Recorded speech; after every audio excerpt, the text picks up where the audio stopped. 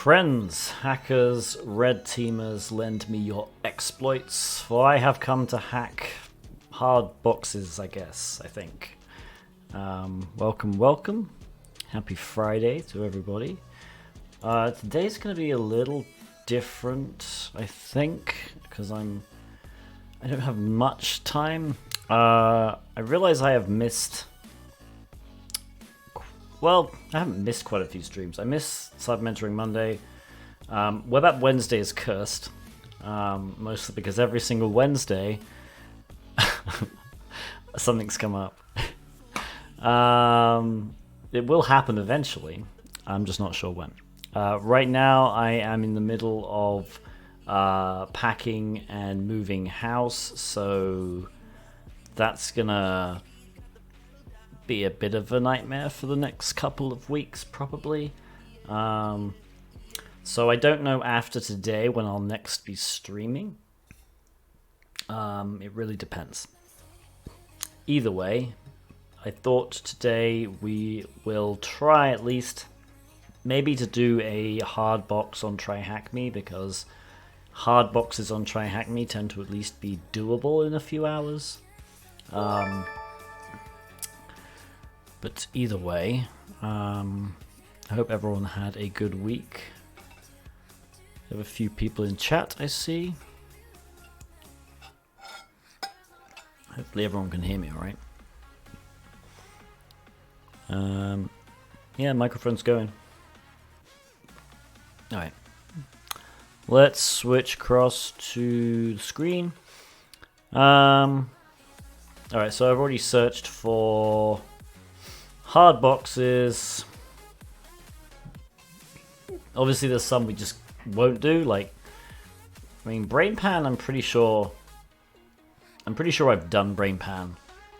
It's not really, I wouldn't rate it hard. Oh, hang on. Reverse engineer a Windows executable. Right, okay, I should probably read the description. Ra, I know, is ridiculous. So, you know, stuff like Ra we'll probably avoid. Year of the Dog. We've been burned by Year of the boxes before, but maybe it'll be okay. Jack might be good. What does everyone want to see? Raw sounds fun. Yeah, no. I know Al Hazred struggled with Ra, I believe. And if Al struggled with Ra, it's going to be impossible for me. I'm pretty okay with regular CTF stuff. Web apps, obviously, but yeah, obviously we're not going to do anything with Stego in the frickin' tag.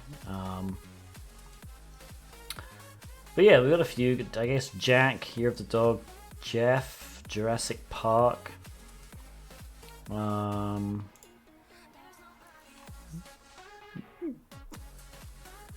I mean, stuff with Cypher, probably not. Just because it's not like I can't do Cypher stuff, it's just that usually it'll probably take a while to brute force through it.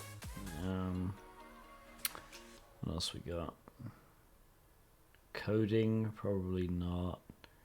Blue team stuff, obviously we can avoid. Uranium CTF? Fishing? Yeah, I don't think so.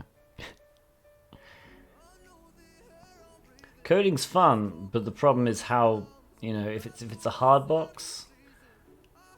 I mean, maybe we'll try it at some point. What we're really looking for is boxes that at least seem doable, and they won't be probably, but Jeff and Jurassic Park look good. EnterPrize looks pretty good, I guess. Enumeration Web Real.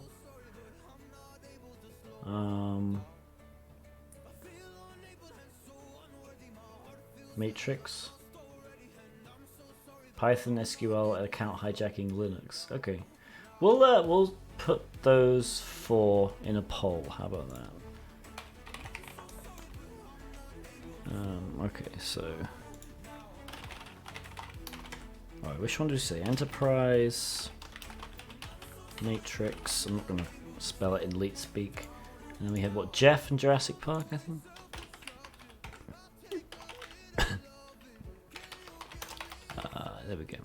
All right. You just want to see some Python. I can show you Python.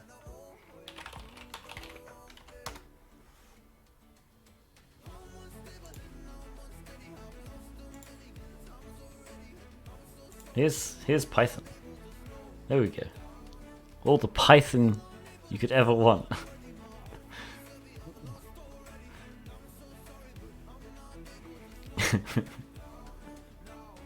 Alright, I'm still. This is just the main file. This isn't even the brains.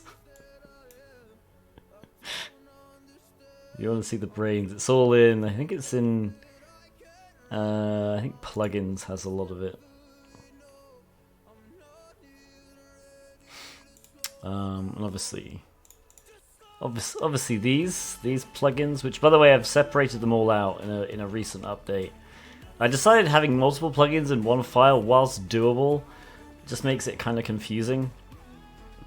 So I have every single plugin now has its own file, which I think is a little better. Right, EnterPrize is currently winning by 1 vote, so.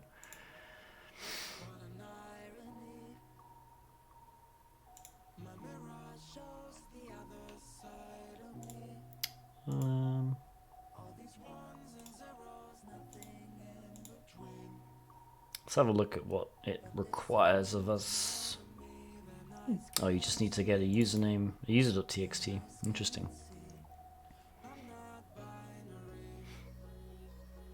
Yeah, I did do a video. The video where I spoke about Auto Recon version 2, honestly, the Auto Recon version 2 in that video is honestly not much like Auto Recon 2 as it is now. There have been a vast number of improvements. Alright, EnterPrize 1, let's start the machine.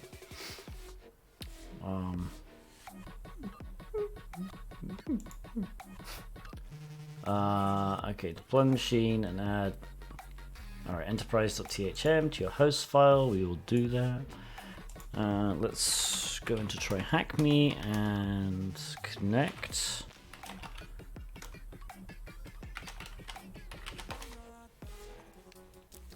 Okay, and then we'll EnterPrize. Alright, and we'll okay. Wait for this. We need the EnterPrize to TryHackMe domain. We'll put it here. And we'll give it a few minutes to at least boot up. I'm guessing it's going to be a Linux one. Oh, hang on. There is a. Alright, there's a root. Okay. So we'll give it a few. Give it a little longer to boot up.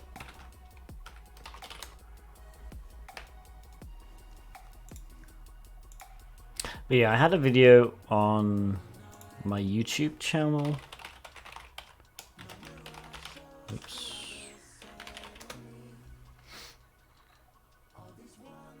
From there it is. 5 months ago. Yeah, it's been a long 5 months. Yeah. It mostly works the same way. The plugin, honestly, the plugin development is kind of similar. There's just been a few changes. Yeah, and obviously I'm always trying to improve it.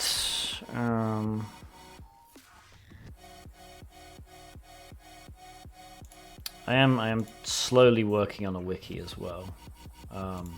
Especially for like usage stuff. The usage bit I've fleshed out a bit more, but obviously everything needs improving. And API documentation is woefully incomplete. So I need to fix that.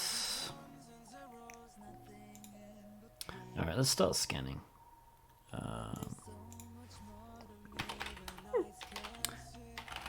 Have I got Auto Recon installed? I haven't got it installed as sudo, but I probably have got it installed here. Do I need to update anything though? No, good, okay. Alright, so we can do VV, and then we can just do EnterPrize.TryHackMe. That was the one I put in, right? Yeah, okay. Anything else we need to fix? Oh yeah, I should probably do -C and my config file. And yeah. Alright, so we've got port 80 and port 22. Let's go into burp, open the browser. At least we can check out port 80.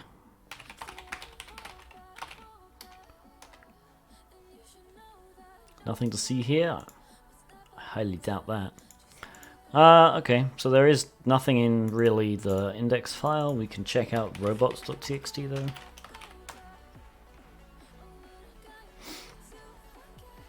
Which is not found. Okay. I guess we can see what happens when we...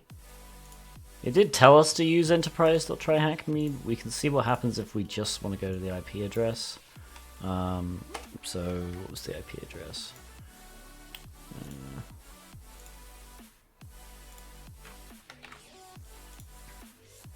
Yeah, we still got the same thing. Okay. So, auto recon will run. At least it should run. Yeah, vhost enumeration. Which is effectively where it just goes through and tries to enumerate subdomains here using GoBuster. Let's... What have we got in here? Alright, anything... Obviously we'll check out SSH, but to be honest, it's going to be the same boring stuff every single time. Although it looks like we have to get a public key if we want to authenticate. Other than that, same boring stuff again. If we check out, yeah, curl got us exactly what we want. Okay, that's not going to be anything. We can try and do this. Obviously, these are all, again, a lot of hidden files. If you try and search for them on several web servers, you'll get a 403. So that's all these are. So realistically, we haven't found anything. Nmap. It is Apache.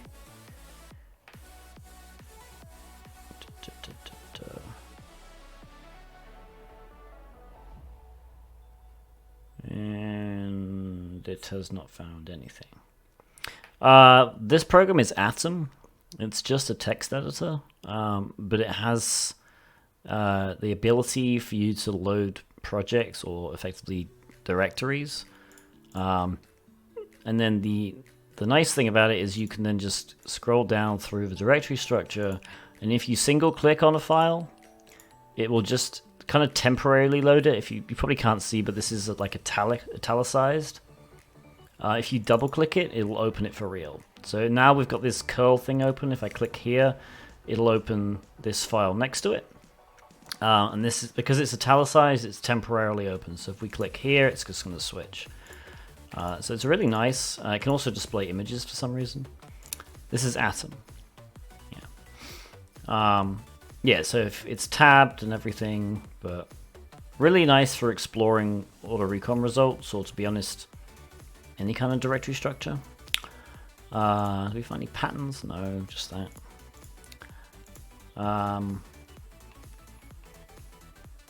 My guess is we're going to have to find a virtual host or a directory or file.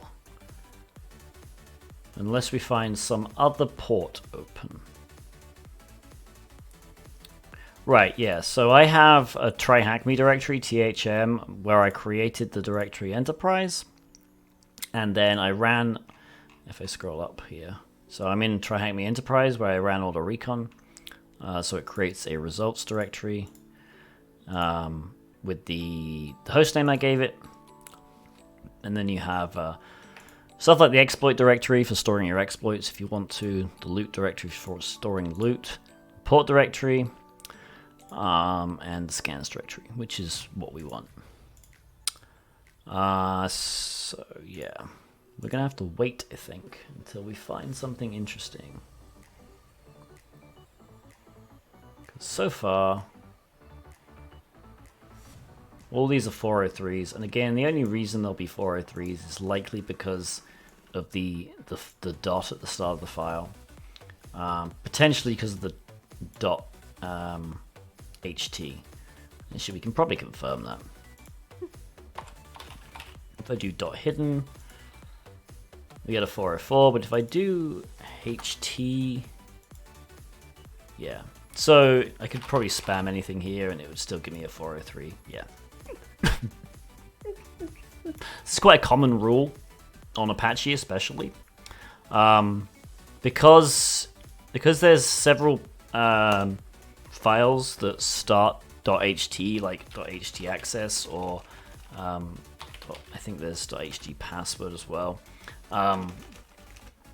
There's a common rule you'll find in Apache which basically just says for any request where the file starts with .ht something, just give a 403. So even though obviously I could spam this, it's a 403. Clearly it doesn't exist, but if I just went that gives a 404 because it doesn't start HT.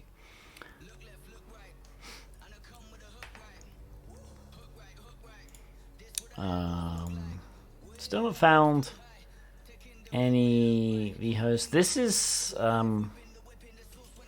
something, and I completely blank on what it is. We can Google it though.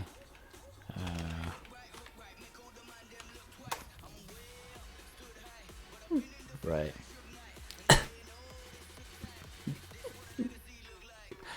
So I imagine this isn't actually anything.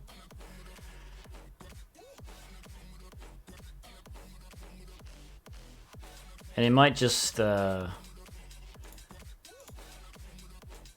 can always try it. The 400 may be because of the underscore in the domain.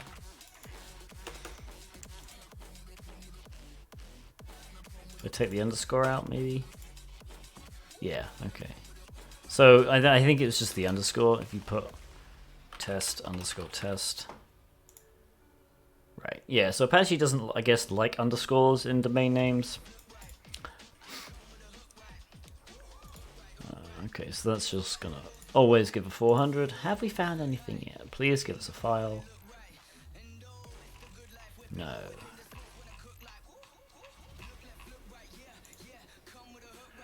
Well, let's read through this again, I guess.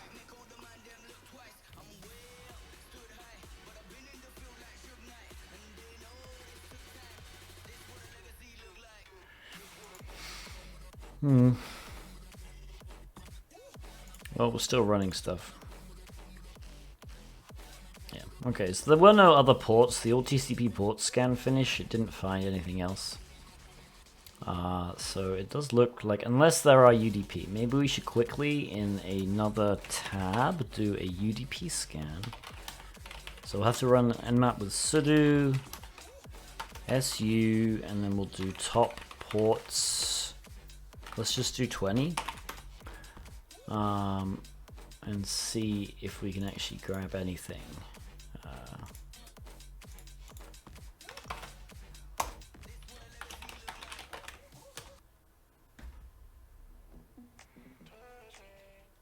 So the reason UDP scan didn't work, I probably need to do a SV. UDP obviously requires sudo, so at the top here you'll see this line, UDP scan requires auto recon be run with root privileges, which is why it doesn't run.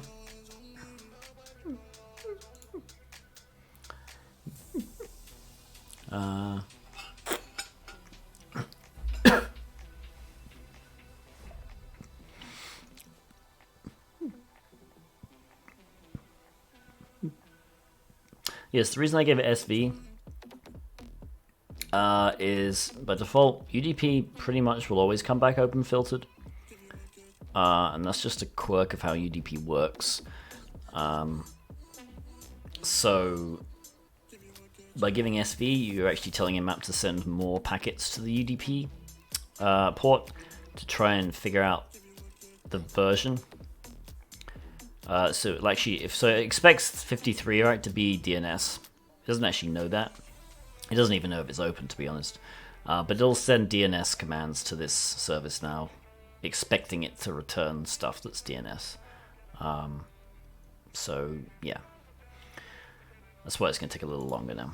Do I always use auto recon? Most of the time, only because I wrote it. It seems it would be like silly not to use the tool I wrote to help with CTF stuff. So yeah, I try to use it. Not only to, like, you know, get other people using it, but also it's useful because I'll sometimes run into scans that could be in auto recon which aren't yet in auto recon. So I'm trying to, for example, give more Active Directory scans into auto recon right now. Alright, what was that then? Did we find anything else? No, just another underscore giving a 400. Okay, let's check Durbuster again. Nope, okay.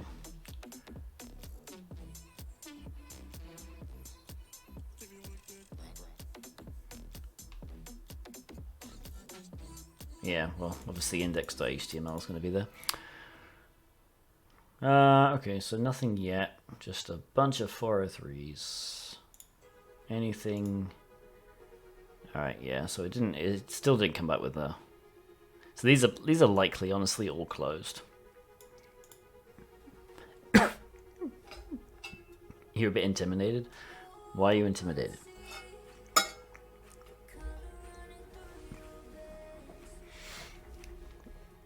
The only thing intimidating about auto recon is the help menu.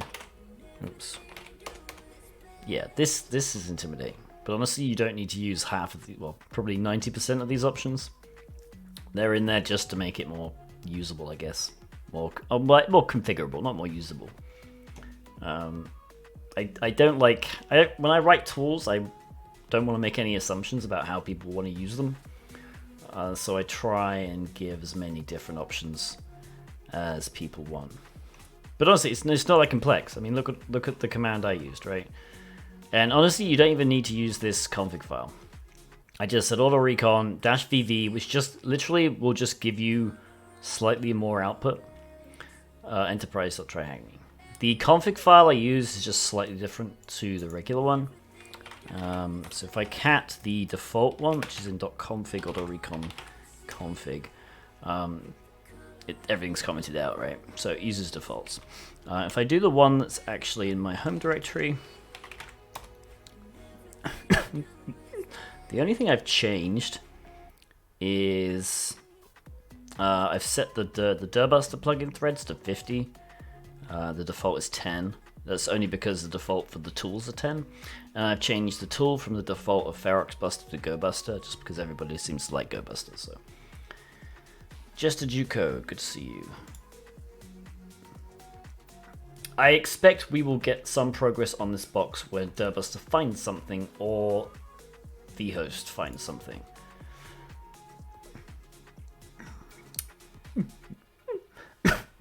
Well, this has found something. There's a public directory, which is a 403.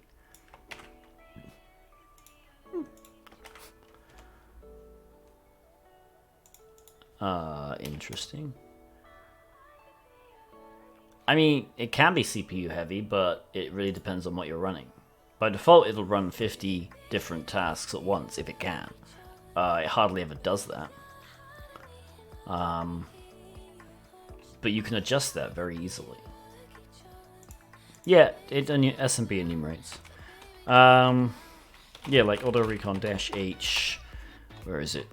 If you just do max scans -m, like default is 50. You can set that to 10 if you want. or less. Yeah, I mean, to get a good idea of what it does, go to the GitHub and then go into Auto Recon default plugins. All the plugins are named pretty much after what they do. So if you go down, there's mmap SMB, and then if you scroll down to the S's, SMB Vuln, SMB Client, SMB Map. So yeah, a bunch of stuff. This is still running. I wonder if there's something in public we're supposed to find, so we'll have to do a recursive. Well, not really a recursive, but if we go commands.log,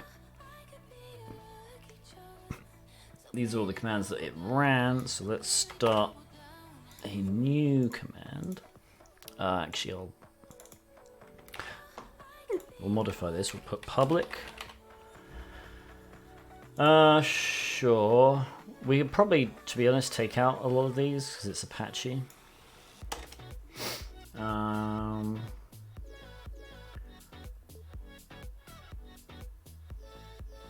And we'll change this to Durbuster public. And then just paste that and see what happens. Alright.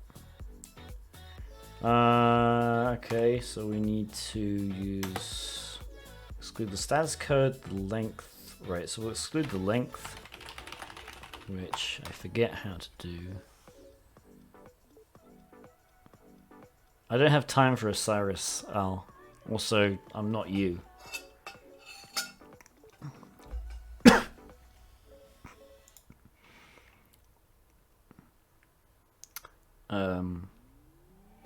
So I'll do Osiris when you do all the deserialization vulnerabilities on Portswigger Web Academy.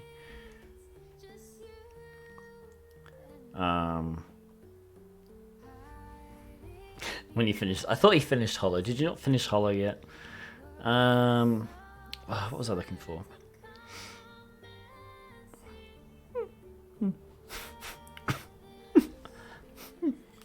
Let's exclude something, right? No,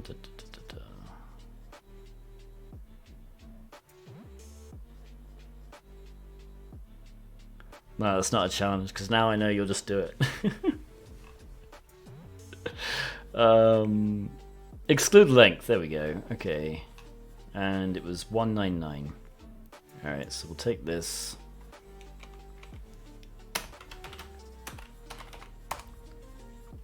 Though to be honest, I don't think I've finished the deserialization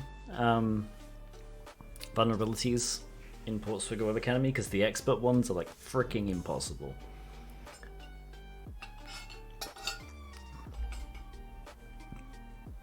To be honest, all the expert Portswigger Web Academy challenges, apart from maybe 2 of them, are like almost like insane boxes in like TryHackMe, Hack the Box.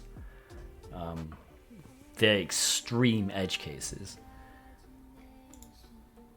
Alright. Okay, so we did find a public directory which gave us a 403, which was different to all the other 403s we're getting. So we're getting 403s because the first 3 characters were .ht. Again, something extremely common, especially in Apache.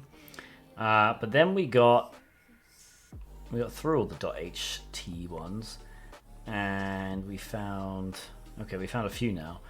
We found public. Server status isn't going to be anything. var and vendor. Is it finished running? No. Okay. So we have found a few more. I don't want to overload the server though, because I am running 2 directory busting scans. Yeah, they're the same size because they're 403s. They're literally, if you visit this, it's gonna say forbidden. Hang on. Like, right? But the fact is, if I go to var 2, it's going to say not found. So the fact is, there is a directory called var. Or I guess, potentially there could be a file called var. We don't really know right now. Either way, we don't have permission. This is pretty common to not have, if you just go to a directory, to not have permission to actually view the contents of the directory. Yeah, so as I said earlier in the stream, you'll see this when you do directory busting, especially with the word list that AutoRecon uses. You'll get this a lot, where you'll have this massive list of 403s, and the reason why is they start .ht. Now, there are files like .htaccess and .htpassword, which are important, and their configuration, and they store, well, I mean, htpassword can store credentials. htaccess can also store credentials. So there's generally a rule in Apache and Nginx where if someone tries to request a file that starts .ht, it'll just immediately do a 403. And we saw that earlier, so how did I do it? Here we go. So if I go to .hidden, I get a 404. If I go to .hthidden, I get a 403. Okay, there's just a rule that checks the first 3 characters. It does that because it doesn't want to write a rule that says block HT access and also block HT password. It's just easier to say block everything that starts .ht. That's it. I think Apache does it by default. I think Nginx does it now as well. Obviously, HD access files are for Apache only. I'm pretty sure it's in Nginx just because. At least I think it is. I usually work a lot with Nginx, so I know for a fact. Maybe I've just put it in every single Nginx config I've come across because I had it once in an Apache config. I don't know. Either way, .htaccess and .htpassword are Apache specific, so it's gonna be. Alright, let's see if we found anything else.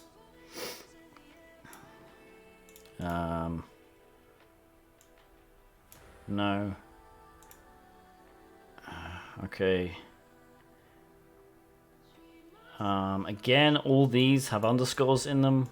Apache doesn't like underscores in host names.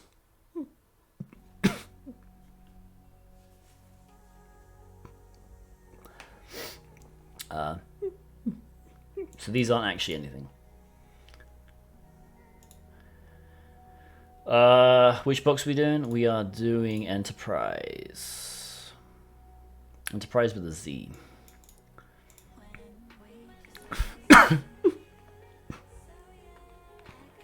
Enumerate the target carefully. Which is what we're doing. We found... Yeah. I mean, I'm basically gonna scan these 3 unless we find something amazing. I expect... Oh, yeah, okay, I'll do that.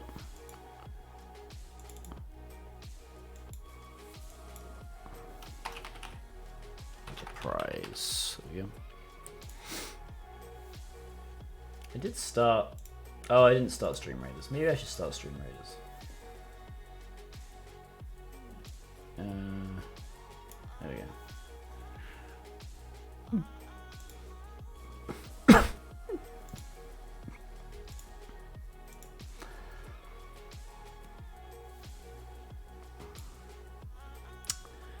But yeah, other than that, there are no other ports other than 80 and 22 that we found.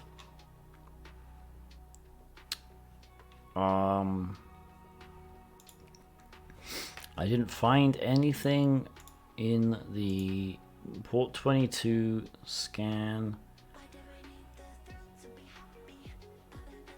Yeah, we did check UDP. Where was it? I think it was up here.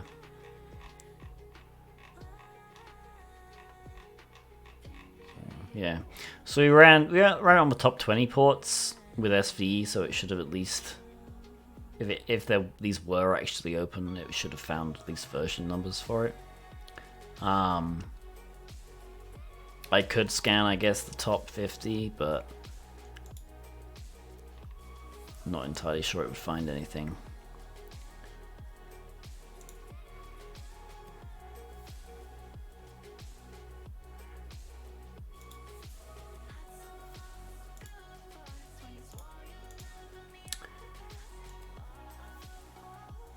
I guess we could go to these and see.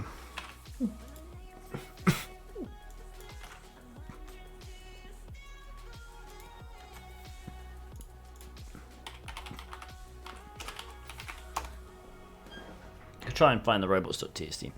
Well, that's interesting that...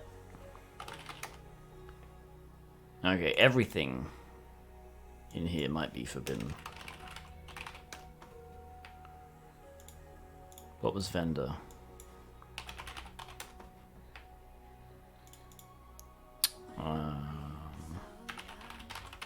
You can technically stack a robots.txt in a folder. You don't really want to, but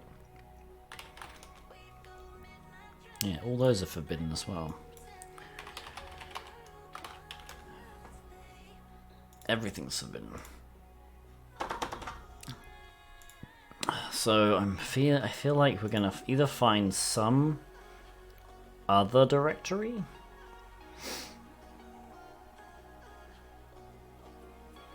VHO scanning is still going. All of these are rubbish because they have underscores in them.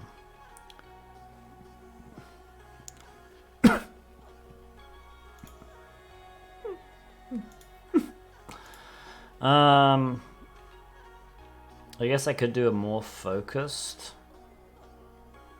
Go Buster. I don't really understand how we found these .swap files when I didn't specify .swap. Yeah, only 22 and 80. I have a feeling this is not going to go anywhere. We could do... I'm going to cancel this for now, assuming that this is not right.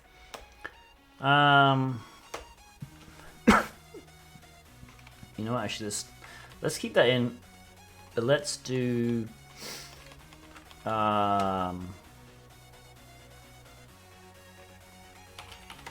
user share... sorry, sec lists, discovery web content, directory list, 2.3 medium, let's do 2.3 medium. And do I want to do extensions?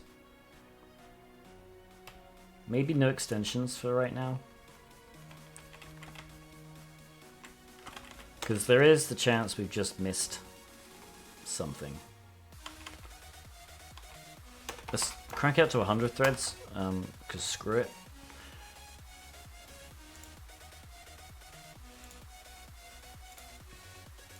Apache should be able to handle 100 threads. Yeah. Yeah, this is all we got, by the way. No, maybe it can't.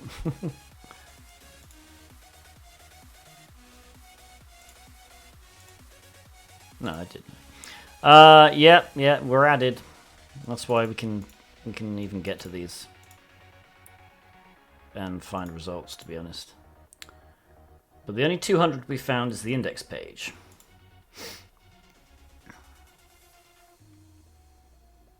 Which just gave us this. But it lied, right? It said it was a blank page. That's not a blank page.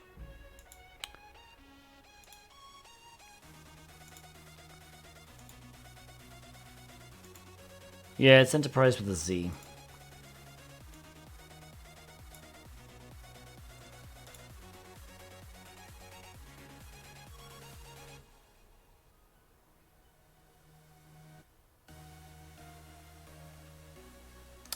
Did I actually... I'm just gonna stop that.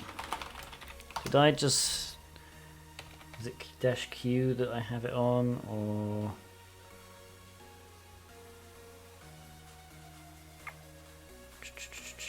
Okay, I'll take dash Z out. Dash Z is only used because we don't want to see the progress in the auto recon. Oh, that's why Discover Backups is on. I probably don't want that.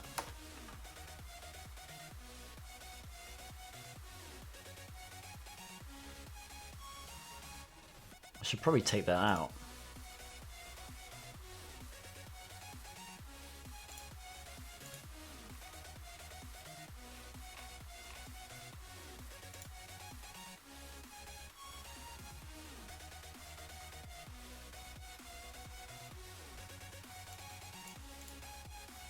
I don't know why I ever put that in.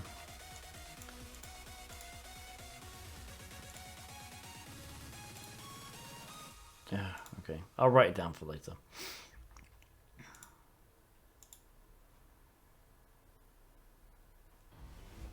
It probably explains why, yeah, why Go Buster runs a little slow. Alright, this isn't going to take too long. We're already 10% of the way through.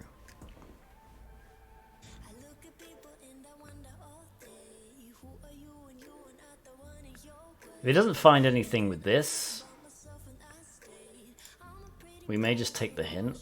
There was a hint. You may want to save it for later though. Because it says enumerate the target carefully. I don't see how we can be more careful than literally doing everything. Because we've enumerated the frickin'... Yeah, and again, these are nothing. The only reason these are appearing is because the underscore in Apache generates a 400 error. So, yeah.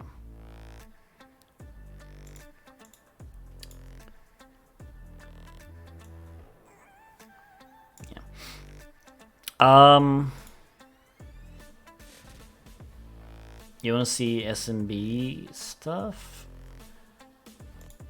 What was an SMB box that we did recently? Was it unattended?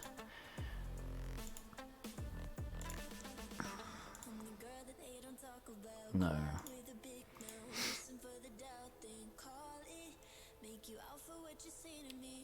I honestly can't remember.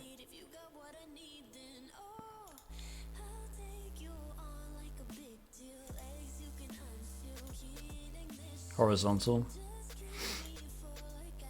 Oh, I didn't run auto recon against horizontal.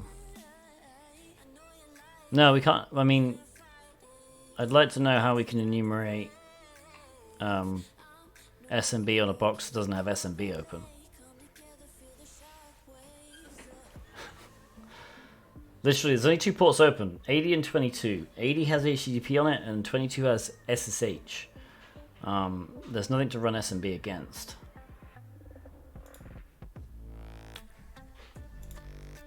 If I can find one, I'll show you.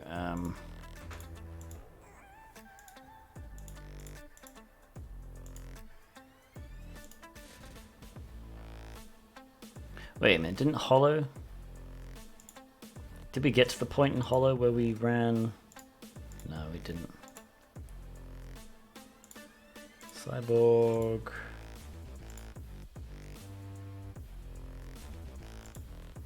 Well, I can just... I mean, we've got nothing else to do, to be honest, so let's... go to TryHackMe, and we will do...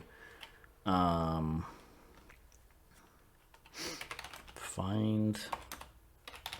name...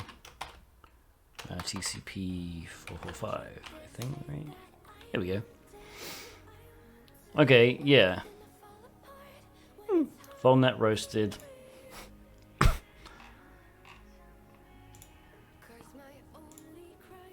Results. Scans. This one. Okay, yeah, here we go. Here was the box where I had it.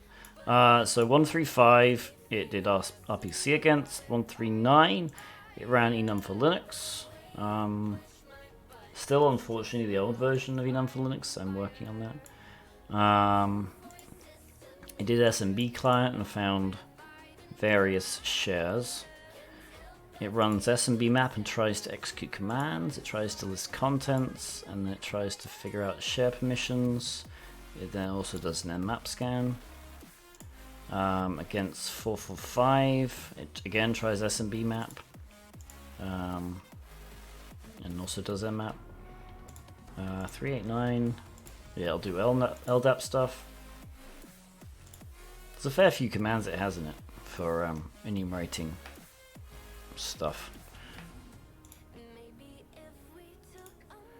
Alright, have we found anything yet? No.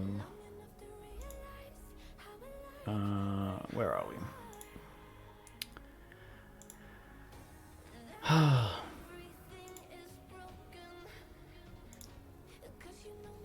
Alright. Ragnarok wants me to do a Rubik's Cube, which is going to be a good distraction from what we're doing right now. Alright, hang on. Okay, Rubik's Cube. I'm going to look away and solve it. Unsolve it, I mean. Look away, close my eyes.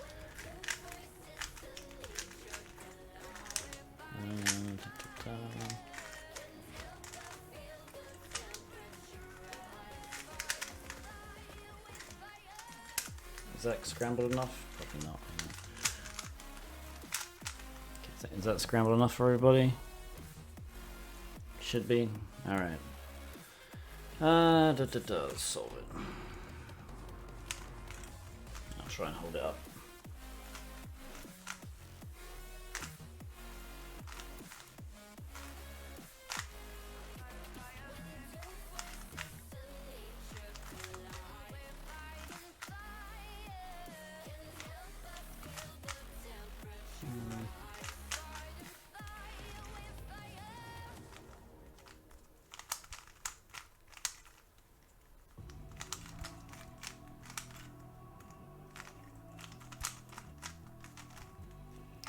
Where are we?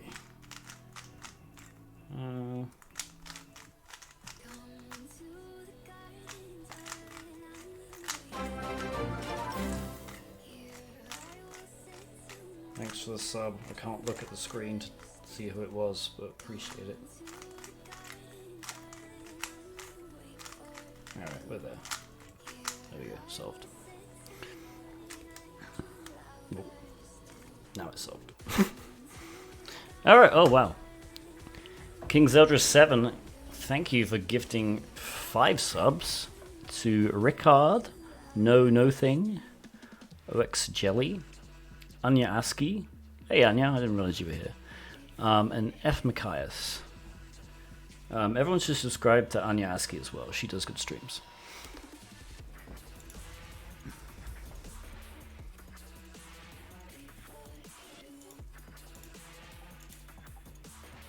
Alright, still haven't found anything.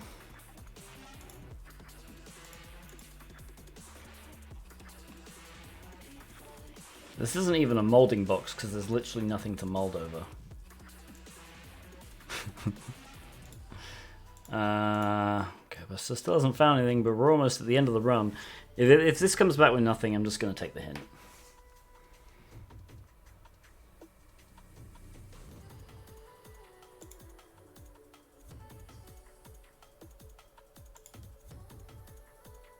Oh, right, yep. There we go.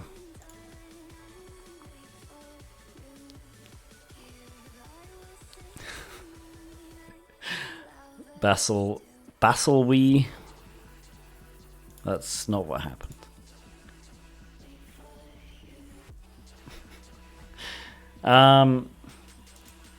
Alright.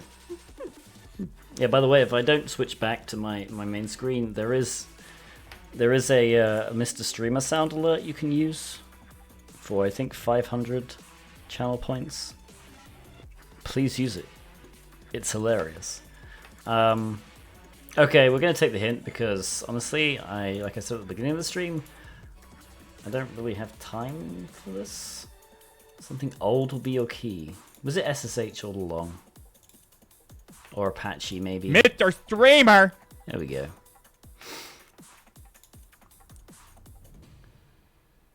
Did we just miss that it was... let's just search this, because this didn't appear to be that old. What was the Apache version? Didn't find Apache.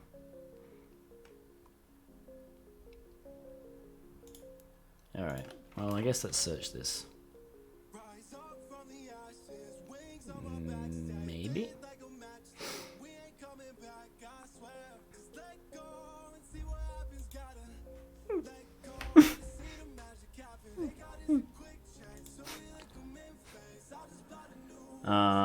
Okay, so this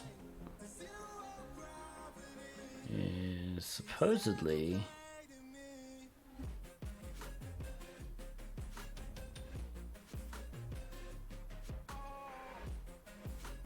user enumeration issue though, no.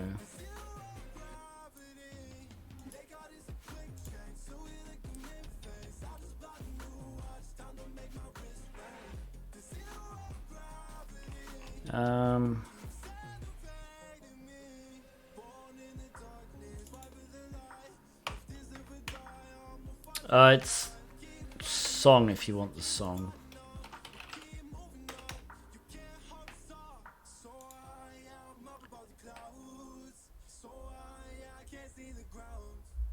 I'm guessing this, I mean...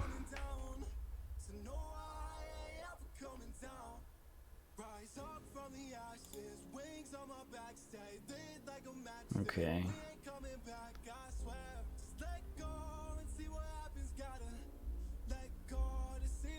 Yeah, I was gonna say 7.6 P1. I don't think.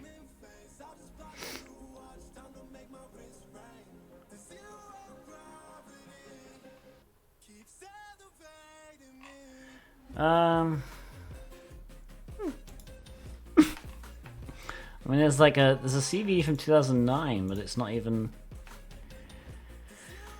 That was fixed in this version, so it won't be that, but.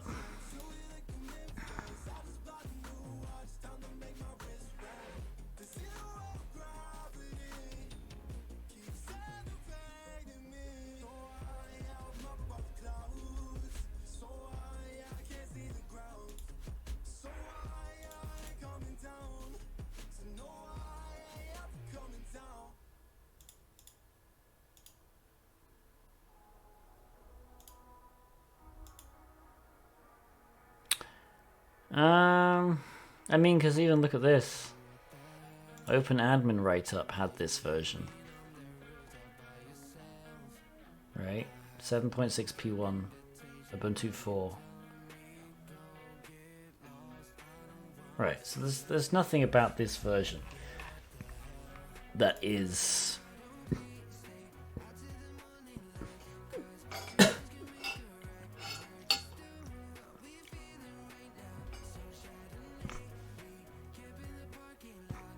Or maybe... Yeah, the only thing I know about these versions of OpenSSH is you can do a new user enumeration on them.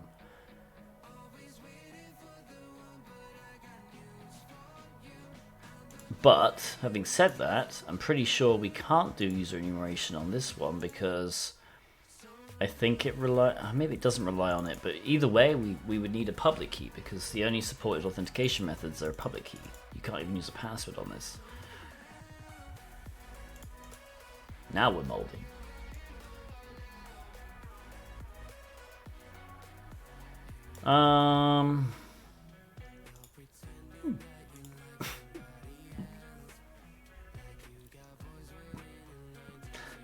I mean, Autorecon just spawns these commands separately.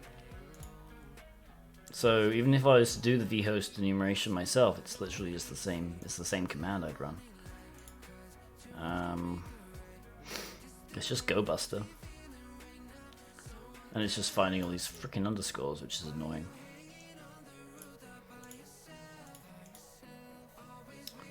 I guess we could try doing just another mmap scan, just a regular one, just see. If AutoRecon missed a port, I'd be very surprised. We left it booting up for quite a while, and also it runs 2 port scans by default. It runs the top 1,000 and then it runs in all TCP ports. I would have thought the old TCP ports would have caught it. It could have just been a... Oh my god. No, it's closed. Wait a minute. Yeah. No, there's... I mean, there's... Of the ports, there are open... I think there's only 2. We can try... Let's try min rate 7,000. And we'll sudo it as well. Yeah, I'll try UDP again. We only scanned the top 20. Maybe I should scan top 100 or something.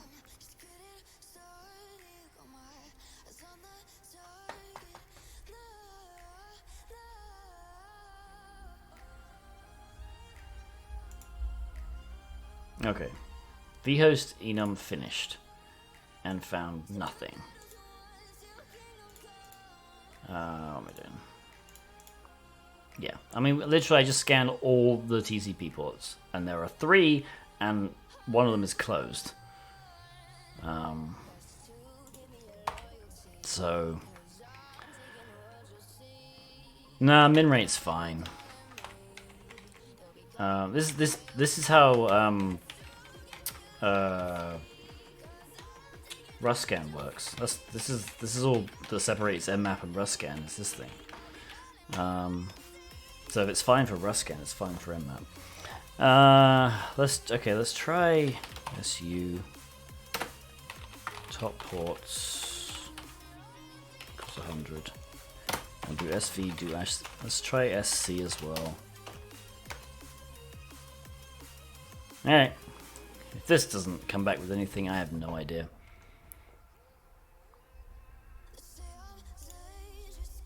Yeah, I understand you can definitely miss the ports. Unfortunately, scanning 65,000 ports is going to take a while. And given that I've scanned it already once without that flag, I don't think it's going to affect anything.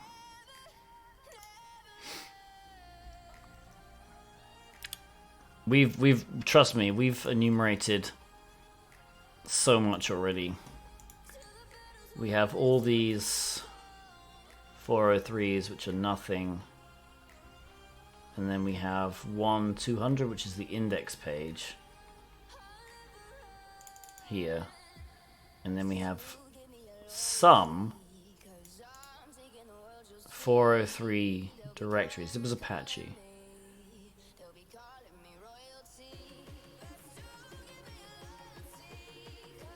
And then we've got all these .ht's again.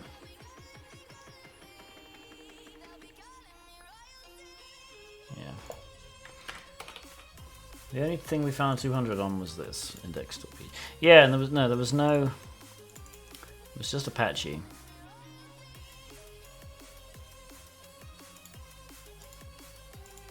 I think we found.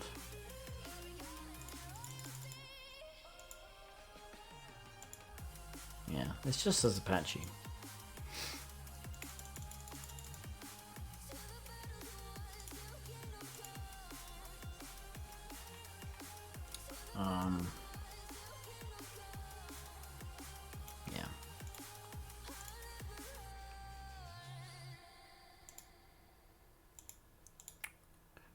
Yeah.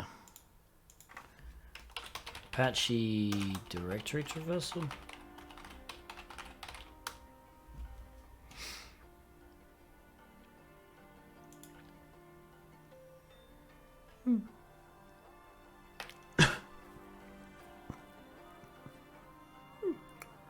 When was this box released? More. 400 by Superhero 1. Okay.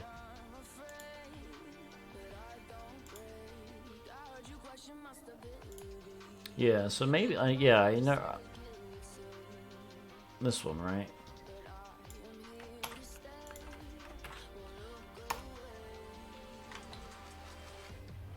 Is there an exploit for it?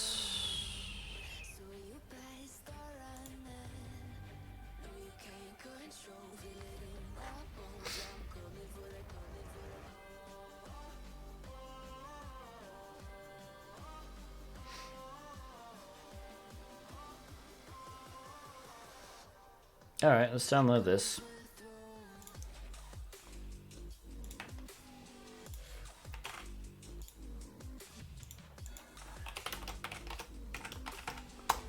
This is like a shot in the dark and exploit. Right, there we go. wget this, please. Okay, Python. Alright, so we want -h. EnterPrize.TryHackMe. Why would you say -h is the target host when it's also the help menu? Okay, need HTTP. Not vulnerable.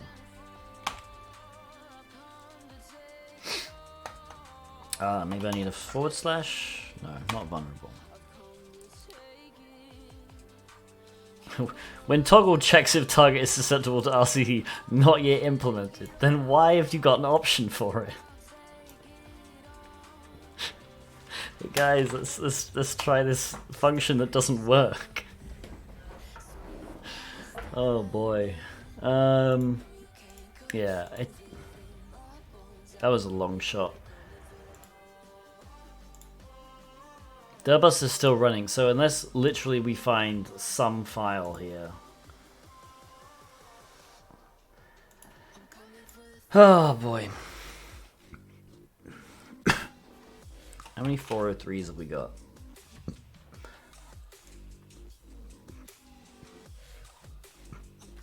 Yeah, 508 403s, which means we have one not 403. Boy.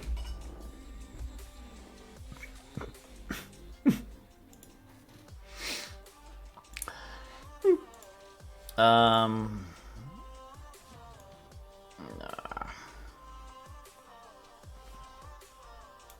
Whose idea was this box? Yeah, so we don't cover all the extensions. By default, auto recon, it's kind of dumb in that respect. It runs TXT, HTML, PHP, ASP, ASPX, and JSP. Obviously, with an Apache server, ASP and ASPX, pretty useless. JSP maybe if it was Tomcat. But TXT, HTML, and PHP for Apache is pretty good.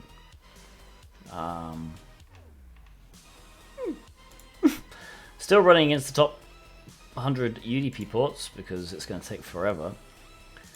I mean, I guess this script might just be rubbish, and given that it has a -r, maybe it is.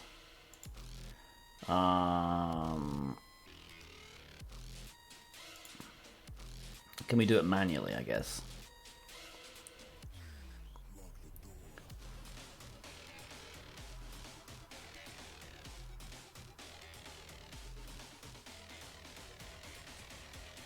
Okay.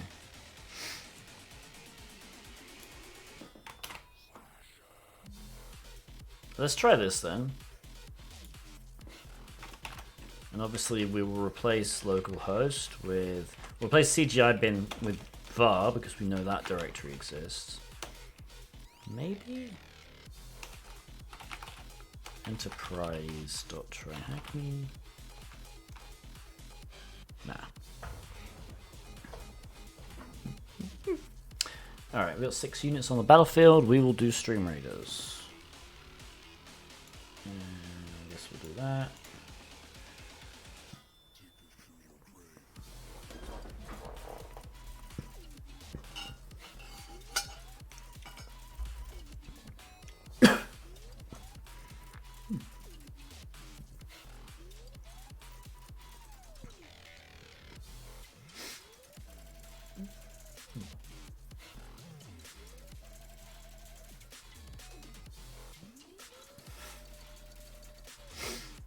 Awesome.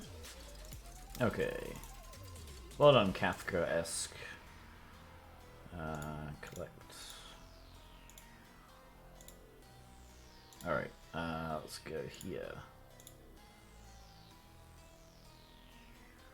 Okay.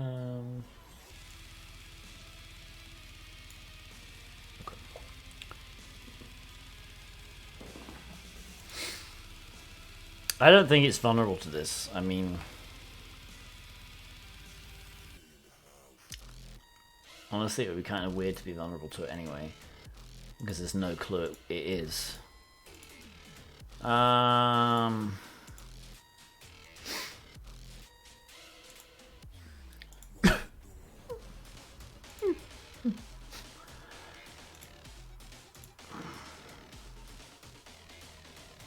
The hint is something old will be your key.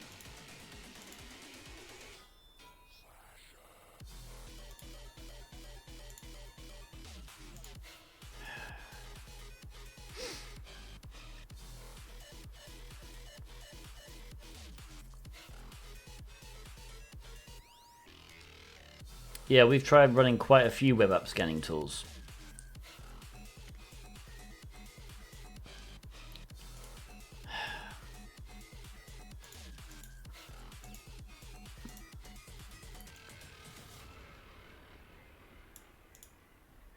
Even API word list, I mean, I'm pretty sure the word list I'm using, I mean, and we tried the directory medium, directory 2.3 medium, which should have them in there.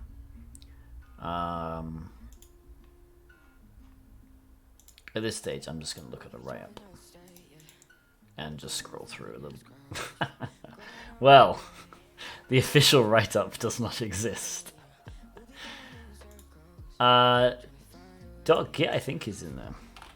Hang on. In .config, auto recon word list. Oops. Yeah, it is. There's quite a few .git things in there, actually. Nikto? I mean, I guess we could run Nikto. We have a few manual commands. Screw it, we'll try it. We don't generally run Nikto anymore.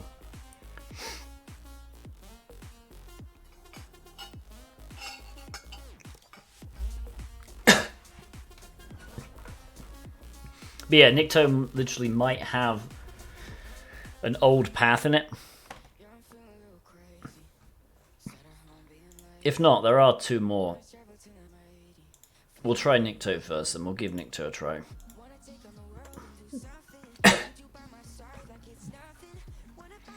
Yeah, it could be the word list.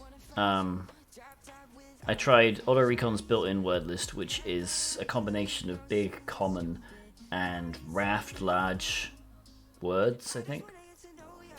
I also tried the directory 2.3 medium. Enum for Linux cannot be used, it wouldn't run against any ports. Enum for Linux only runs against, I think, 3 ports. I can actually tell you because it's in the plugin. AutoRecon default plugins, Enum for Linux. Okay, it runs against 4. It runs against TCP 139, 389, 445, and 137 on UDP. Those are literally the only ports it runs against. Yeah, I hate machines like this.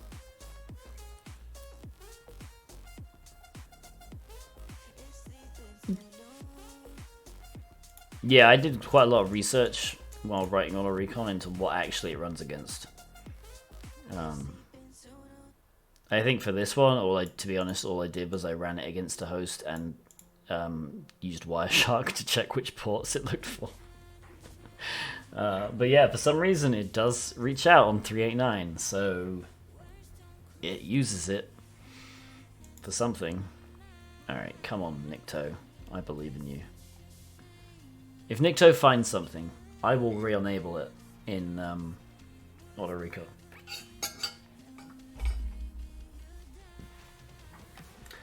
And we will celebrate.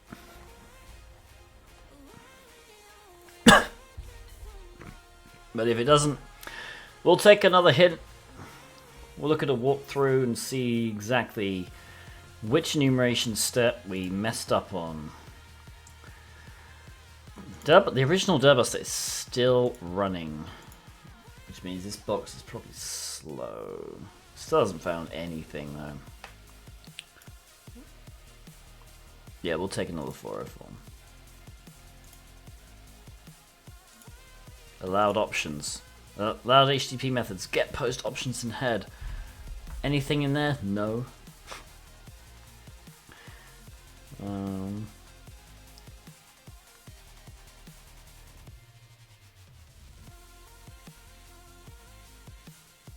If put was in there, I would try actually putting a file onto the server. Maybe that's what it meant by all an old thing. That used to be how they worked. What did WhatWeb find? Basically just Apache. Yeah.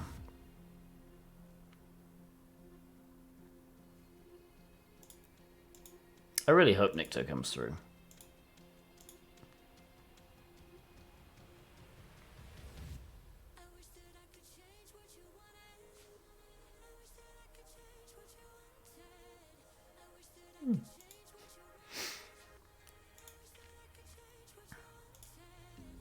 I think to have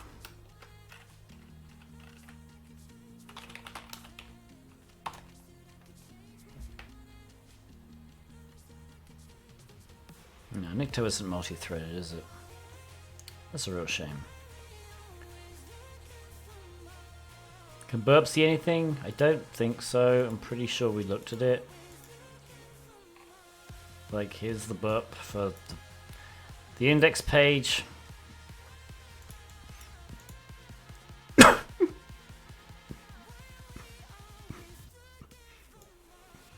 Nothing to see here. It lied about being a blank page. You know what else, when you take exams at like college, or even actually, to be honest, at school, where you have that page at the end and it says this page left intentionally blank, and it's a page that's basically lying about itself. I always thought that was the most ridiculous page. If you have to write on a page that it's left intentionally blank, it's not an intentionally blank page anymore. Can we try SSTI on the URL? I mean, I guess. But I don't see where the clue is for that, and that's not even something... What, like 7 times 7? No. The thing is, there's nothing reflected back. If there was something reflected back, maybe. But there's nothing, so... Even if it was SSTI in the URL, it would be blind SSTI in the URL. Yeah, no, I understand. You're good. You're good, Angel. Do you retry recursion? I mean, the problem with recursion is you've got to find something to recurse on. And we found a few directories which looked promising, but then public didn't return anything. We could run it on var again, to be honest with you. Where is it? var and vendor might be stuff. Of the two, vendor might be the best one to run it on. So we might try a go. Actually, let's use Feroxbuster. Feroxbuster. All right.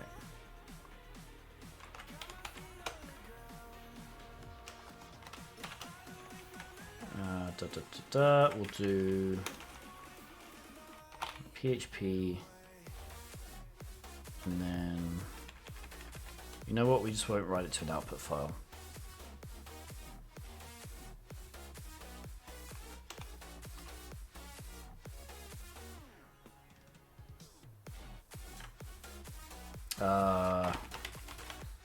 We take quiet out.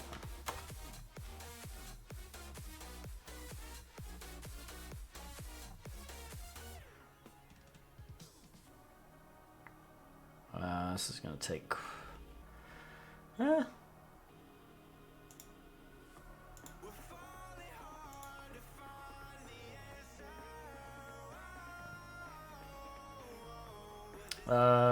this is going to take too long.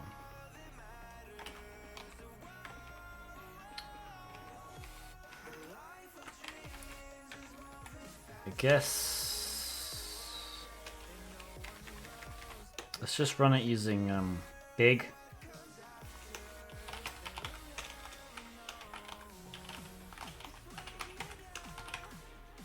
Can't do this, sorry.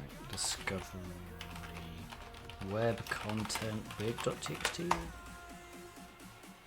Yeah, okay. Well, it technically it does run without extensions. So it will run it first without an extension, then it'll put the extensions on. All right, anything in Nikto? No.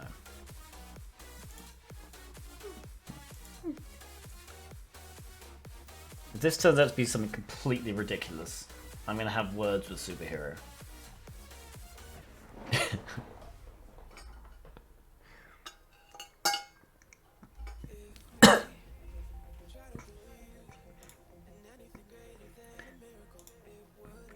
Like, I feel like there should be, if you're gonna make a hard box, it's fine if enumeration takes a while.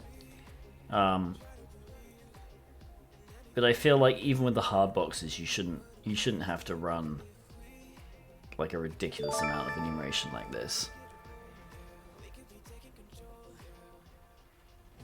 I guess I wish that hard boxes actually used hard stuff and not just time. Like, it shouldn't be how much time you spend on enumeration that makes the box hard. Make the exploit hard or something. Right, exactly. Well, this is running. Nikto is doing its thing. Is the site still up? I'll add another hour. How many people have solved it?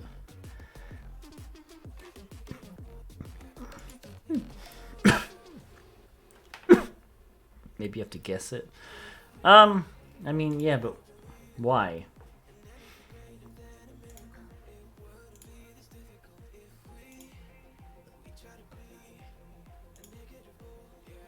The friggin' UDP port scan hasn't even come back, I mean.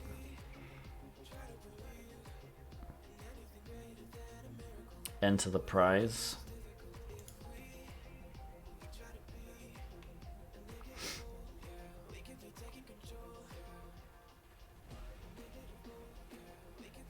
Yeah, I mean...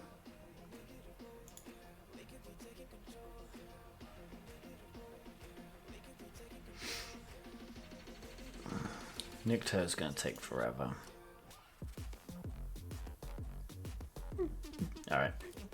I've changed my mind. If this Ferox Buster thing doesn't come back with something, I'm just going to look at the second write-up in the list and just scroll down until we see whatever it is that we saw. Whatever we missed. Yeah, there's nothing else in here.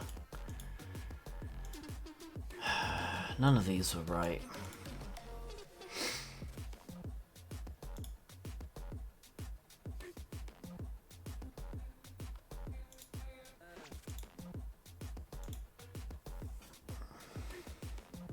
There's a point in every box where it doesn't become fun to do or probably watch.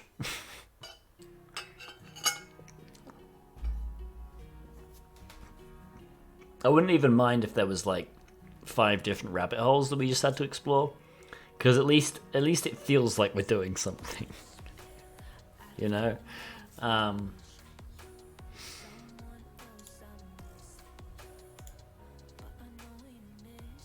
But this is just I mean, we've already been on this box for over an hour and have literally found nothing.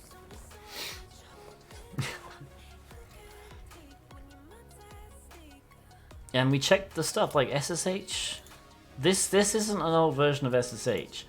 I don't see anything in it. This is a 2048-bit RSA key.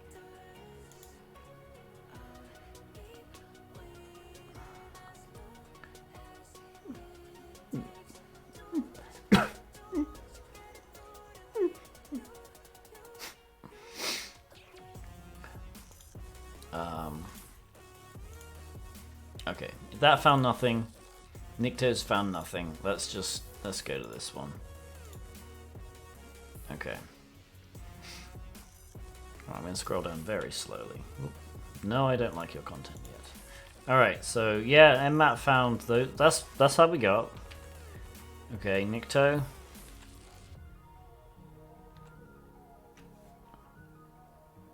Nikto found this, did it? Well, there we go then. This turns out to be it.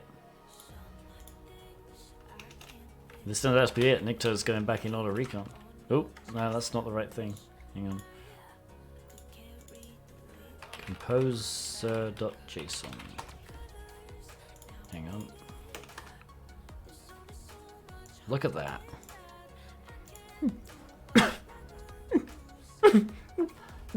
Well, it wasn't in the result because JSON isn't the file extension you usually search for, firstly. And there's no...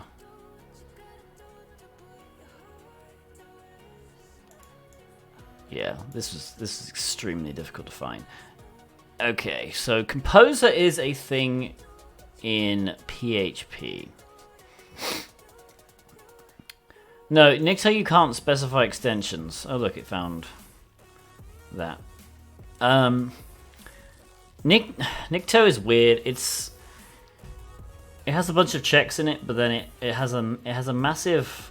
It's not even really a word list. It's a list of checks, specifically known files that web apps have used. So rather than brute forcing, it's like a regular directory busting scan is kind of a brute force. You have a word list and you just append different extensions. Nikto has just a list of files, like including paths. Like it didn't find the icons directory and then find a README file. It literally just tried icons/README. And you know, there's quite a few. There's several which have really long file paths that it just knows. Okay. Yeah, it's really old. It's not really used anymore. Okay, but what does this even mean?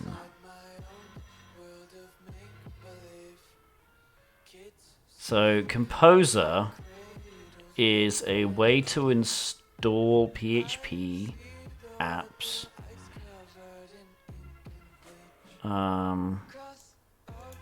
I guess, is there like a GitHub then?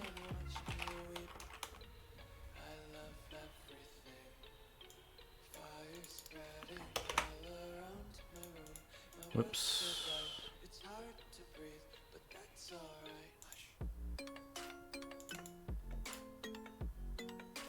Run Hydra? I mean, what against? Because we've already established we can't SSH without a public key here. And there's nothing in the HTTP that suggests there's a login. I want to see repos.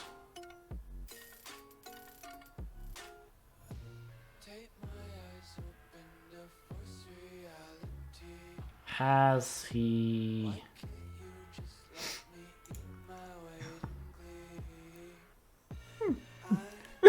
I mean, we have... One thing we do have is a list of all these requirements.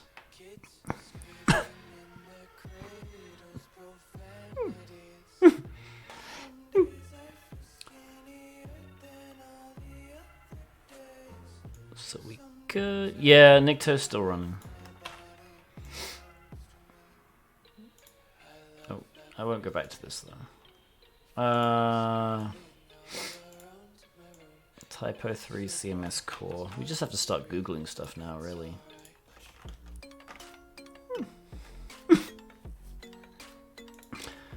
Try an exploit for it.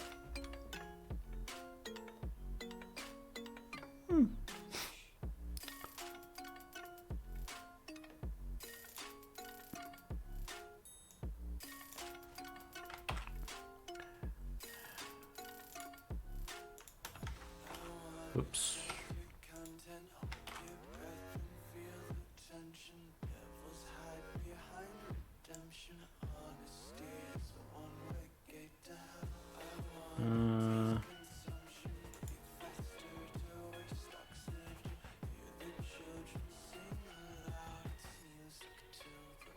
Problem in this is even we need to find the app at least. We've only found an index.html page. I found no PHP page.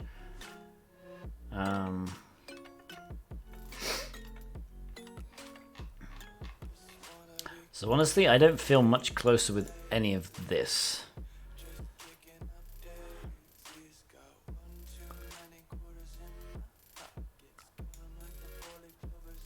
Unless hang on.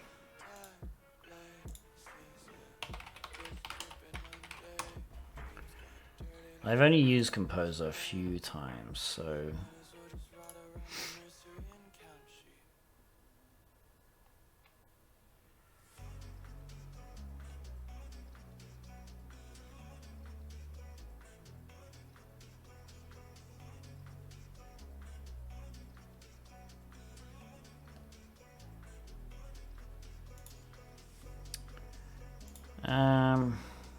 right, basic usage.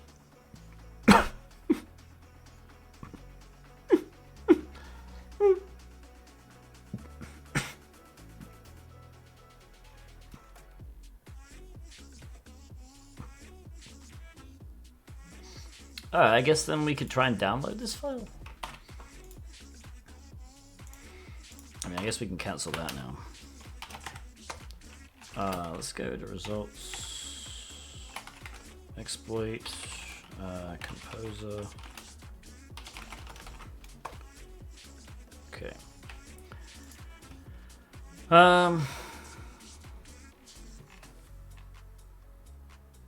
Alright, how do I install? Local install of composer.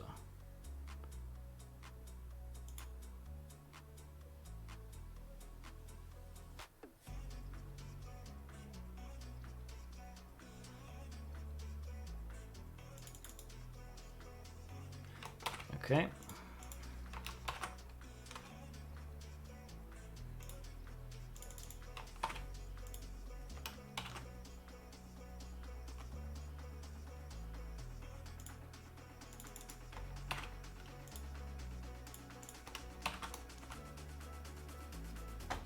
Okay, we install Composer.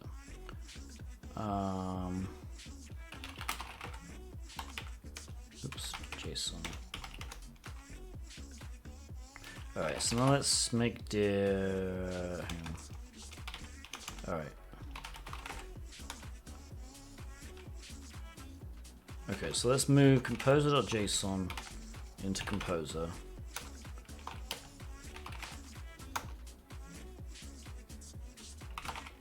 Oh, we did miss something? That's annoying. php./composer.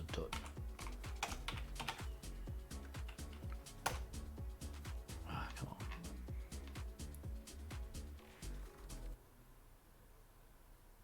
Typo CMS is a duplicate.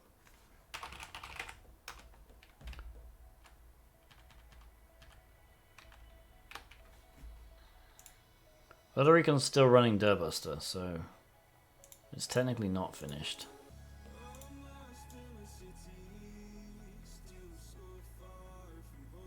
vhost finished. vhost found, like, it found all of these, but these are all impossible on Apache, which is why they're all 400s.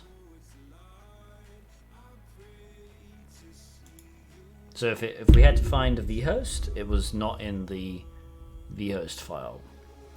The vhost file was it searched 110,000 virtual hosts. Vhost is a way of separating out different sites on the same web server. So you could have EnterPrize.TryHackMe, for instance. Or you could have dev.enterprise.TryHackMe. And this is a virtual host, right? So by changing the virtual host, he did use that. How? It didn't find it. Oh, jeez. All right. Well, what was it?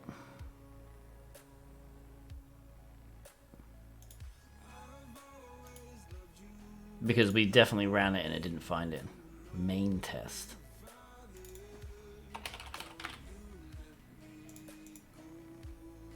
Yep, there we go. Alright. Well, I mean, I guess GoBuster just didn't find it, which is really annoying. Oh, hang on. Main test.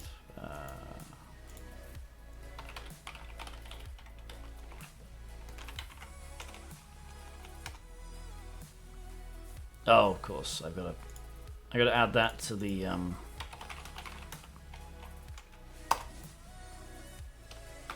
I mean, the problem is GoBuster's vhost enumeration is considered one of the best, so that's why I use it in Auto Recon, but main test.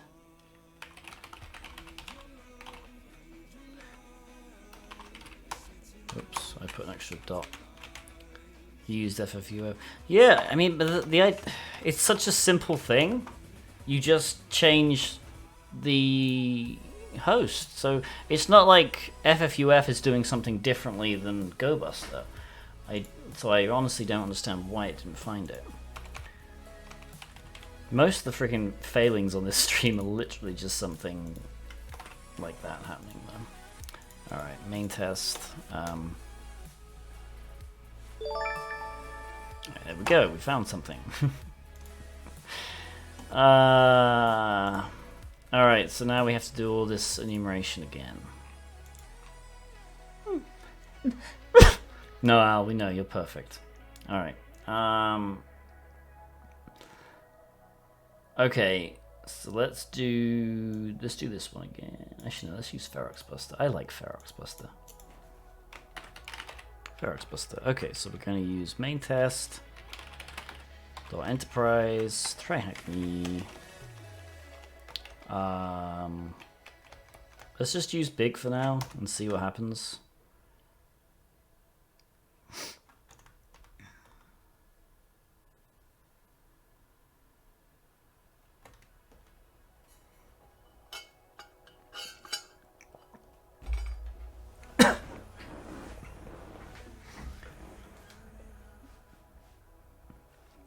I think this is a problem with just overly complicated boxes, to be honest.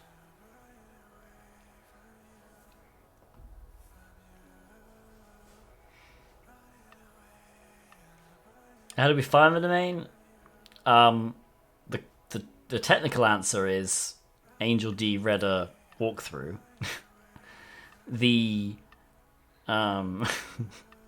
Which is fine, again, absolutely fine.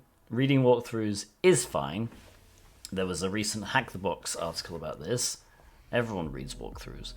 And the technical reason Auto Recon should have found it, because we ran the same thing effectively that the author did, which was this vhost enumeration. If I go to commands.log and we go to this GoBuster vhost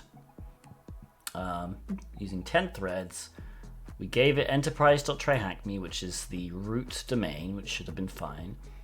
We gave it the same word list. If I grep through this word list, so let's just grep for main test in here. There it is.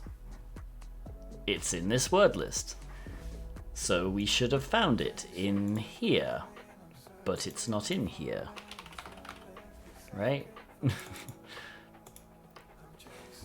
So, file admin, there we go. Okay.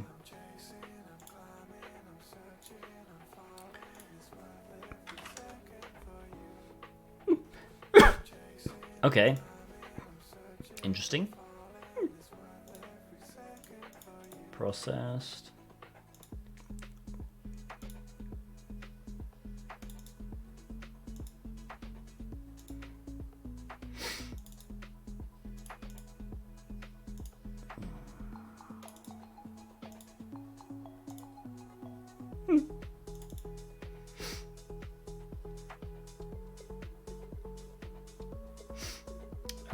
I mean, filter C equals 200 makes sense, but either way, like, this doesn't do any filtering. It should have still found it.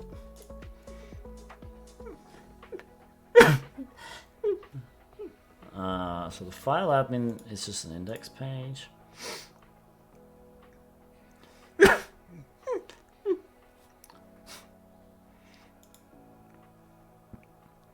Problem is I don't have much longer I can be online, so we may have to pick this up another day. Alright, let's go to Stream Raiders.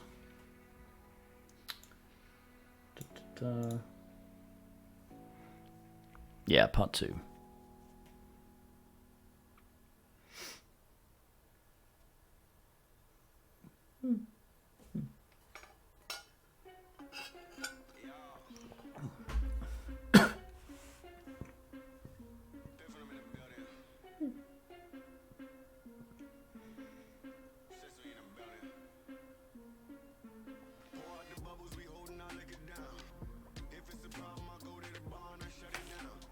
Alright. Oh, yeah. Got a maximal. Alright, that'll be enough for that. We're getting a bunch of freaking errors now. Timeouts.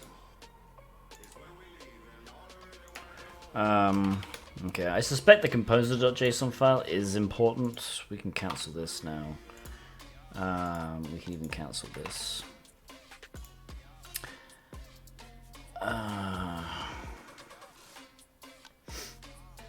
Yeah, okay, so I mean it's...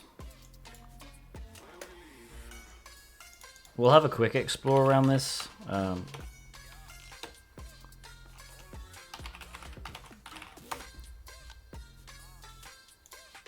What I'll do is I'll at least list this in our notes. Okay. And this.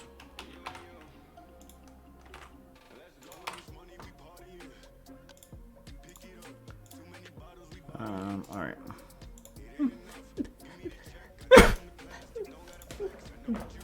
Screamed SQLI. I mean, it didn't. That's the thing. If something screams something, I would expect it to be, you know, pretty obvious. Although I do notice that... No, hang on. What happened there?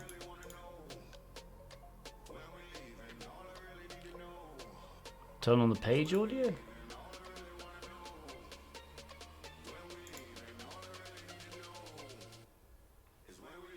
Oh, right. Okay, I get it. I was lost for a moment with that joke. Okay, is there anything in here? I don't know why this... I don't know why we have an ID equals 1. I have no idea where that came from. Oh, there is some IDs, okay.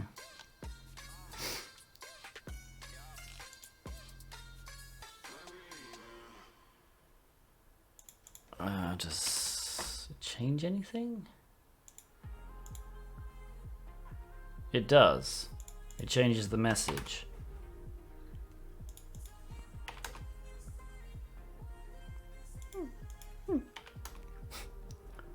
That's not how I do that.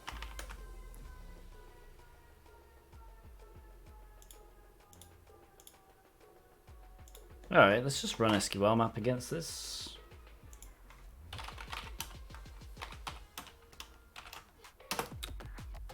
Dash PID threads equals 10.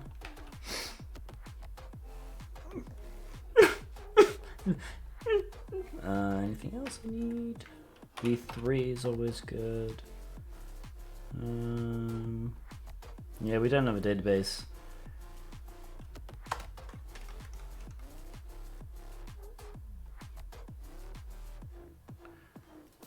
And we'll let that run.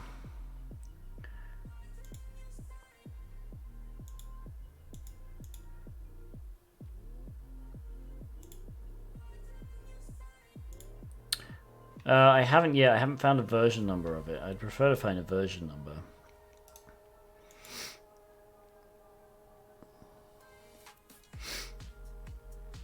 Well, I guess we could at least, yeah. We can search for that. Oh.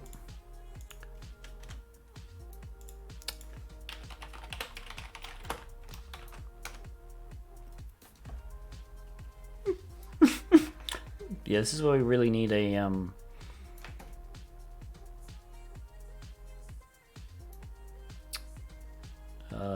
version number. So we can try and find them in CSVs. Although actually, if I refresh this, okay. Oh no, hang on. Usually, sometimes these are indicative of version numbers, but these are different, so they're not.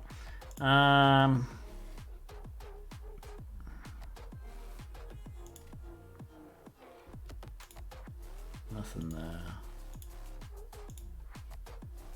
That's just jQuery. That's fine.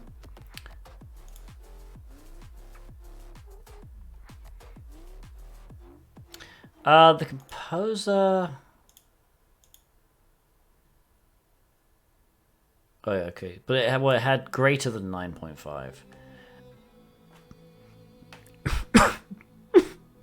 Yeah, these are all greater than 9.5. Okay, so I'm guessing if this is 1.5, it's gonna be further down than this. So I doubt this is anything.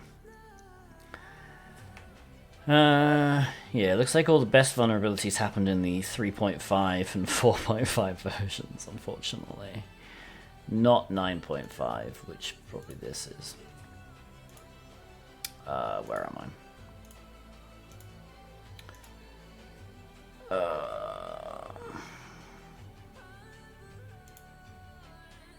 Yeah, it's just jQuery still. Okay. Alright. ID is not injectable.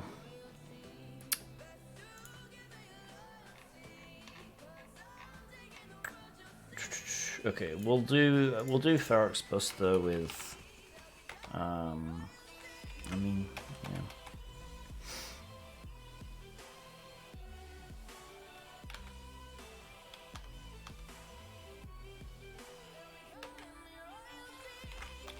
Let's try 30 threads.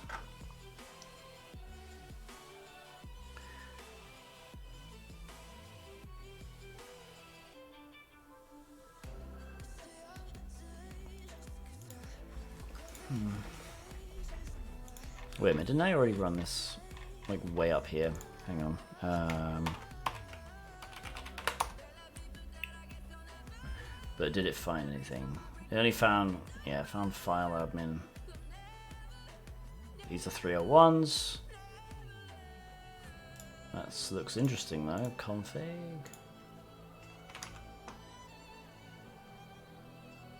Okay.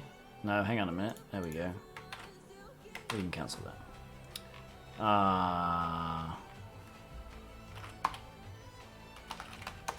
Ferox, here we go. SVG, no. JS, no. These are interesting.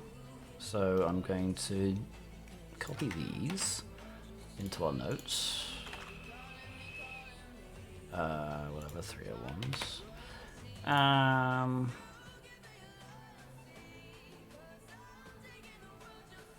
And we found this, which is also something.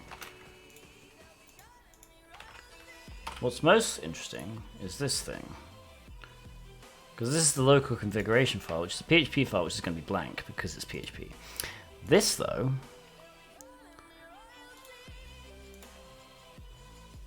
if I scroll all the way down,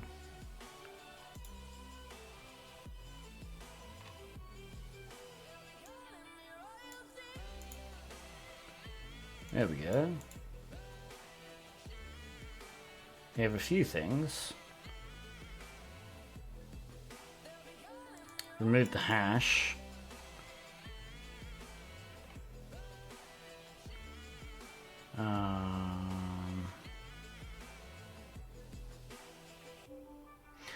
This might be something to look into next time, going through this file and seeing if we see anything interesting. I don't see anything immediately interesting, to be honest.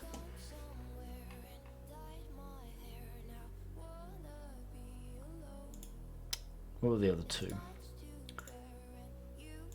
The temp file. I guess I should probably look at extensions. There we go, the README. No.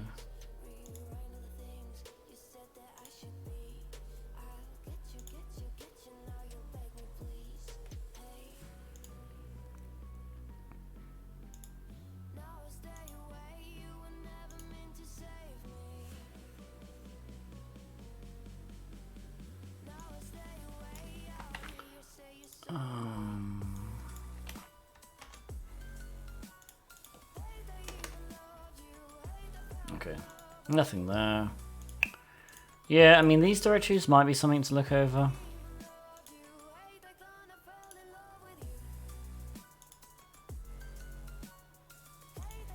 There's an SQL file there, which again may contain something. No idea if it does.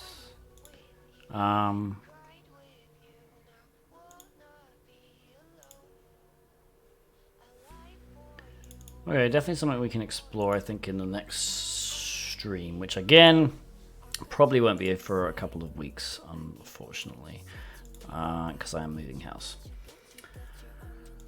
But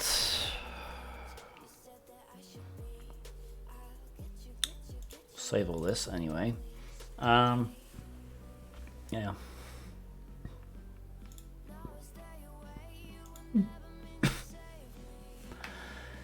Alright, I think we'll leave it there because this is probably going to be a load of enumeration on this web app.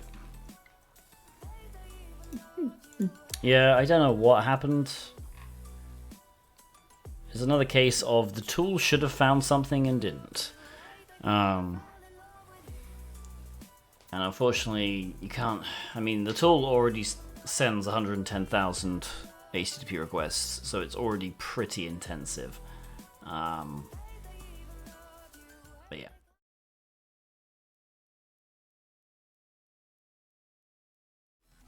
Hello. Welcome, welcome. Happy Friday. For those of you finishing work, happy weekend. How is everyone in chat? I see Dos Mendoza, first time in chat, finding the hack the box emojis. We aren't doing hack the box today. We are doing TryHackMe. Specifically, we're doing EnterPrize, which we started, I want to say, 6 weeks ago. Actually, I can probably. We were doing it February 18th. So actually, almost 2 months ago. And then I moved house, and I kind of messed up with Frustration Fridays. Who else we got? Shaggy Lord, hello. Pacemaker 1923 has to go to sleep. Well, I'm guessing you're somewhere in Europe or possibly further east. Zero Kiran, good day. How is everyone in chat? We will we'll get underway shortly. I have a few announcements to make. Let's start Stream Raiders though. Oh, actually, maybe not because it's a boss battle. Let's wait until we have more viewers. I'm doing alright.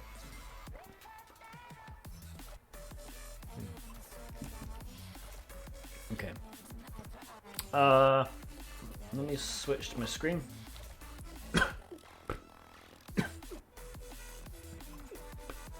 I'm glad it actually worked.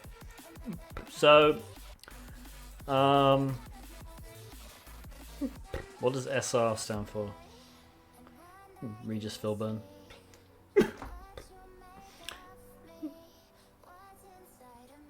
Song request. If you want song, I think you can do music or song. There we go. Stream Raiders. Stream Raiders is battle, but we're not doing it right yet.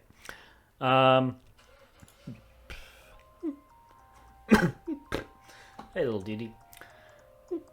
Okay, so I am raising money for.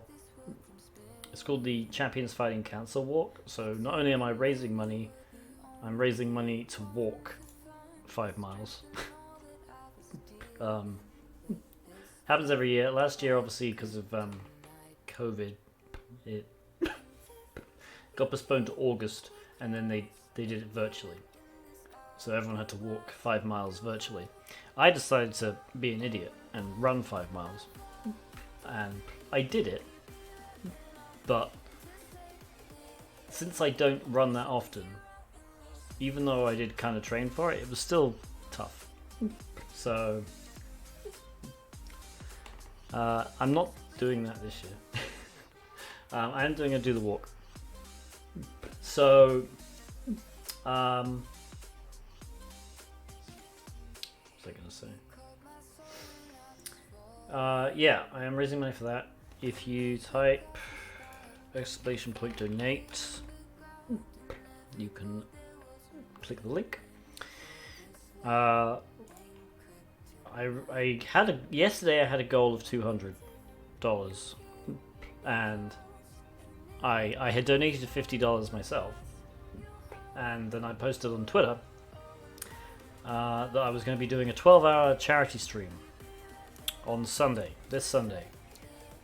So that's happening, but at the same time, suddenly, like all in pretty much half an hour, we got, I think it was $250 of donations. So Mr. Joe Helly, the mayor, donated. Mike Patrick, who's also on Twitter, donated. And Anonymous donated, and then Michael Taggart, who, if you don't know, is a fellow streamer. I want to say it's MT Taggart. I'm gonna have to launch a web browser and actually find out for real, because I don't want to mess it up. Ooh, yeah, MT. Okay, so MT Taggart. So yeah, there we go. Mr. MT Taggart donated $100, which is crazy. So very generous. Which meant I raised. I mean, yeah. So I met my $200 goal in like half an hour, and then I blew past it. And then I decided, well, last year I actually managed to raise $500 from Twitter, etc. So I figured I'll put it up to $500, and I'm hoping on Sunday we will we'll blow past that. So the stream is tentatively scheduled for 12 p.m. Eastern, midday, until midnight. So I'm hopefully going to hit most of the time zones. So if you're in Europe, you can pretty much join at the start of the stream. Same if you're, I guess, in America as well, to be honest. And then maybe we'll get some of the Australians later on. But yeah, it'll be fun. We'll hack some boxes. We will probably play some games. We may do a few other things. If anyone has ideas, please put them in chat, because I need to fill 12 hours of content with a few breaks. But yeah, I hope to see you all there at some point. I think it'll be quite fun. It's the first time I've streamed for 12 hours, so that will be interesting. Yeah. But if you do want to donate, again, !donate in chat. Even if you donate $1. Alright. So, like I was saying, back in February, before I moved, we were doing Enterprise on a Frustration Friday, and we did not get far. This box only has a user.txt, apparently. So, I don't remember much of it, which means we might have to start somewhat from scratch. I do have the scans that we did with all our recon. I also have the video that I downloaded. So we may be able to figure some stuff out from that, because I honestly don't remember much. Something I think happened was there was supposed to be a subdomain found, like a virtual host we were supposed to find, and at the time AutoRecon was using GoBuster for that, but apparently GoBuster really sucks, just like GoBuster sucks at directory enumeration. Apparently it sucks at virtual host enumeration. So I changed it in AutoRecon. So now it uses FFUF. Hopefully.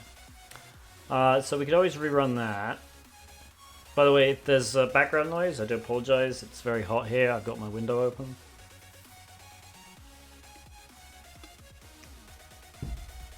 But let's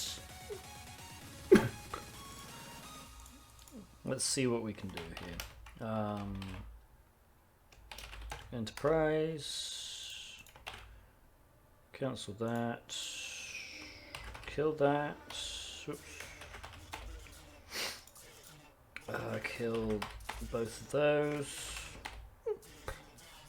Right. We'll connect back to the VPN. Let's see if I put it in Etsy hosts. Yeah, I did. Ah, we found main test. Okay. I'm gonna do another vhost enumeration, I think. Just to see if we get anything. Let's just check if the port's open. Oops. 80 and... Okay, it is open. So, do I have AutoRecon installed? I do. List, service. So we want to run vhostenum, tags vhostenum, force services, TCP80 HTTP. This is what you, if you ever just want to run one plugin, then you can effectively just add it as a tag, the only tag running. Then you can do force services with the service you want to force, in this case HTTP on port 80 TCP.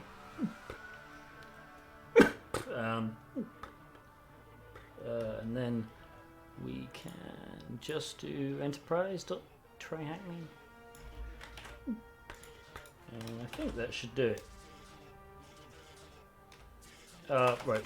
If you do use force services, because of the way it works, you have to do dash before Enterprise.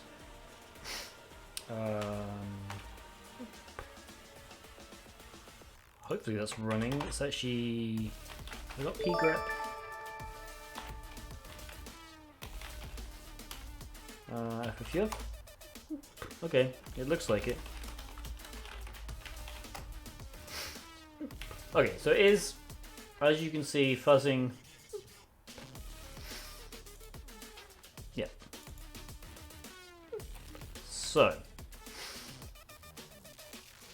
Good Hacker TV.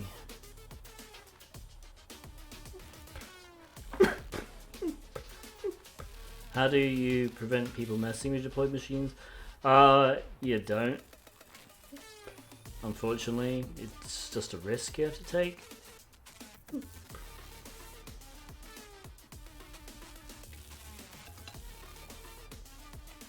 It's easier on Hack the Box because if you pay for the Pro subscription, you get your own.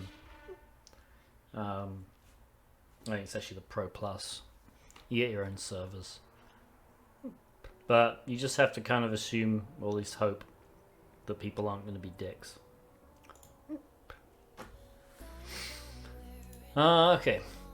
So, let's look at our notes from last time. Alright, we found EnterPrize.TryHackMe Composer. Let me open up Burp Suite's browser.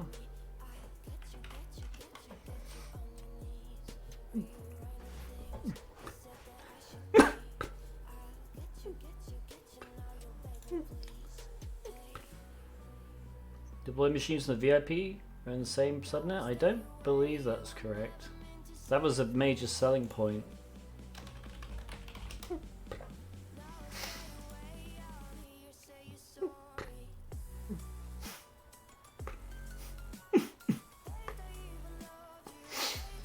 Yeah, personal instances.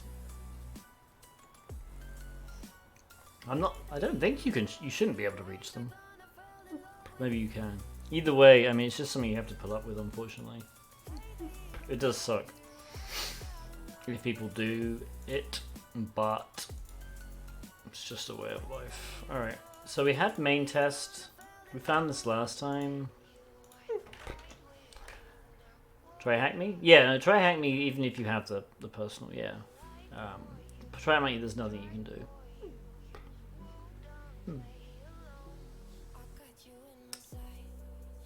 Okay, main test does work.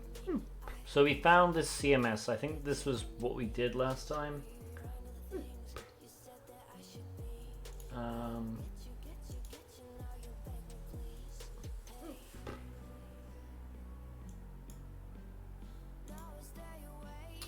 I'm just trying to look at the video and see exactly what we did.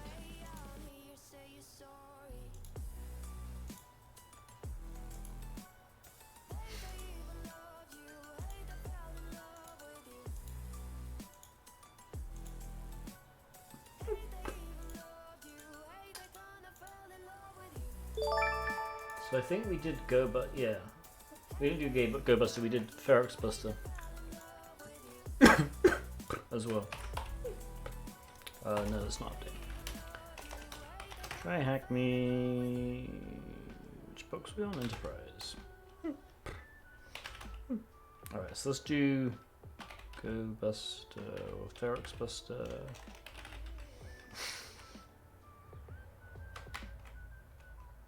Alright.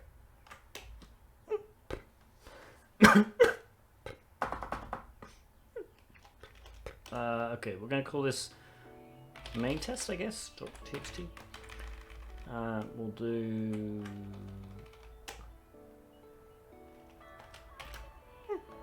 that. 25 threads, probably okay.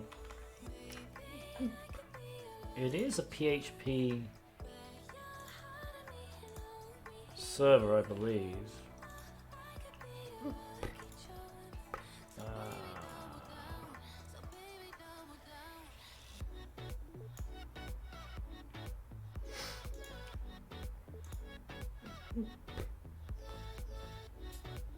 Actually, it has to be because it's no. For some reason, I thought it was a .far file. Oh, hang on. Index.php. Okay, so it is a PHP application. So let's do those. See what happens.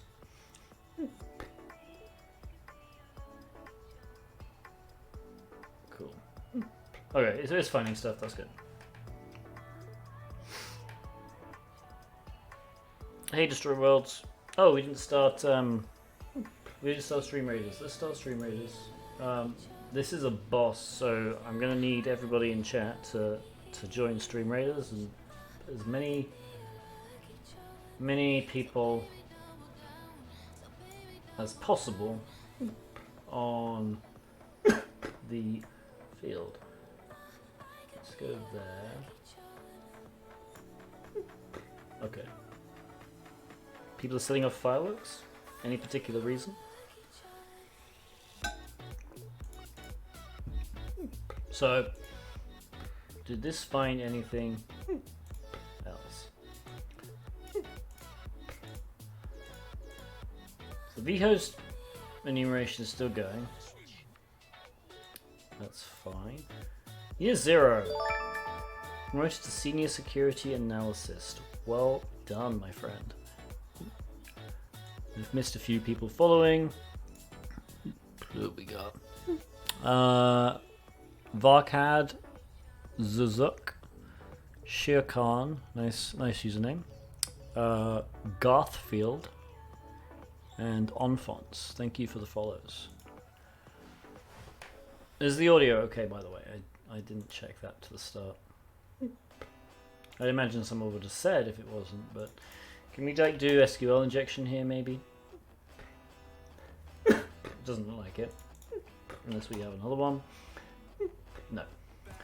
I mean, I'm not going to rule it out, but...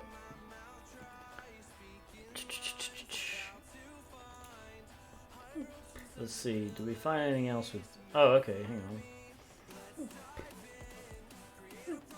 We have a file admin. It's a 301, but it goes to file admin /, so...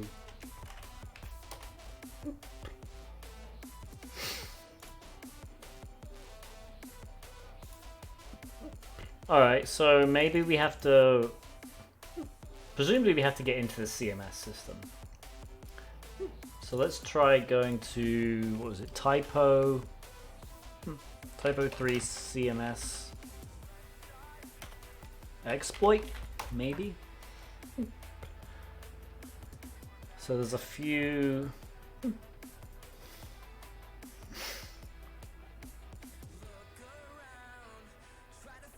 There's typo scan.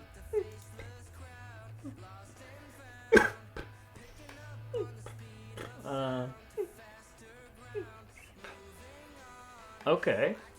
I mean, let's run this. This looks a bit like WP scan. So we'll do that in a new window. We'll go to that. We'll do git clone.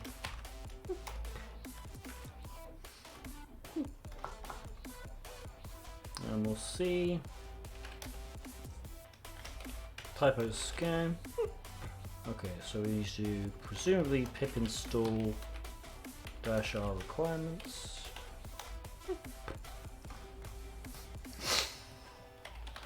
Python 3 typo scan -h. Looks good. Usage -d and then --vol. Check for extensions with known vulnerabilities. That's what we need. --. Okay. All right. Let's do that. So -d. Target URL. So where am I? Go. Copy that in. That's not the right thing to copy because I messed up. All right. Copy that. And then --vol. Let's see if we can figure it out. Backend login, okay.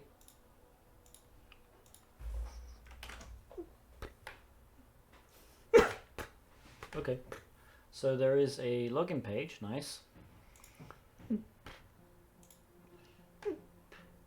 Uh-oh.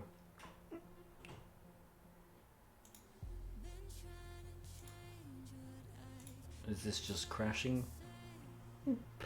No, it's not.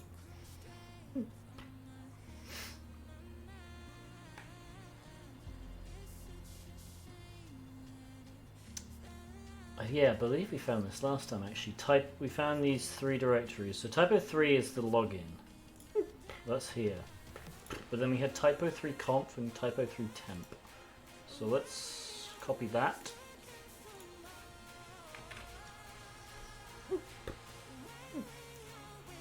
Right, yep, this is all coming back to me. We found this, and we found this local configuration .old.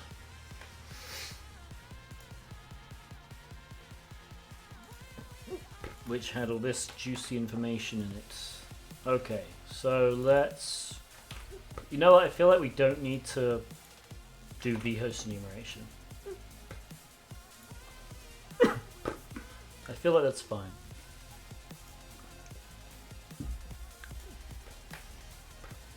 If you don't find exact version, do you want to print all vulnerabilities? Yeah, go ahead.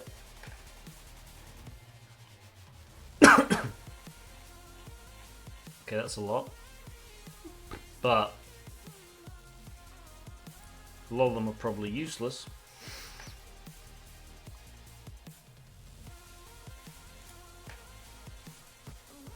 Alright.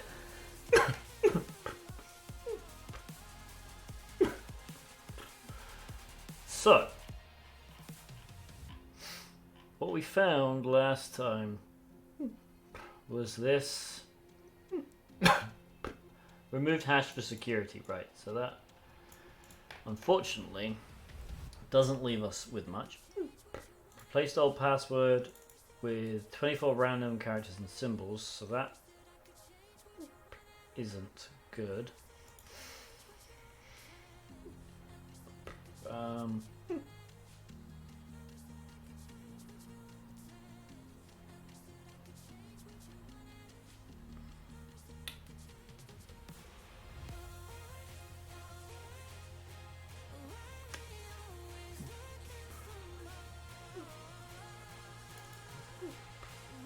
Yeah, I don't see anything particular there. Okay. There's a cross-site scripting. Alright, so let's have a look at some of these. Cross-site scripting, these are not going to be useful to us. Information disclosure might be... Okay,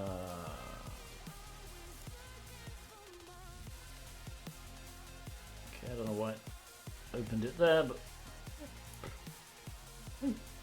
User credentials have been logged as plain text. Okay.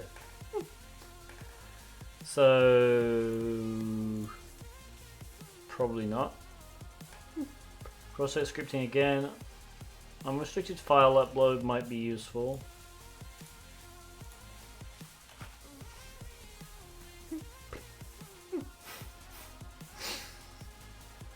Presumably we need to we need authentication.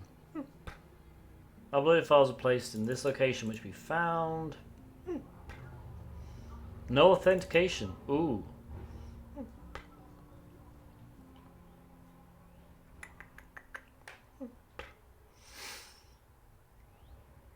Okay. Because if we could upload a PHP file, we could get a shell. Alright, let's see what exploitdb has to say.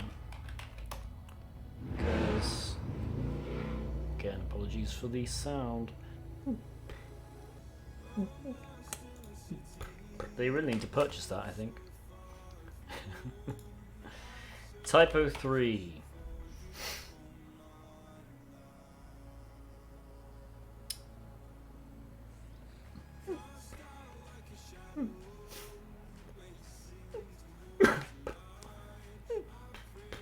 This was 9.5, I believe.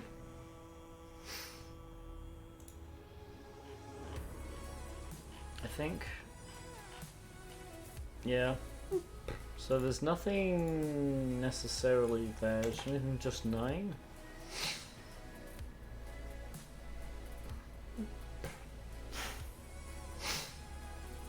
Arbitrary file retrieval.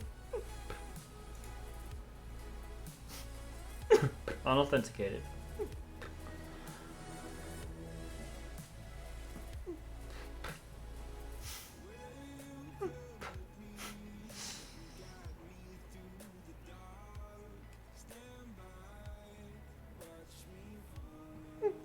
Okay.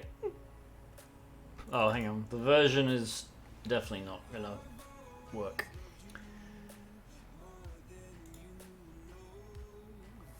Yes, it's the issue. I don't think we should see anything.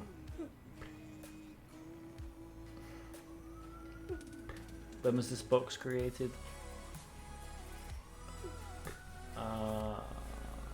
More. Just year and a half, maybe.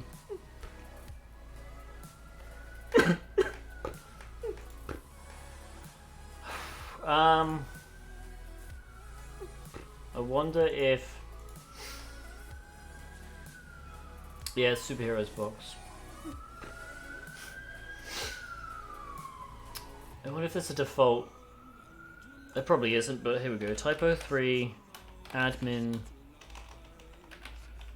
default password.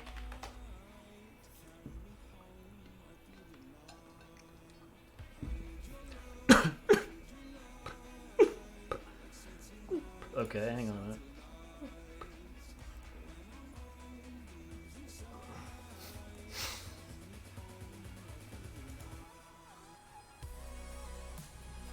What are the default username and password? Admin and password? Really? I guess we can find that. Admin and password, does it work?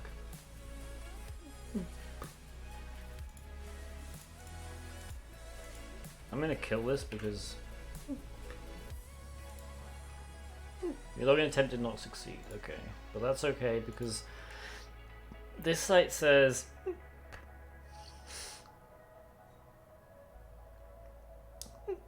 oh, you can log into the install tool maybe. Let's try that.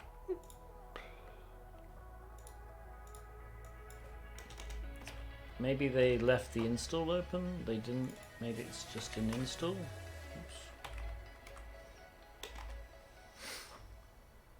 It's not. Okay.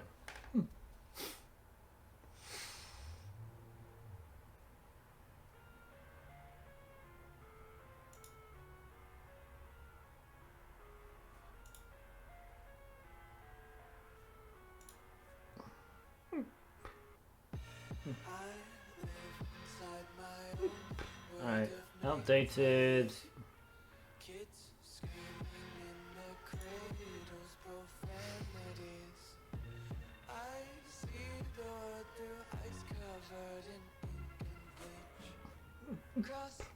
Okay. We could try brute forcing it.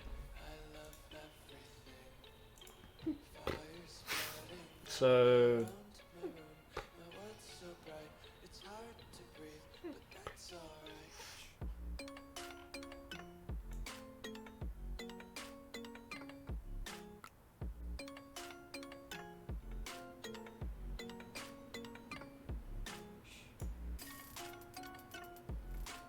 alright, so we'll copy this.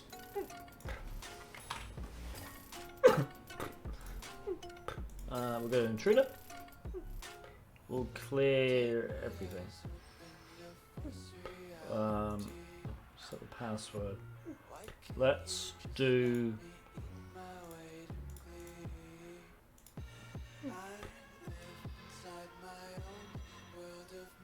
I guess just try these for now. I have no idea if these are any good passwords, but we'll see. Go to options. Let's do a grep. So we're going to match everything that says your login attempt did not succeed. Let's try that.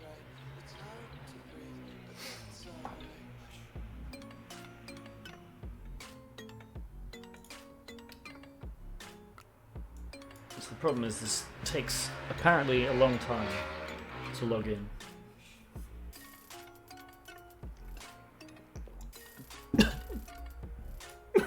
And we're getting 500 server errors. Alright. Let's cancel that.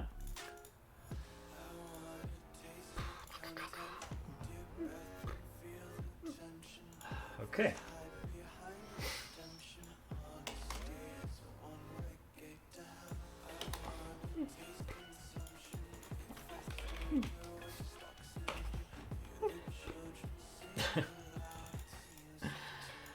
Ah, boy. Alright, I don't know why we're getting this.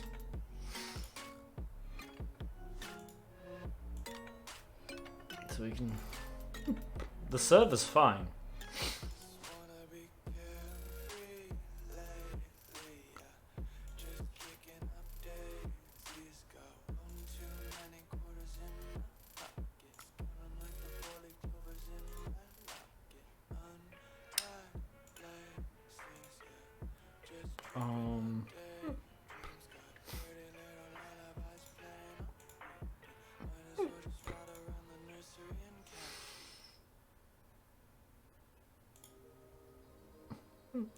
Like, I'm not even sure.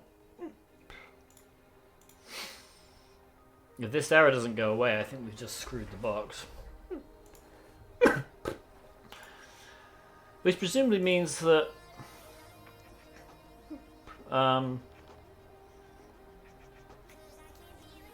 that's not the way to do it. But I don't know.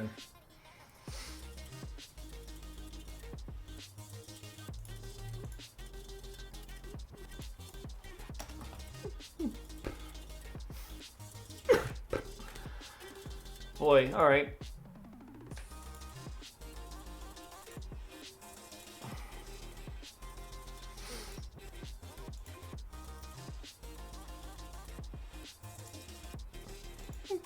I guess we could reset the box. That's what we're gonna have to do, I think.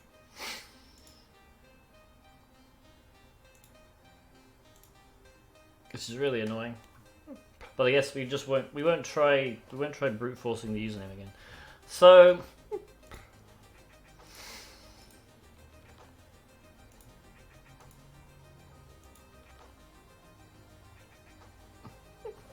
is there anything else?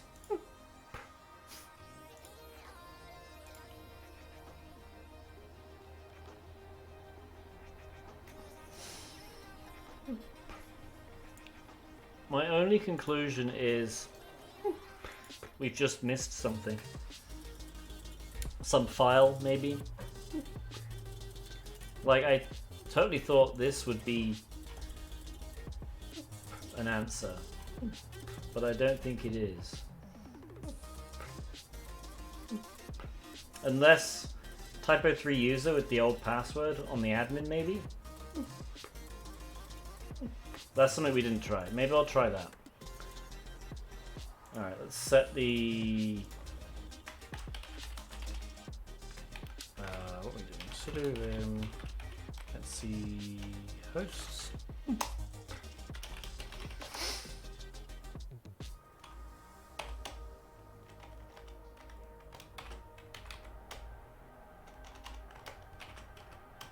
Okay. Because this password's removed, right? Removed hash for security. This is apparently the old password, so maybe the old password works for something. Where are my notes? There. Alright. Typo 3 user. But we also presumably have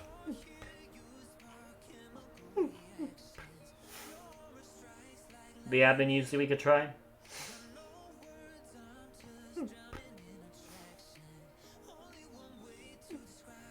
Alright.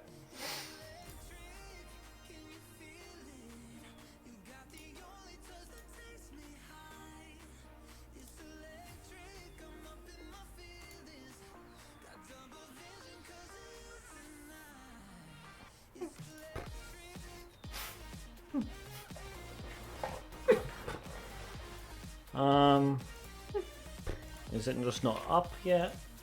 Or is Bert being weird? Alright, I don't think it's up yet.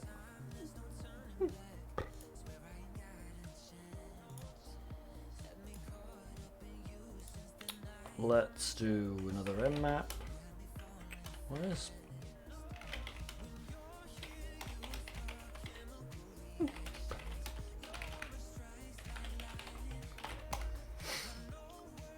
All right, it's open.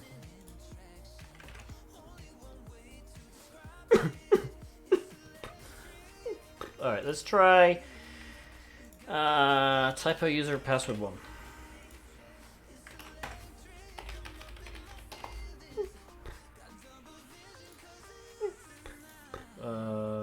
Okay. No. How about admin? And password 1.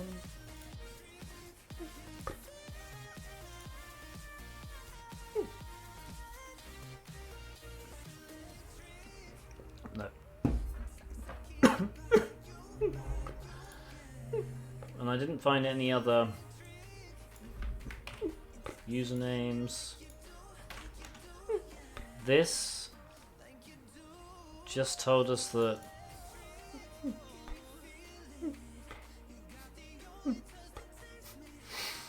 there are a few. So this was the composer.json.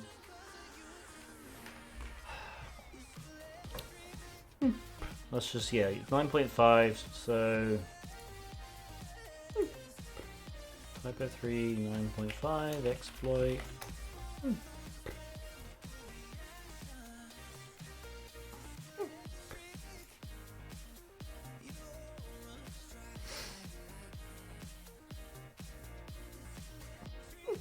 All right, I mean this is post auth. Yeah, authenticated user. Okay, so that might be something to come back to once we actually get authentication. Let's just search for it again. Yeah, a valid backend account. Any ideas, chat? Chat's gone very quiet, so I will take ideas to see.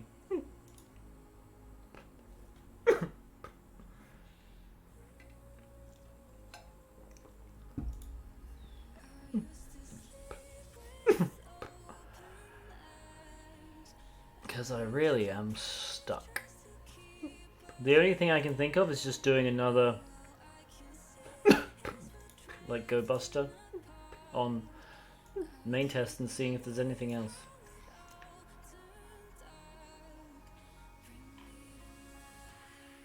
Maybe avoid .php. So we'll do word list.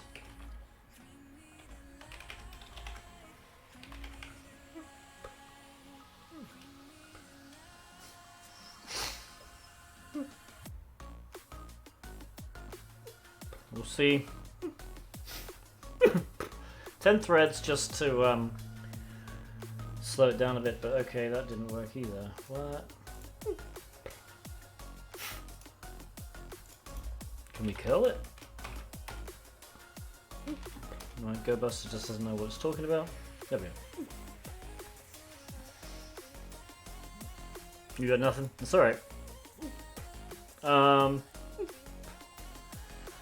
We shall try. We're just going to do simple directory enumeration. I haven't added any extensions. If this doesn't come up with anything, we'll try some extensions. It just seems that this box is very, I don't know, sensitive.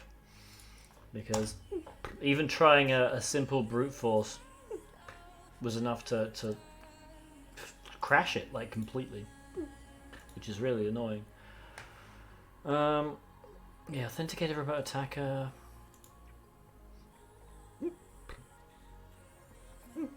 Relying on a vulnerability.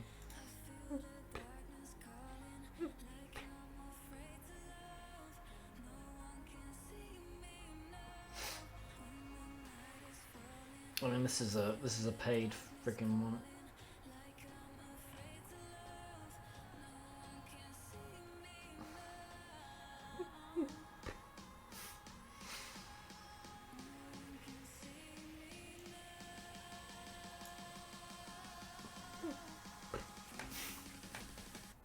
I mean, this seems like a kind of a nice attack.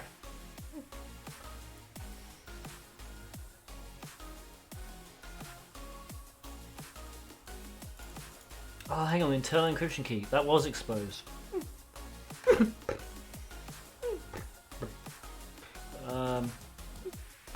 Okay, hang on a minute.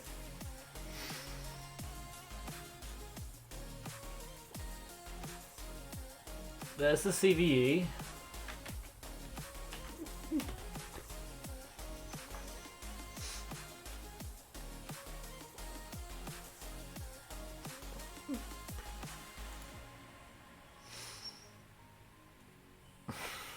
But can I do GitHub?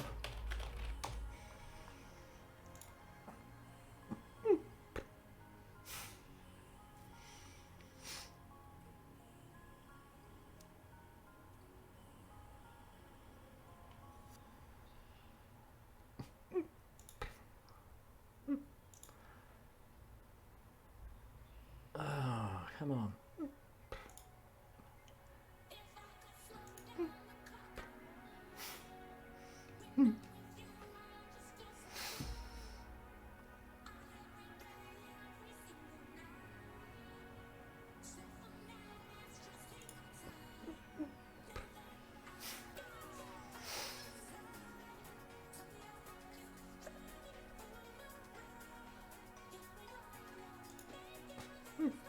So is it in the...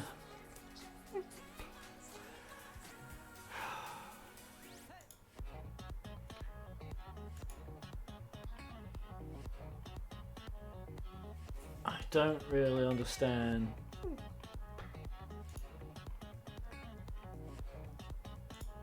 How?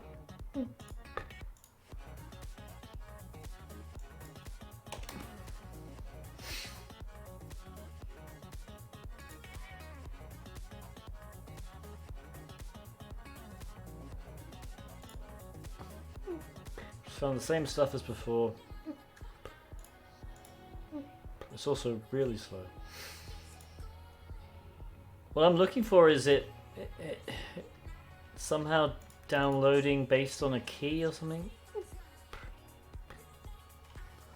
But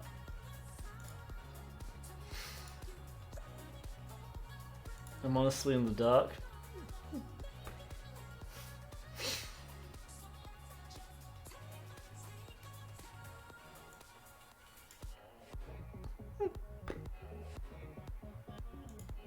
Okay.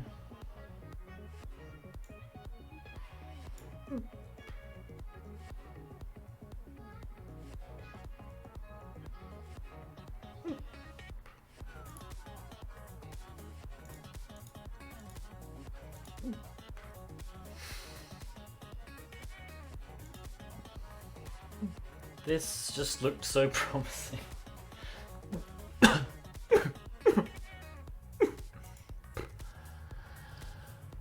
Oh boy. Alright, this isn't it.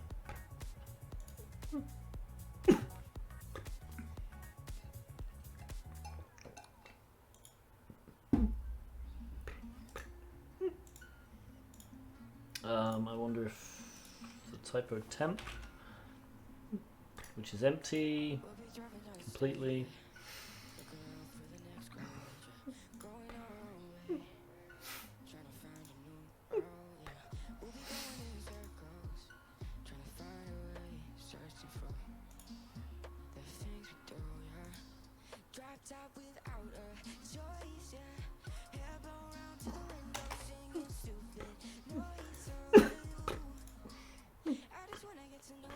I mean, there's got to be a reason this old configuration file was left.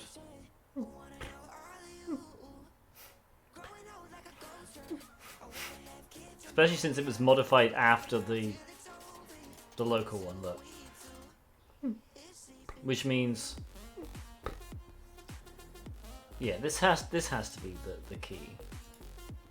And the only thing I can see in here that's useful, other than the password that doesn't work, is this encryption key.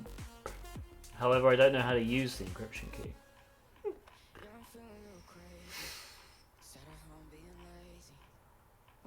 All right, we'll do Stream Raiders.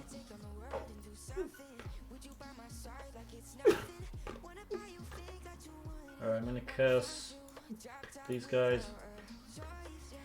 Good luck, everybody.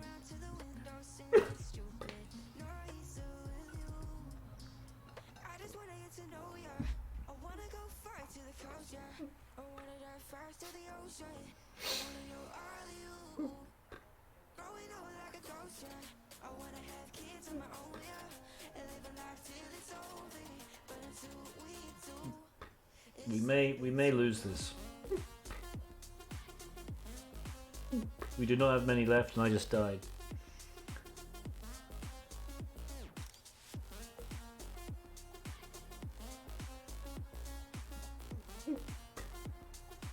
There's one person just standing still.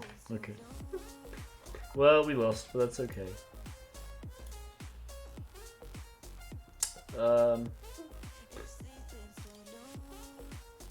Sure, we'll try again. Alright. I really need people to join the battle.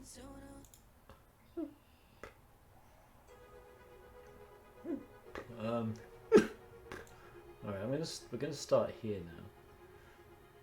I feel. Alright. Screen. Oh boy. I guess we can.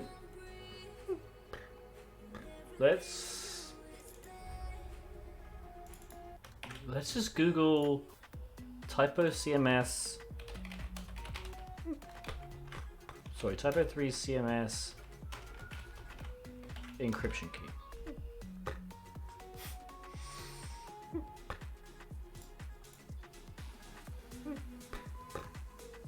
Hey, just a guy.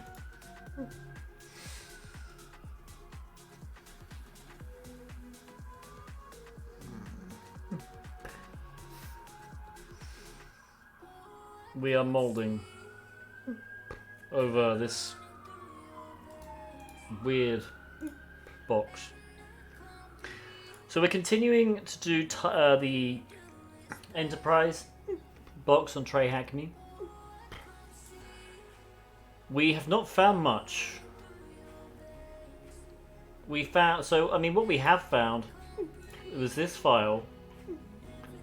So there was this typo3conf directory which had local configuration.php and the .old file, which crucially was updated after the local configuration.php. So I have to believe that this is related to it somehow. What this had was, I mean, not much. So the install tool password had the hash removed, right? So you just know it was generated using Argon 2i. This looks like an old password.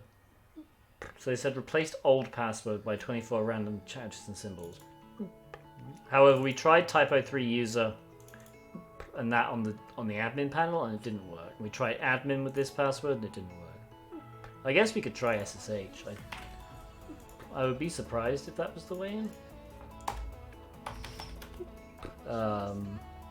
Typo3 user at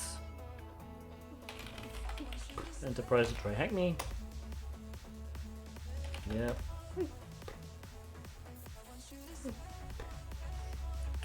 Okay, so we need a public key.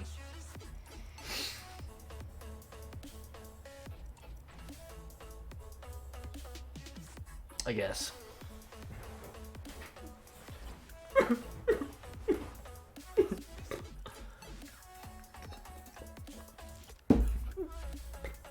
Alright.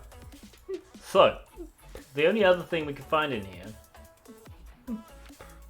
looking down everything, was this encryption key.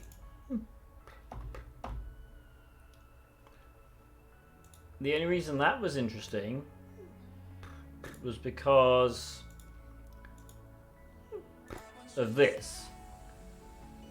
Typo CMS up to 9.5, which is what we're on. Information disclosure.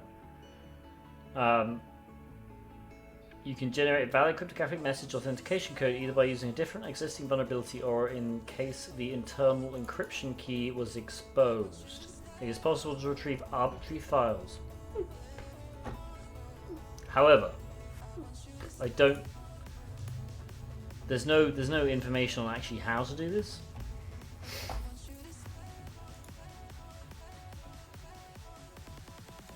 There are no technical details, but no exploit is available.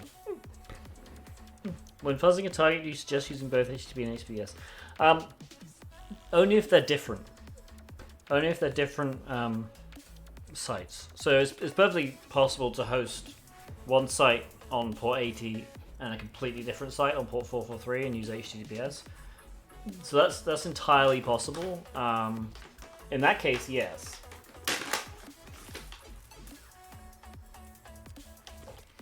All right. Hey MacGyver, we are stuck.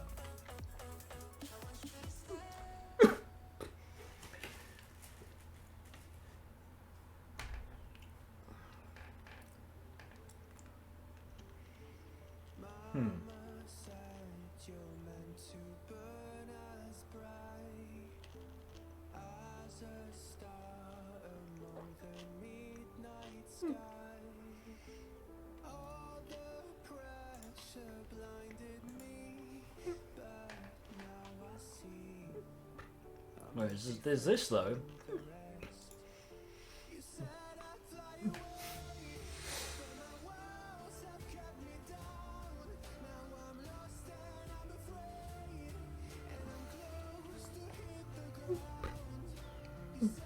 Yeah, it is a hard box. Let's just use submitted content. The problem with the user submitted content is I don't know how to submit content. And we did try brute forcing the password, but that did not work. No, it's not a DC. It's got 80 and 22 open. You know what we could try is just iterating through these IDs and see if we find anything. So let's do that because I'm just running out of all possible ideas right now. So we're gonna do numbers. We're gonna go from 0 all the way to 200. Step up. We don't want fractions. We're not going to make an unmodified baseline request, but we are going to extract the title, if it exists. And we're also going to do this extremely slowly. We're going to create a new resource pool. Maximum concurrent requests. We only want one. And done. Okay.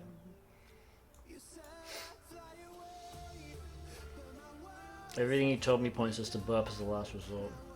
I mean, I just don't know what it could be anymore.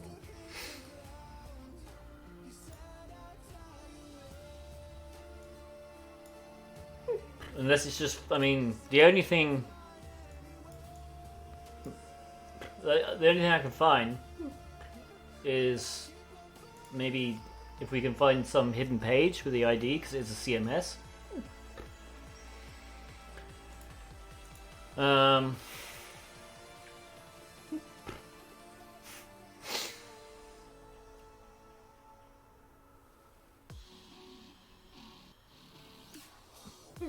Which is entirely possible, to be quite honest with you.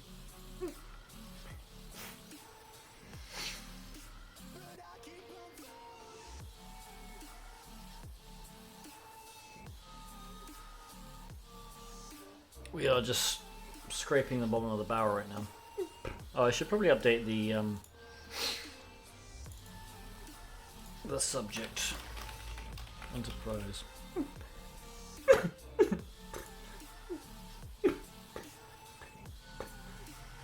If someone wants to get Superhero 1 in here so we can we can get hints.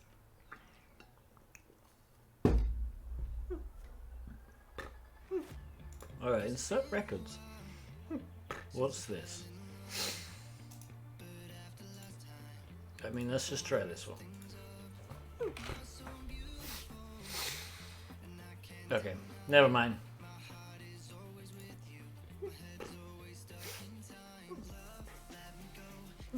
We'll just let this run. You know what we'll do in the meantime? Because we're just waiting, and let me just double check Go Buster again. It's found nothing. We will do...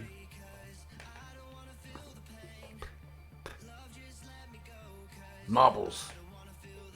Alright. Let's do a marble race, and let's make it a long marble race.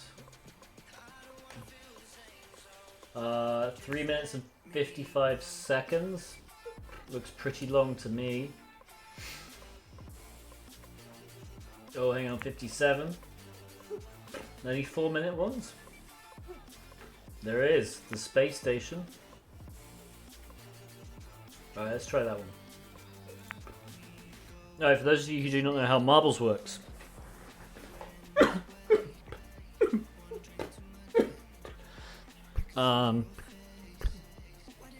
It looks like it's zoomed out. It is. Okay, hang on a minute.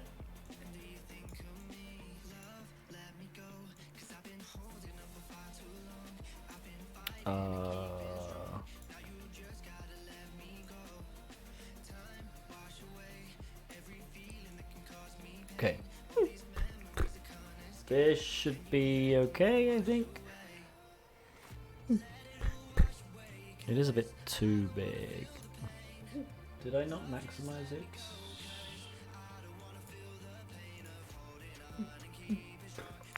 Yeah, so if you type !play.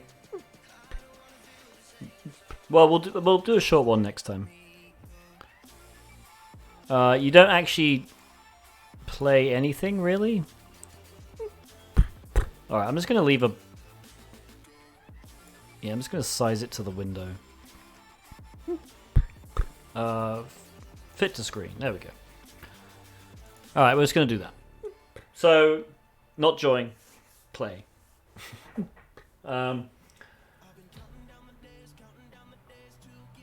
So, yeah, what you do is you !play in chat. I will do it as well because I want to. And then, effectively, your marble gets launched down a track, and if you win, you win. But hopefully, while that's going on, we'll actually make some progress. Maybe. Okay, chat. I'm gonna give you 30 seconds.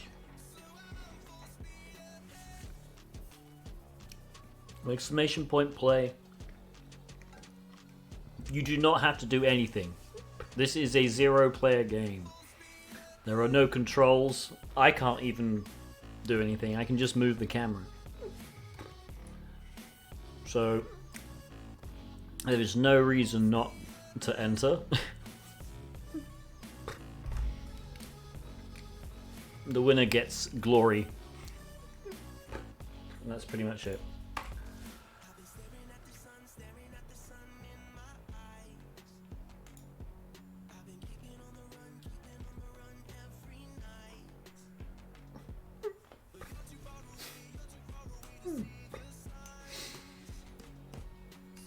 Internet fame.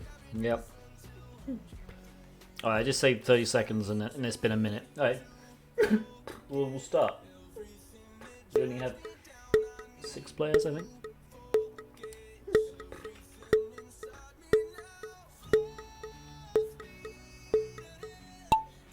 Alright. Here we go. So I guess everybody's just spiraling down this spiral thing.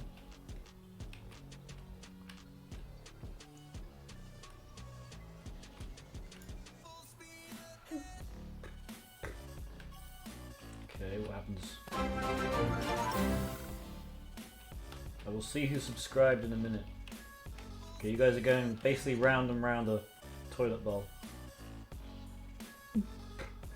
Who is going to be the first one down the chute?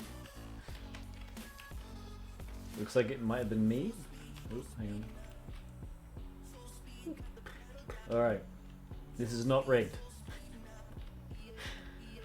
Okay.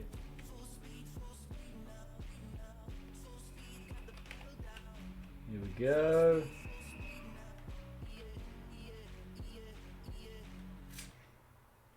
Oh, I got a bit of speed there, just the guy catching up.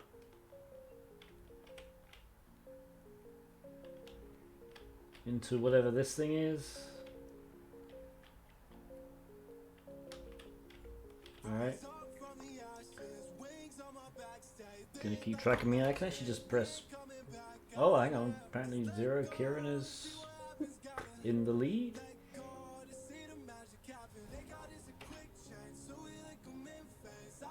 Or not. I'm not entirely sure what this means to be.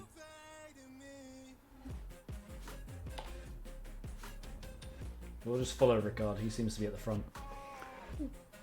Alright. And now Zero Kieran is. Is this literally like a race where you're supposed to be last? Because the order makes no sense. Oh, no, it does. Alright, Zero Kieran is in first place. We're about halfway through the level, apparently. Oh no, we're slightly more than. Alright. And Zero Kieran hit. And I just overtook him. Look at those people all the way back there.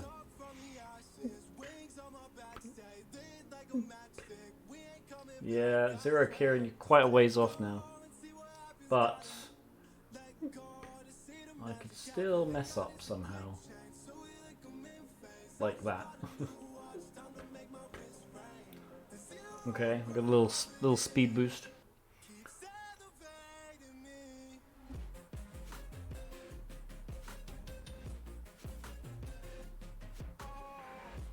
Where's everyone else?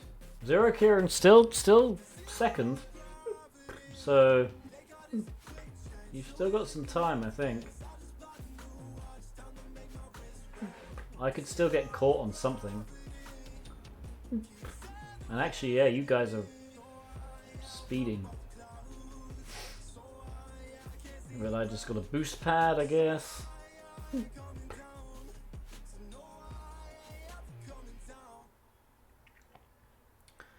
Looks like Sump Skilled Padden is in second now. Okay, here we go. I just lost a bunch of speed. Oh, who's gonna... Wow. That was close at the end there. The three of us together. Alright. That was pretty close.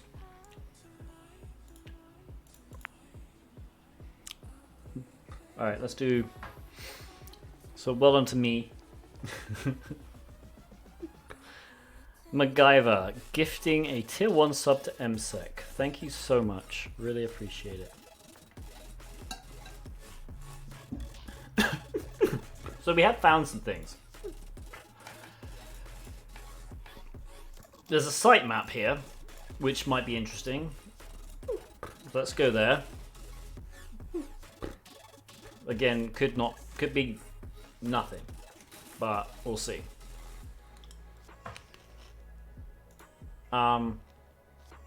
There's also a search page and a login, it looks like. So let's do those as well.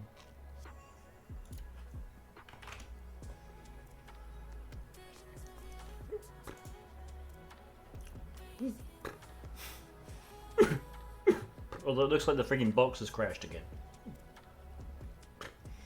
Let's just pause the attack. Because if this is freaking... I swear, if this has crashed again, I'm going to be really annoyed. I might have to message Superhero and ask why his box keeps freaking dying. Like, literally I set it to one concurrent request. That means it sends a request, waits for the response to come back, and then sends the next one. There's no reason. I guess I am doing Go Buster, but even Go Buster was 10 things at a time. So I really don't understand why 10 threads should not kill a server. It really shouldn't.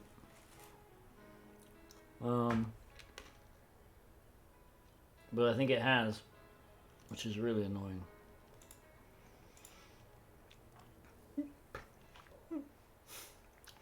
Alright, I'll tell you what we're going to do. We're going to copy the URLs that we think are interesting into our notes. Sitemap. Login or search, sorry. Where's copy link? So that was 36, and then 37 was the login. All right. Search.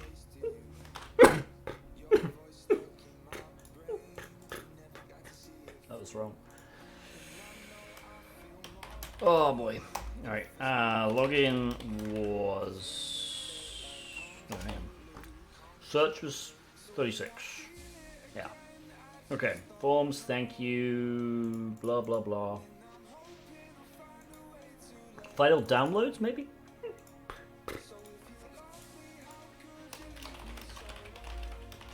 Okay, let's try this.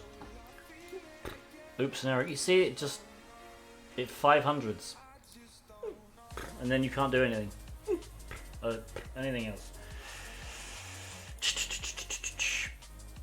Okay, nothing. Alright, what we'll do though is we'll save that. Alright,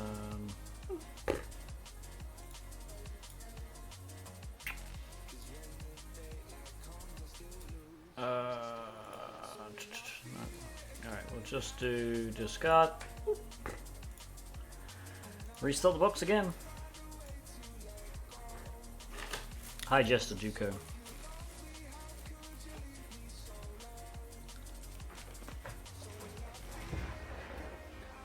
Okay.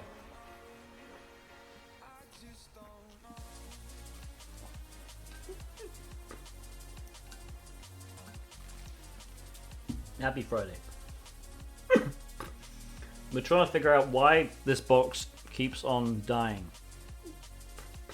When all I'm doing is sending a few HTTP requests. Thank you. If you do exclamation mark song, you'll get the name of the song. And the playlist, I can even give you the playlist.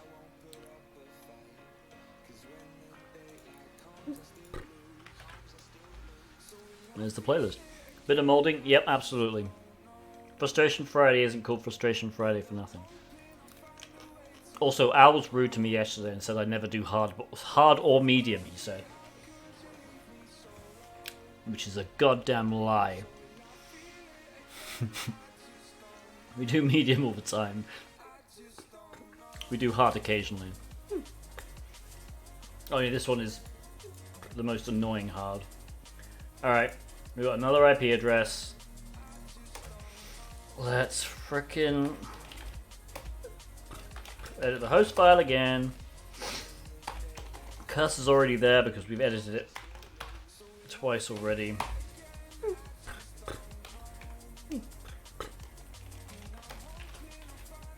Reverse psychology, I mean, it was just lies. It wasn't even reverse psychology. My Frustration Friday stream, even though it's a bit sporadic, it still happens. I didn't decide to do hard boxes because Al said something. All right.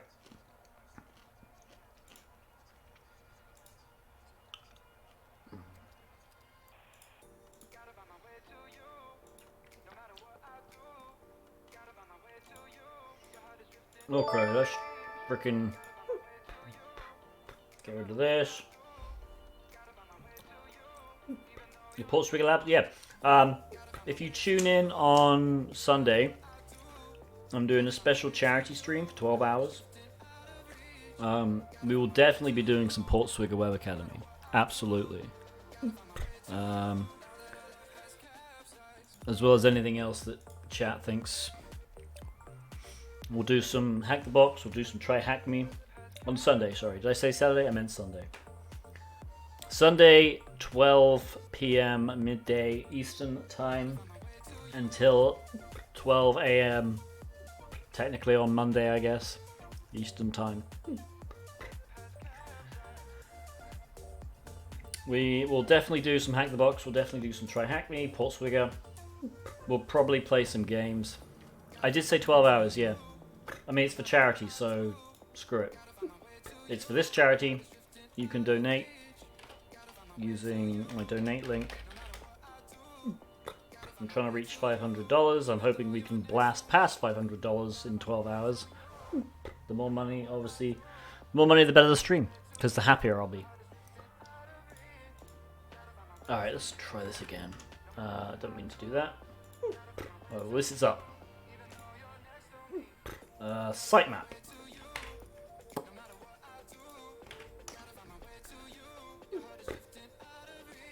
Alright.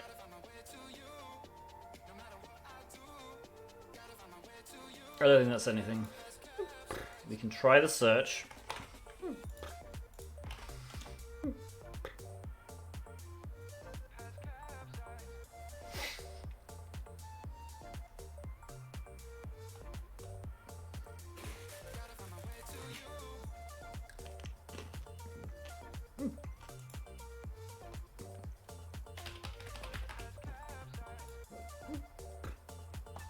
I mean, let's just try it. Why not?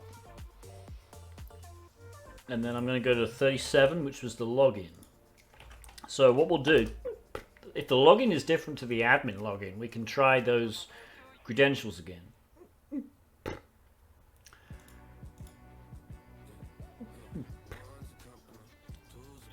Can we just do a anything search? Okay. So, typo 3 user and password 1.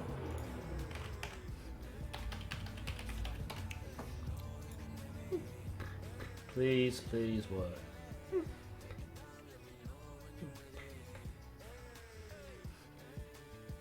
If not, we'll try admin.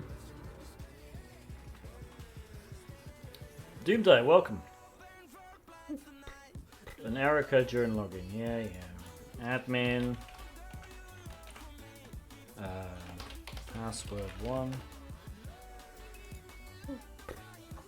We are molding over this box, so we've had to restart twice now. Alright, that didn't work, but did...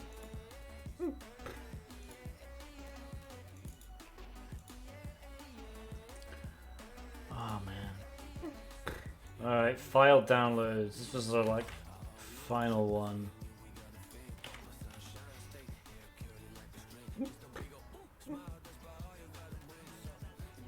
This box wouldn't be that frustrating if it actually wasn't the most fragile box in the world.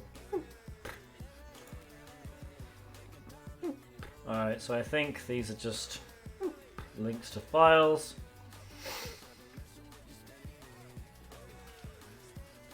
Oh man.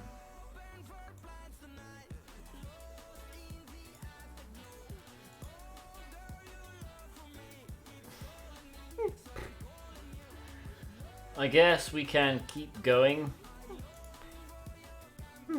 Where did we reach? I think we were in the 70s, so let's just start at 70.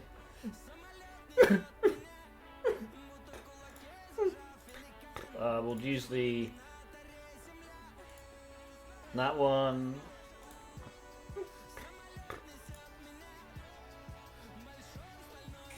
So we don't get to the point of anger as our Hazard did yesterday. Well, I certainly won't, start slagging him off.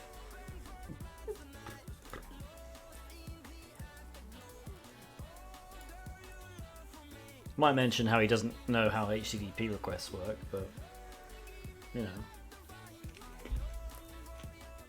it's okay. He's only a red teamer.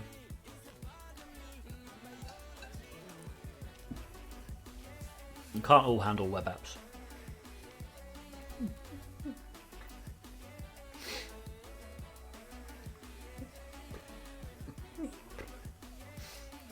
I do think at some point on our stream, chat needs to bully him into doing Portswigger Web Academy practitioner level. Just don't tell him that I said that. Yeah, I know. He got. I was helping him with the bash. The problem was everybody was talking over each other. If he just listened to me, it would have been fine. At least this is actually working now, and it seems to be going a little faster than before, but look how slow this is.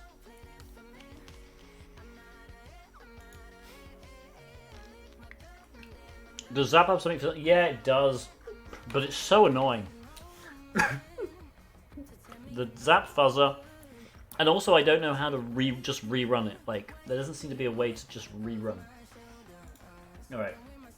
We're gonna die again. What does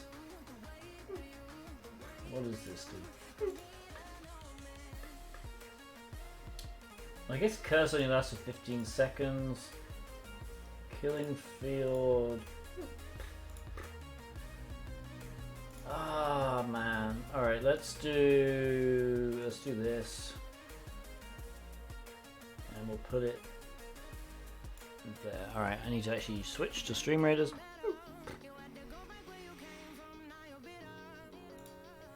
Alright, good luck everybody. We're gonna get completely slaughtered.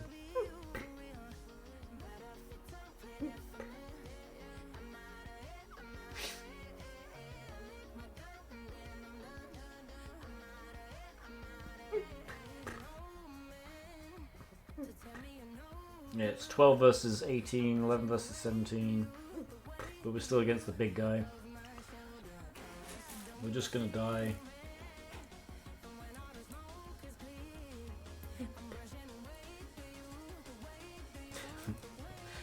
We're screwed. We'll just have to start another round. A valiant effort, though.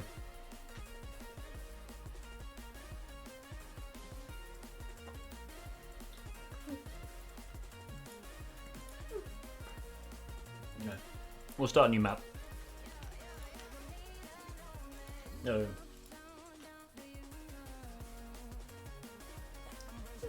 I'm gonna train up my rogue, I guess.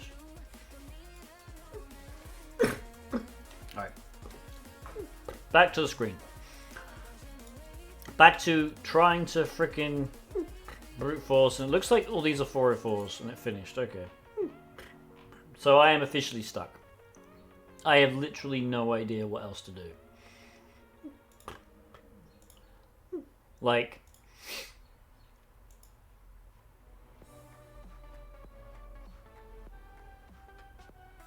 There are no apparent exploits to this. Was there? I don't think there was a robots.txt. No.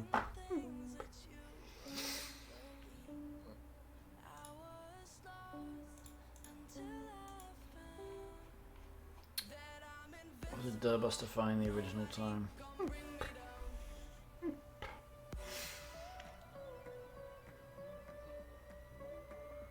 Yeah, sisters.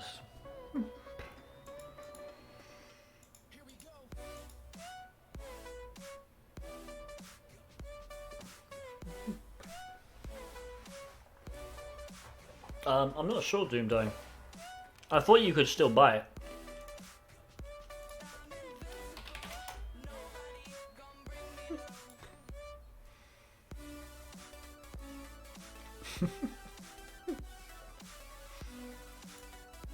Thank you, I'm Miracle.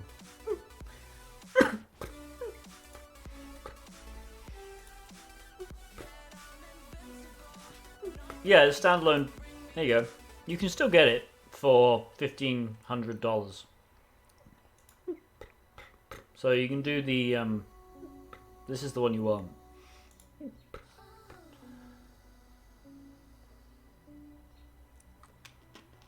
Yeah.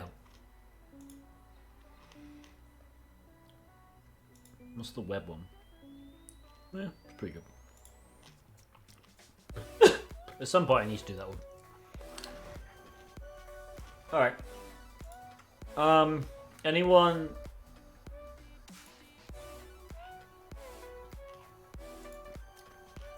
Anyone want to give me a hint?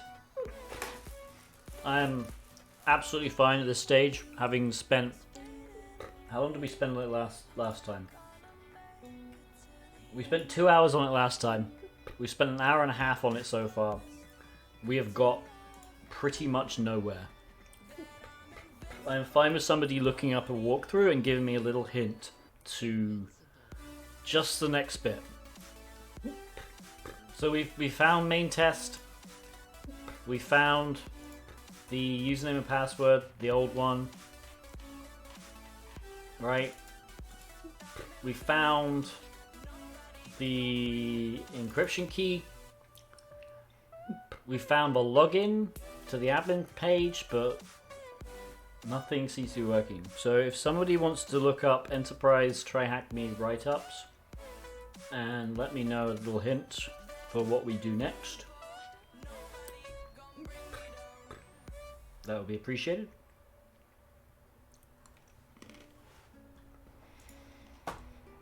Because I have no idea. There are no exploits for this. At least none for the version that we have.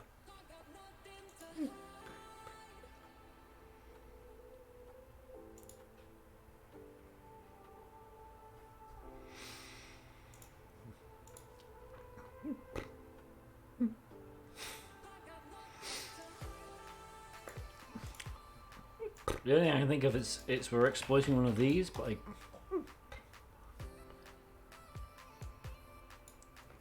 6.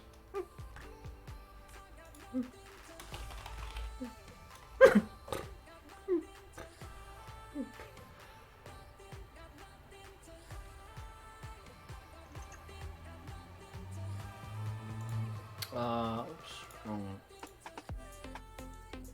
Let's try that.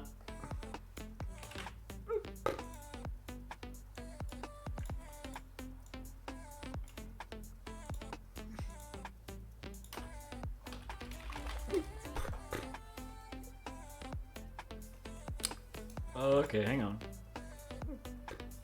Maybe it's this. Affected versions. What was the version we found? 142. Okay. Well, hang on then.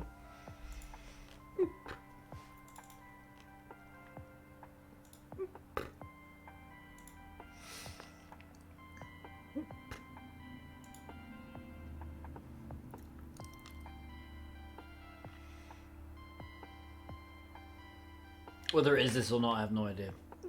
This is the only thing I can see.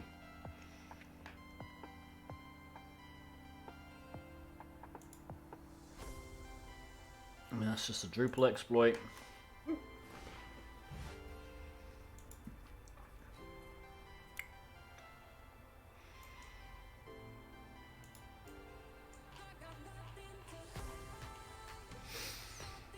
Yeah, even this one seems a bit weird. I mean, it's raised to medium.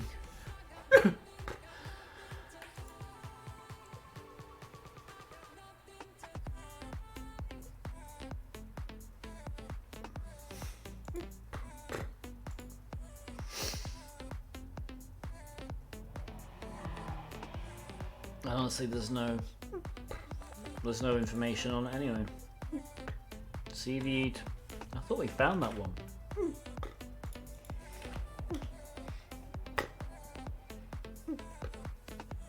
Yeah, but we didn't find... Literally, this is what we found. We found this, but then we didn't find any... There's no exploit for it.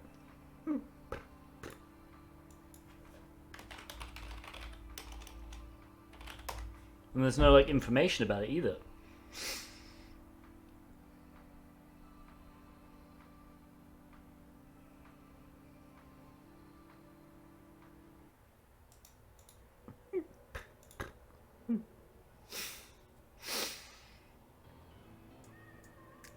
contact form?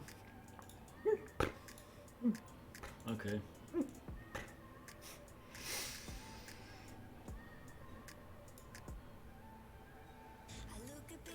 Where was the sitemap? Oh, have this.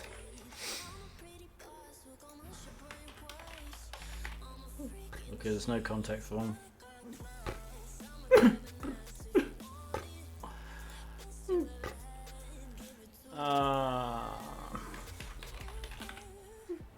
Okay, no contacts, no. Okay, typo 3 contact form.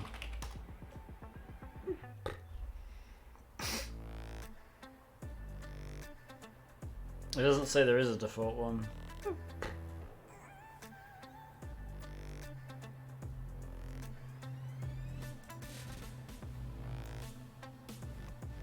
And this is something else. Did you manage to get the box yet? No. But we have confirmed that apparently...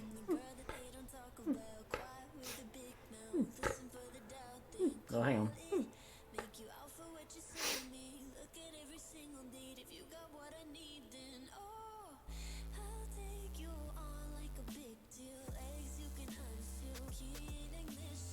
No, okay, that's the wrong one. It's the wrong version.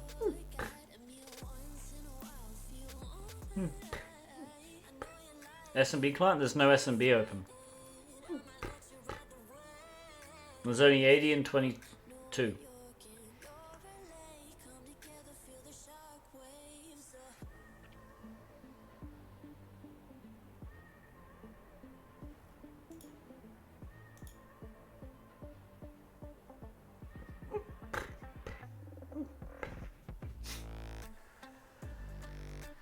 Oh boy.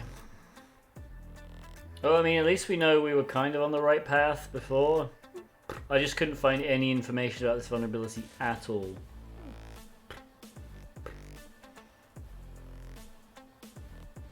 And I still don't understand where the contact form is.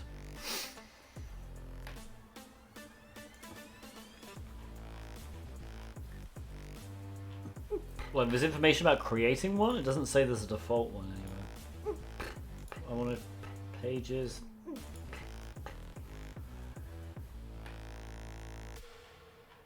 Page or constant examples.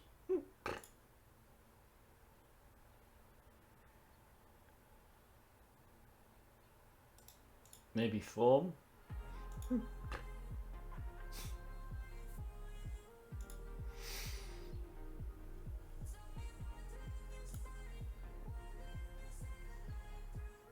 There we go. All right.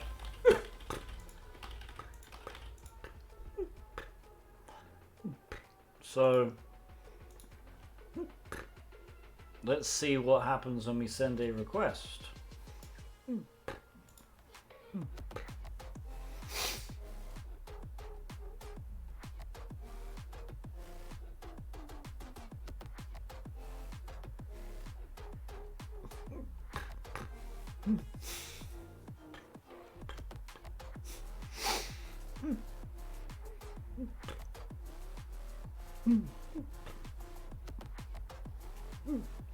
All right.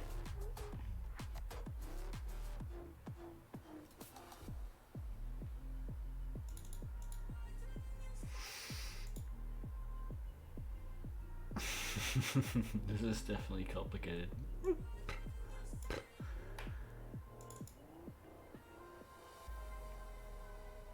Oh boy.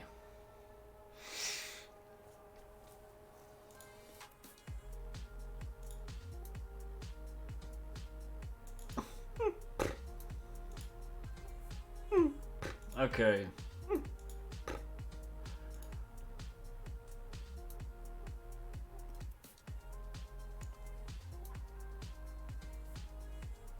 Generate a valid cryptographic message authentication code. Yeah, it's yeah. Okay, hang on. PHP GG. Oh, we're doing guzzle.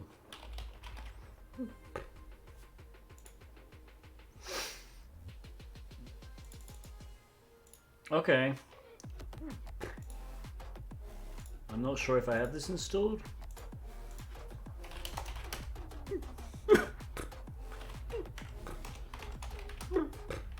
Web.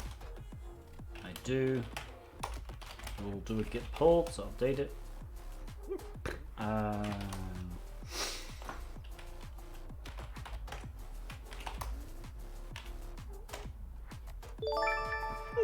Okay.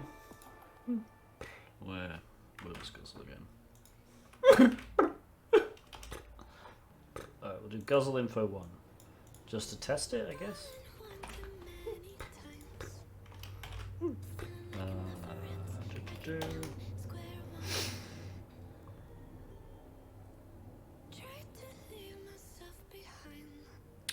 And then, so presumably, right? We have to put it in here. And then do a HMAC. Brewmaster, welcome. Okay. So, let's use... I'm blanking on the NSA's tool. How have I forgotten what the NSA's awesome decoding tool is? Chat, just help me out because I'm... NSA tool decoding. No, not Gydra. Cyber Chef. Because this says it's an HMAC SHA-1. So if we do HMAC and pull it in there, do SHA-1, grab this encryption key, and then if we shove this in, presumably we get this A69 nice answer out. We do not.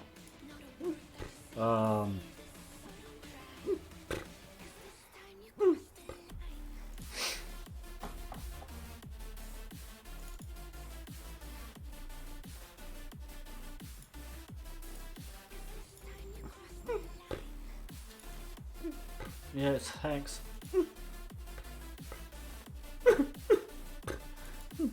Alright, I tell you what we'll do. We'll send this to repeater. And we'll just change something. So hang on, send it and see what response we get. Oh yeah, sorry. Yeah, okay, it wasn't the NSA, it's GCHQ, which is the UK version of NSA. That's why I got confused. Alright. What do we get as a response to this? Oh, okay, hang on. Test.com.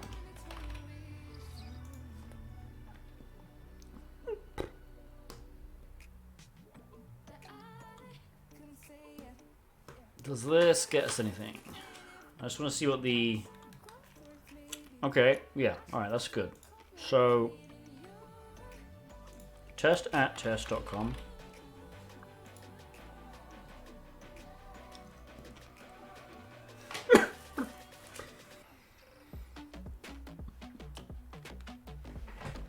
Alright. So we got, let's render it. Good. Alright, so now if I change this contact form thing, let's just say I'm going to change this J to an I, then this should be invalid. And so we should get some kind of error, I'm guessing.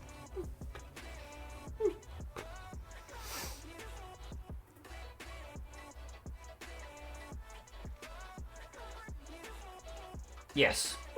Okay, so now the question is,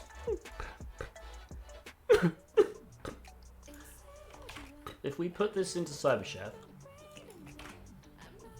and we copy this and put it there, will that also error out?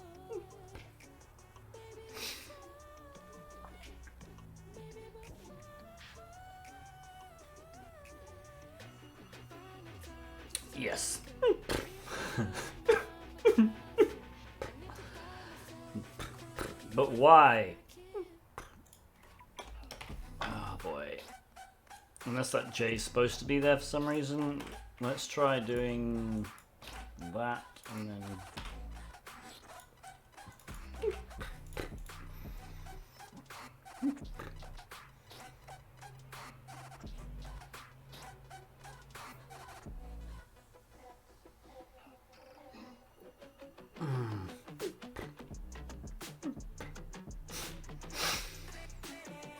Well, that is not the answer.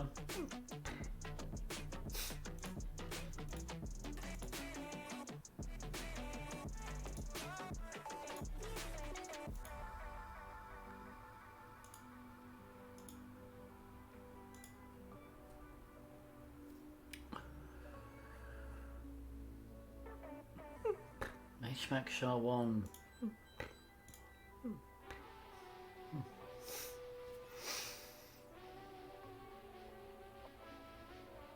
That is a hex key.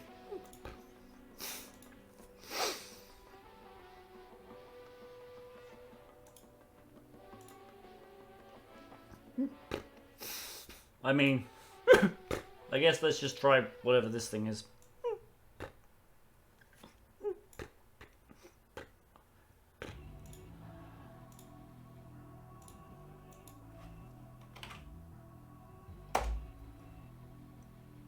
So we're gonna copy this. I've already got it copied, but let's just try it and see what happens.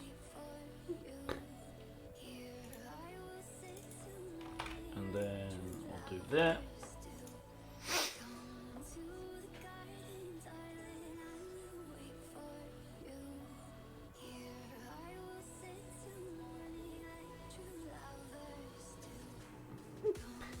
No.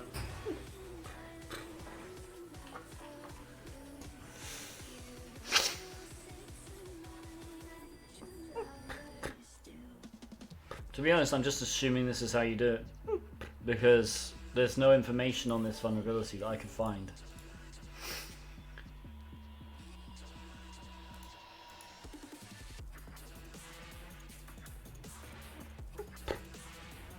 Unless I completely missed it.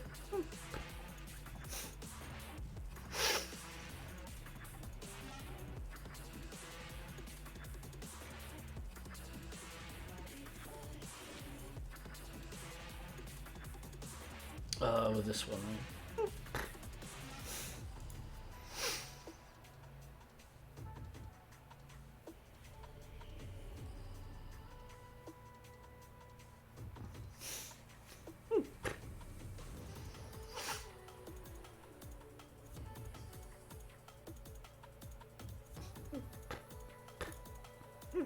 It's just weird that there's no information about it online.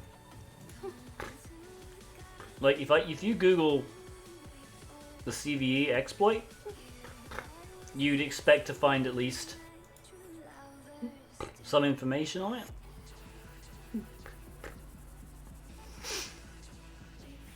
But it's just weird.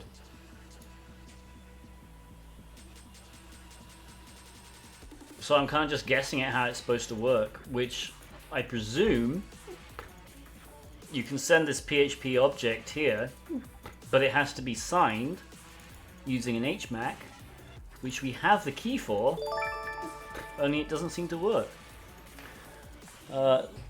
Lucas Schnell 32, thank you for the follow. Unless I'm being really dumb. And please tell me in the comments if I've missed an obvious link or something.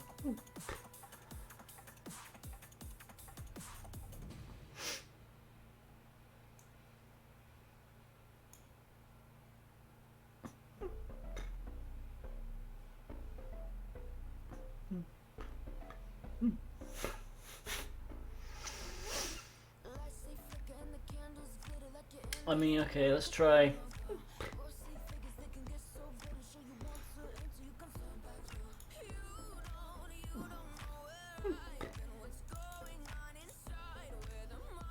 Let's just try this.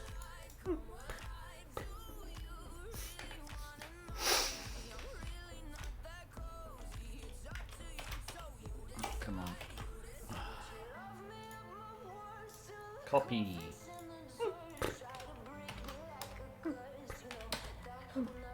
Function.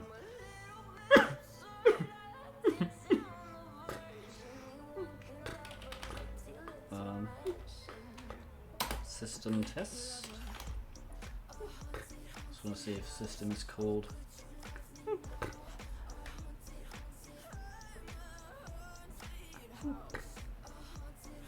Yeah, I know how to. I mean, I know how to generate a PHP shell. The issue is actually exploiting this box.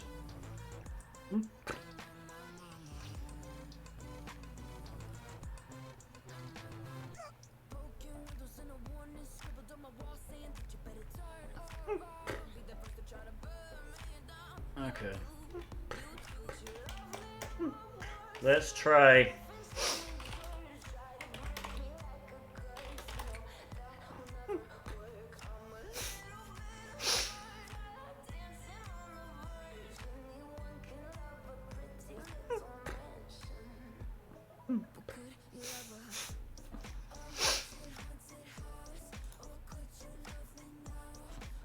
Yeah, I'm doing. Oh, SHA-256? That explains why. This frickin' site said SHA-1. Alright, so let's try it again then. Let's try the PHP info with SHA-256.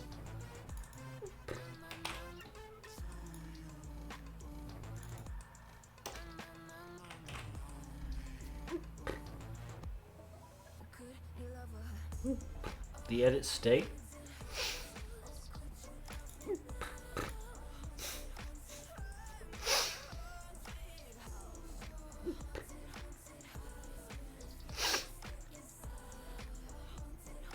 But that's not even a deserialization issue.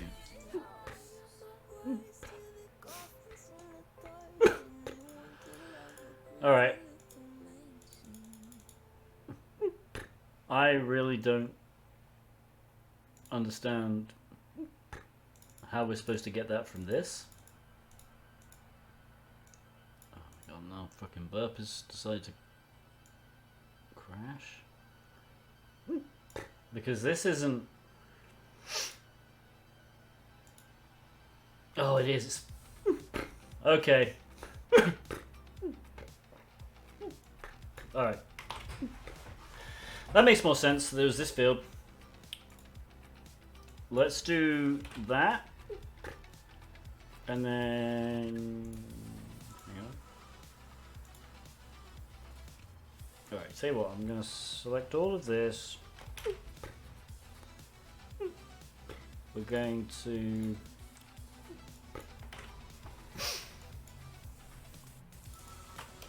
Base64 decode.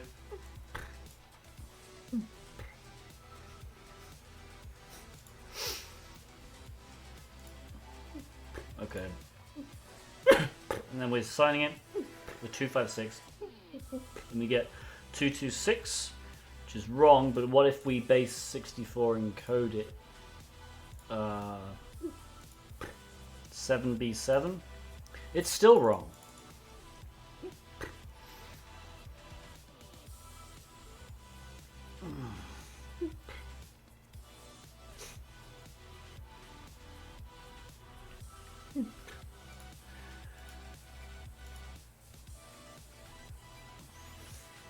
Oh, this is really... Like, at what point are we supposed to even realize it's SHA?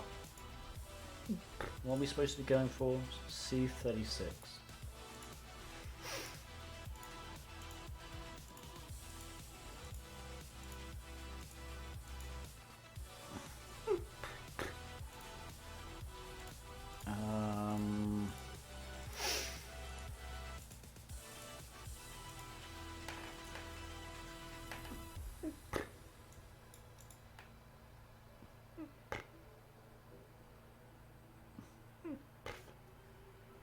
Like, I just don't... I really don't get... why. I mean, okay, let's just generate...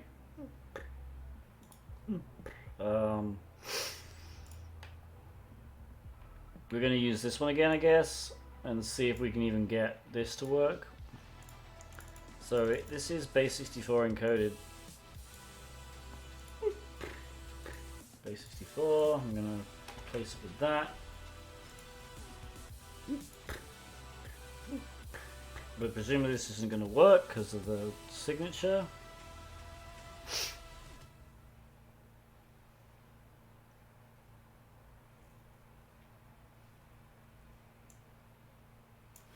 Alright, let's use that link. The main issue with this box is just the inability to Google, apparently.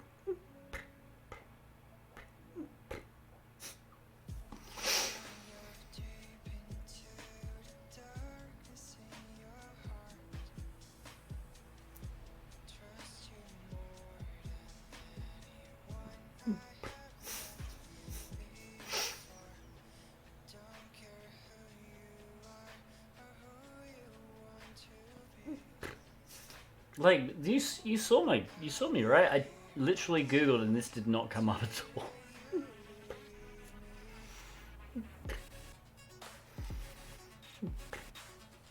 I'm just confused about how anyone's supposed to actually complete this box when you can't even Google anything related to the actual CVE. Like, why hasn't somebody written more about this?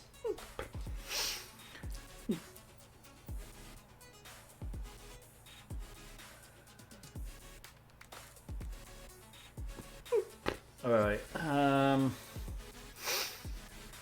we can unserialize arbitrary data if we manage to calculate a valid HMAC. This function is called user poster form.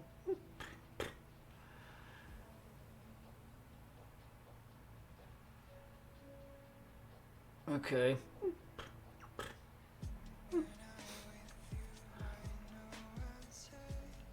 I mean, I don't know about that. I think it's a hard box just because of the deserialization. I mean, and it's not even the box's fault. I just don't really understand why there's this big unauthenticated vulnerability, and apparently there's only one write-up on how to exploit it. You know? It just seems odd. Like, even the CVE, you would have thought there would be more stuff.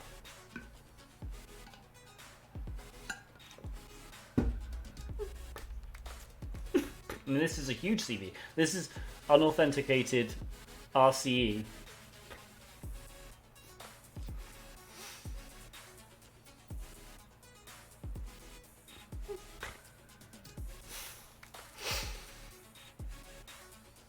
Idea is to generate guzzle gadget chain, base 64 encode and calculate our HMAC, but that's the stupid thing. I did do that.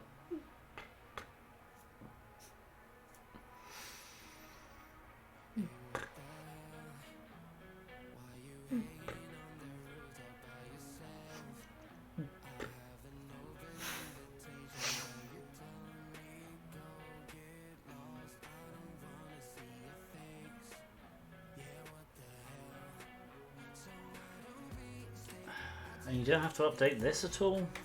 Because it looks like you might have to update this.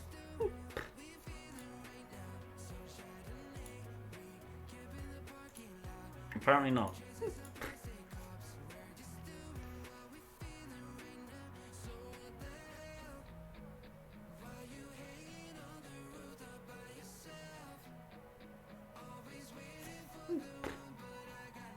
I want to try and do this manually. I don't want to try and use a script. I want to try and get at least... So let's try...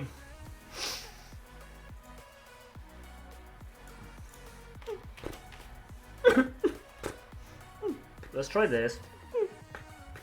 So this should... Oh, hang on. I should probably do ping dash C4.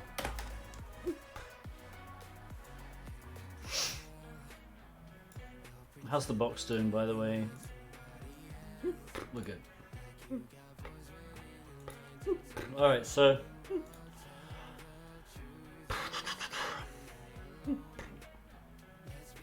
We base 64 encode it, then calculate our HMAC. Alright, everyone can read that there. so we're gonna go here. We're going to kill that one. We're going to 2 base 64 it. Which gives us this.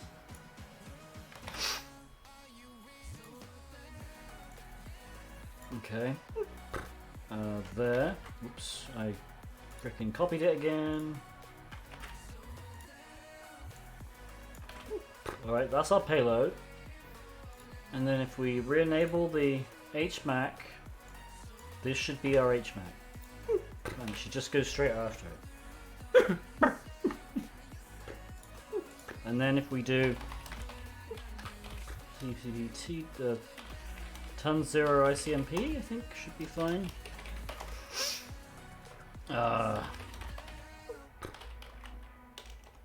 Is it dash I ton 0?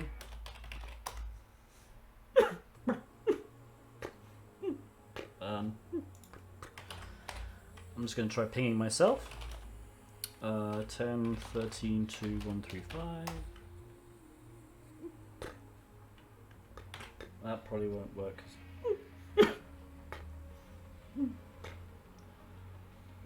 Okay, I'll tell you what, we'll do... What's our local called? Just low. Alright, we'll try... And we'll ping 127001. Alright, that does work. Okay. I just have to double check it. So if we do this now, and then send it.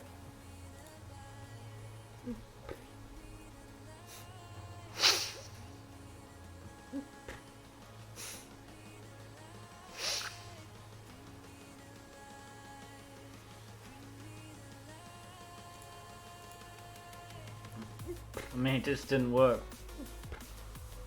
Before generating the HMAG, you need, yeah, I know we need to find out which algorithm. I mean, you kind of leaked it above that we need to use SHA-256.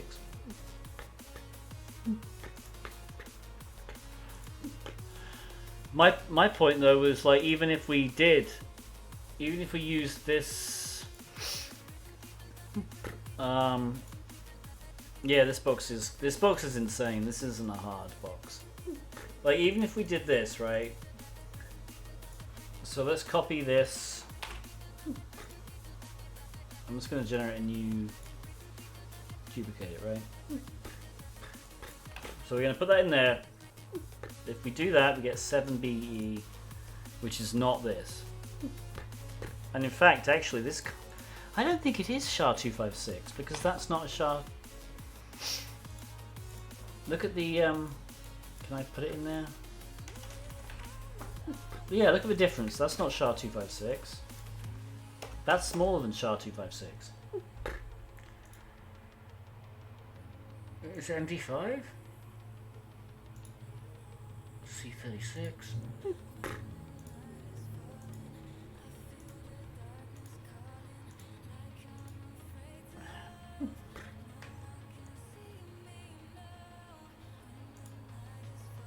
So what does this thing say? This thing says...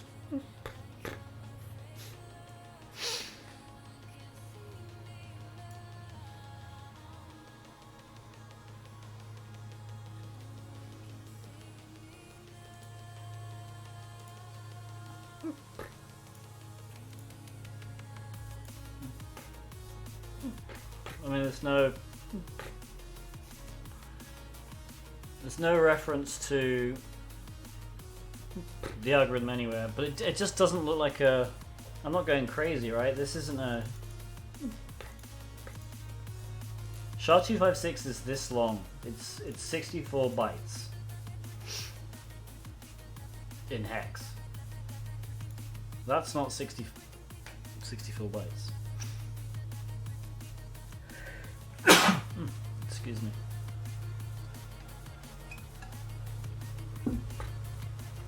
So I have no idea.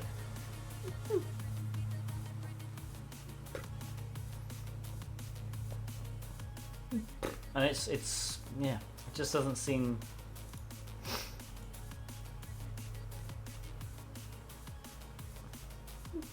Like, unless you're not supposed to do that, at which point...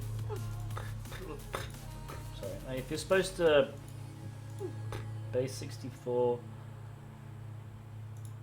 decode it, what happened then? Why is it not base 64 decodable? Come on. This is base 64. Alright, I'm just gonna kill this. From base 64. Right, and then if we HMAC.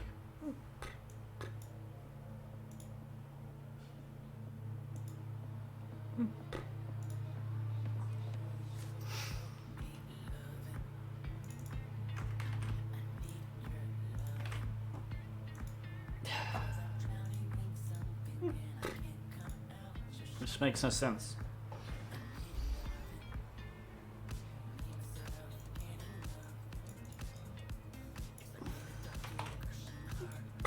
You just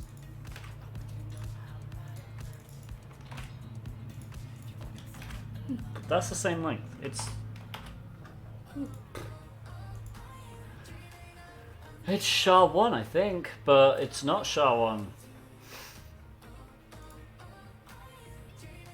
I mean, I guess we'll just follow the frickin' weird walkthrough.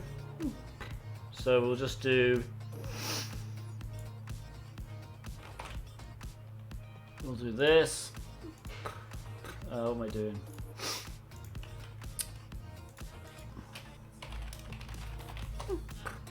Command.php. Sure, we'll do that. And then.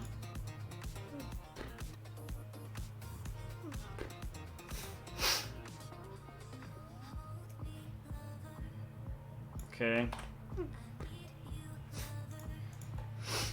So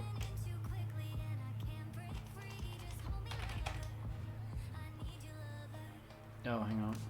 I'm in the wrong directory.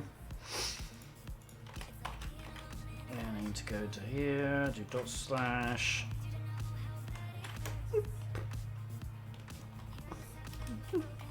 TryHackMe. EnterPrize, CMD. Okay.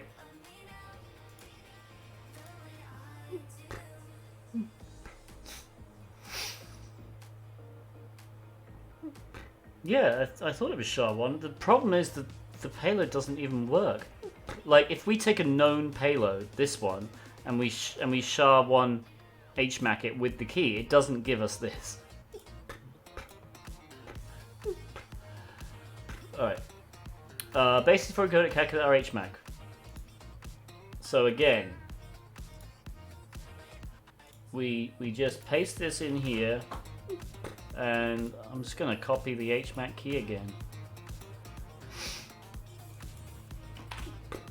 Right, I know PHP has an HMAC function, but the point is, HMAC is supposed to be universal. It's not supposed to be based on...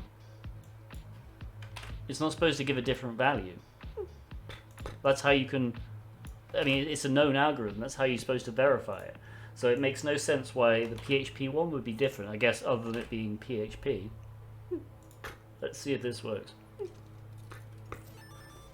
So this should create a cmd.exe in the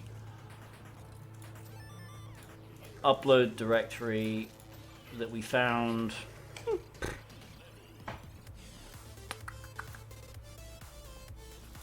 Hang on.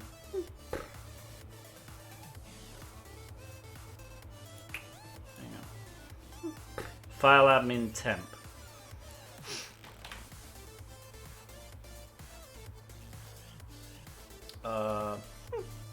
So it should be.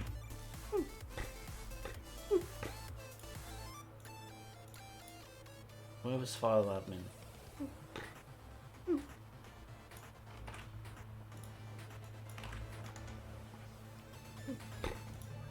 Right, the temp directory redirects, which is fine. We can just do. I'll just go temp underscore cmd.php. No. Oh, hang on, it did this. I didn't change the thing. Let's see if this uploads. Nope.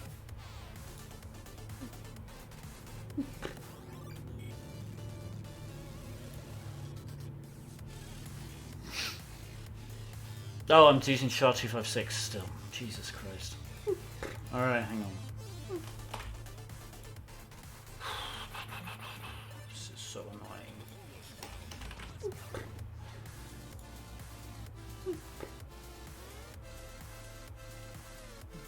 Yeah, no, I mean, I know how to use HMAC. My point is, it shouldn't matter if you use PHP's version of HMAC or something else. There's no reason. It's the same algorithm. The algorithm's the same. That's how you verify. Like, if PHP used a different HMAC algorithm to something else, then PHP wouldn't be able to verify anything.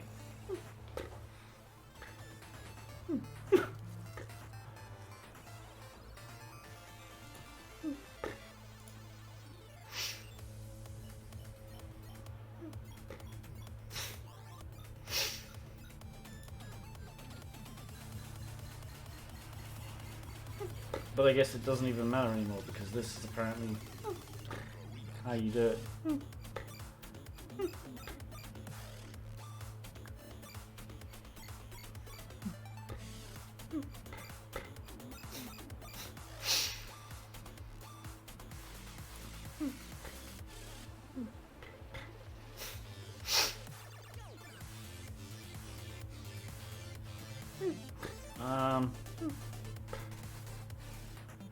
Alright, we'll just use this PHP file to encode it.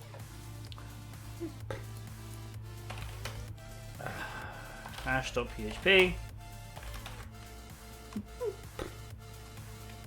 But I don't understand why this would work and the other one wouldn't.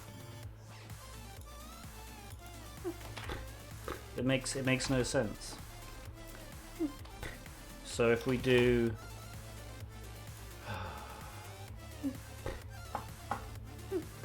the serialized payload, so you need where are we? This one, right?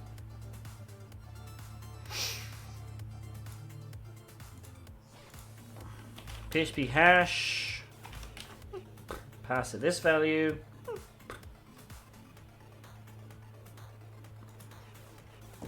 This freaking paste stops. And you get, yeah, a completely different freaking value to what we got before. Wait, hang on, listen.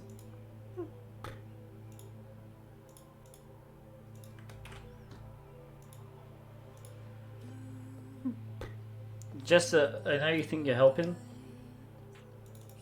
but just like,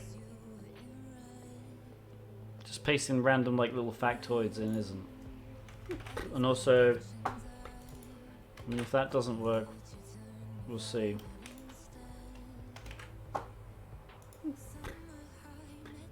This should work according to the script. And if it does, I have no idea why.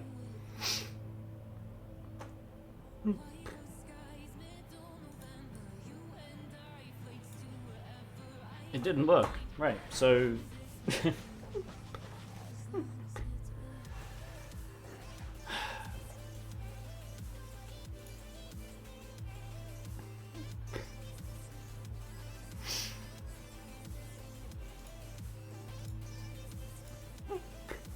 This is literally the payload.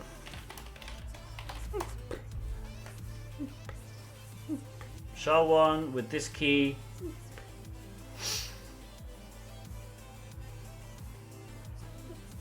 And that we took from here, right?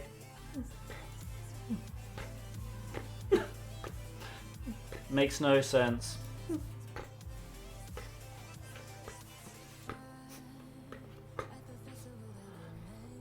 I don't think it would though, because I mean, let's see what's in this payload. Oh my god, what am I doing? Let's just decode this from base 64. For some reason, it doesn't want to freaking decode. Alright, I'm going to use Hackverter because I like Hackverter. Please don't fail me.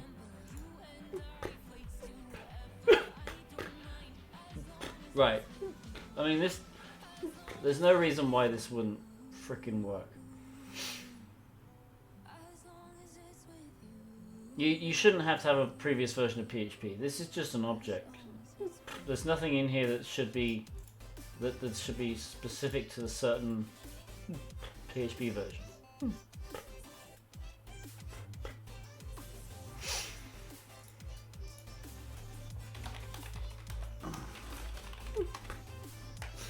Yeah, I mean, like I'm saying, the what am I doing? Oh, I already counted it. This HMAC algorithm should not change. You should be able to do an hash HMAC algorithm anywhere. Which is why it's so freaking weird that this just isn't, it's giving different inputs. Okay, man. Yeah, I understand. I don't think you're understanding me. Like that's not how this works. There's nothing PHP specific in what we're doing here.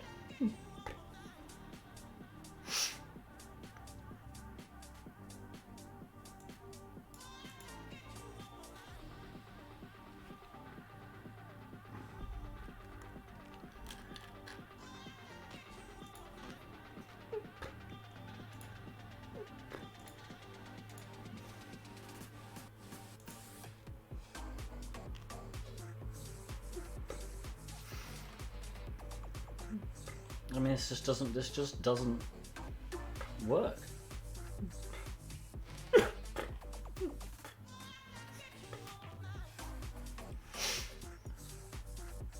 Yeah. Right. Oh, are you freaking kidding me? How did the machine expire? It didn't. Alright. I'm just gonna go for a write-up because at this stage I have... I mean, but hash HMAC shouldn't be specific to PHP. That's my whole point. Either way, we've done it your way. It did not work. It did not work at all. Alright. Getting a reverse shell.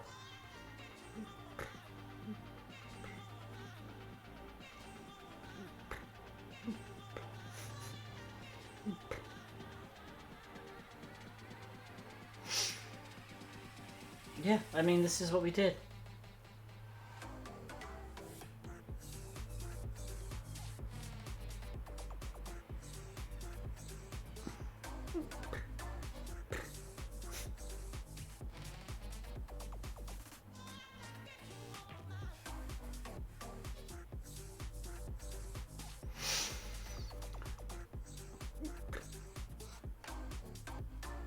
I don't know if this box is broken.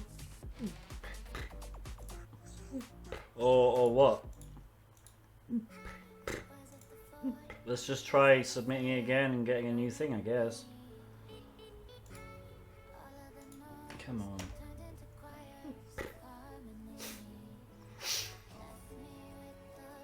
Why is HMAC hash HMAC?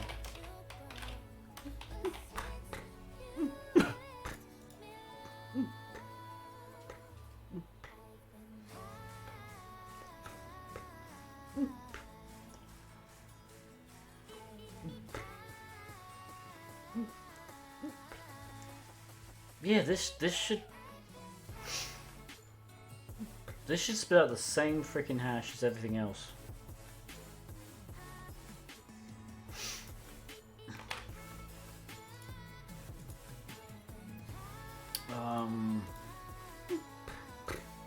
was the one they used? 160.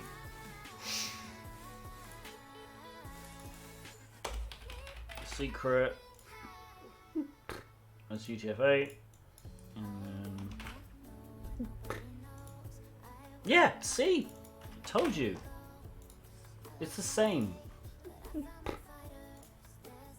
Literally identical. There's nothing fancy or PHP specific against hash HMAC. I studied cryptography at university.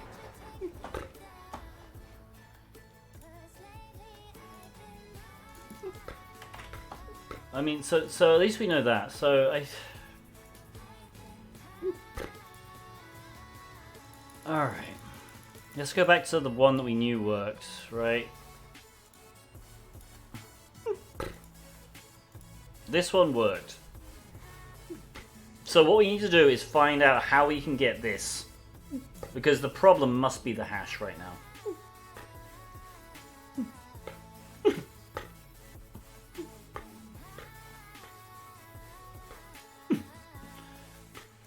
Because the hash looked like it was... Yeah, maybe it just is UTF-8.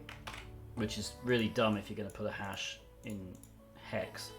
Not a hash, sorry, a secret. SHA-1. Alright, let's copy this thing. If we get C36, we know we're on the right track. We do! It was a stupid UTF-8. Oh boy. Alright. So now we should be able to take this and put it in here, and then this should be the one we want. So let's do that, and then this, send.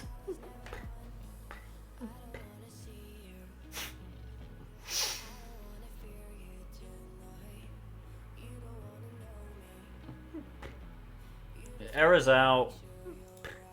Please tell me we get this. Nope, still doesn't bloody work.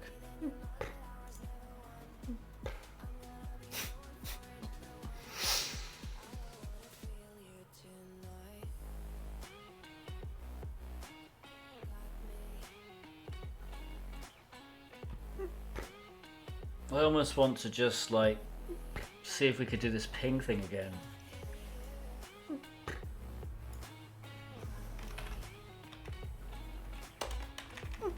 So if we do -B, alright.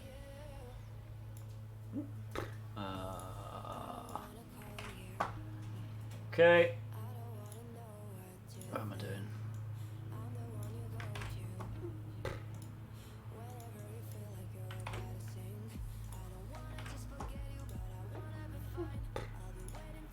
There, look. Screw that stupid payload. Oh, and I've got it pinging forever because I forgot the -C. Can I just cancel it? Let's see if it's still pinging. It is, but oh well, it's gonna ping forever. Bloody jeez. I'm going very British now, but bloody hell. That was utterly ridiculous. What am I doing? Alright, let's get a freaking reverse shell. Let's do rev shell gen. I do like my MK nod ones.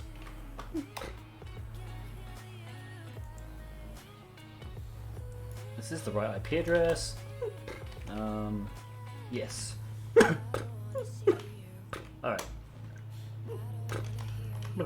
Alright. Let's try that.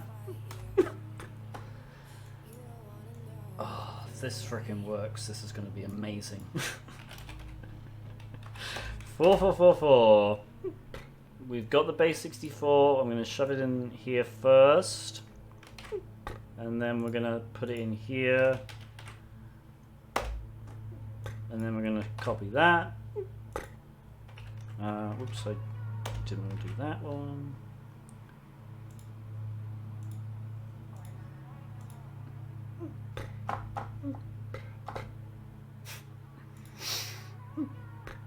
Yeah, is it crashed? It hasn't crashed, but we didn't get anything back.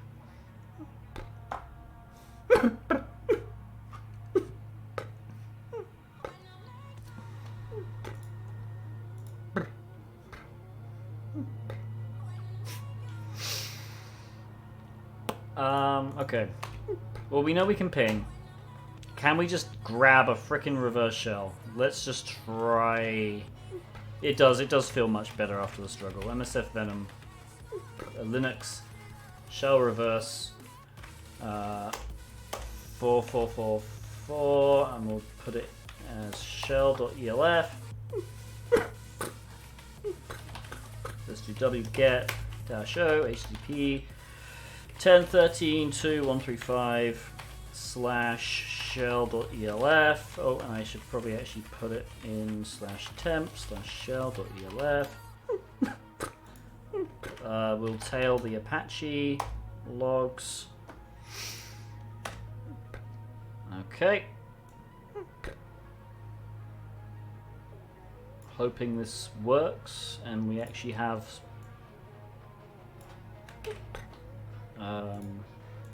the thing on the box.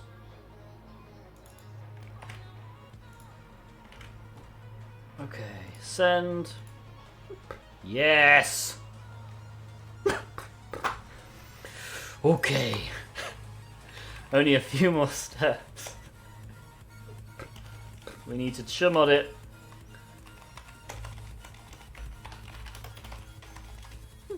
+X. We're gonna just do this in stages because I'm not gonna mess around with stupid reverse shells. My goodness.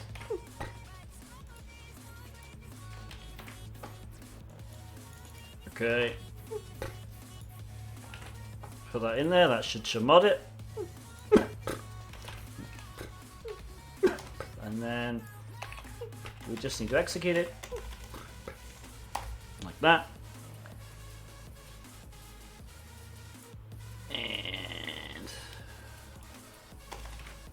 Put it there. Has Al done this box? We should make Al do this box.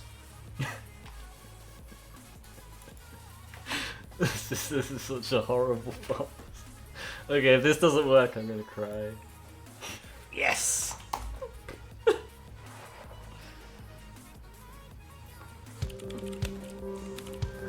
I'm in. My goodness. Python 3. Let's do a stupid import pty.spawn bin bash.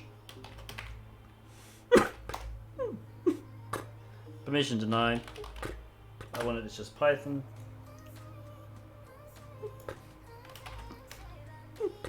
Nope. Okay, I guess we can't.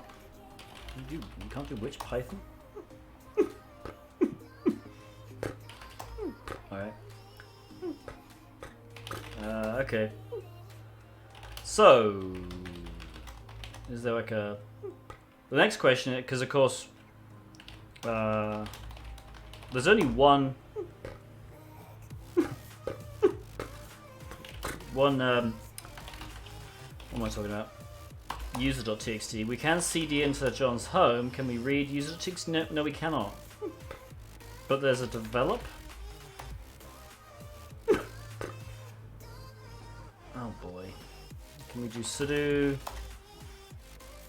No. There's really no Python. Is there a Python 2? Can I find Python 2? I really want Python.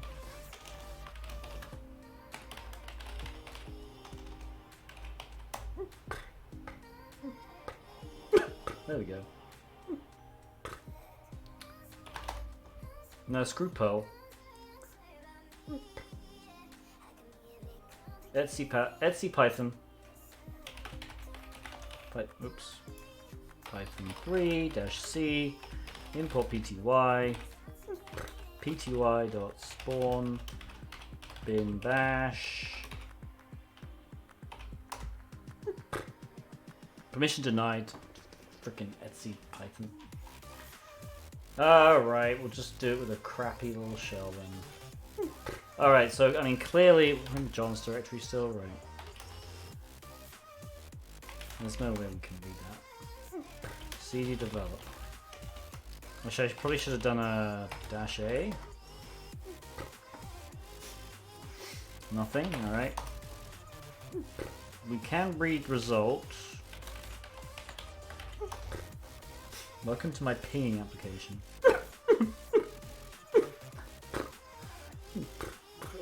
File my app.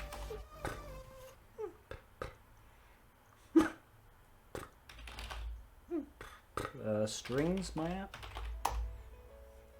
No, are you kidding me? Can we write to bar dub dub dub?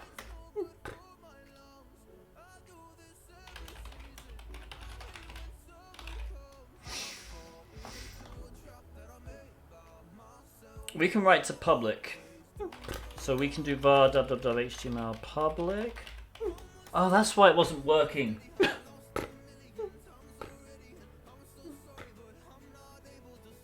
That write-up was dumb. Because it told us to put it here, which is not where it's supposed to go. That's why that was freaking failing. Either way, we got it the better way. Making a stupid file.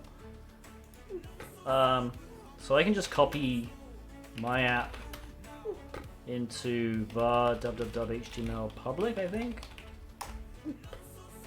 And then I can just download it. The EnterPrize.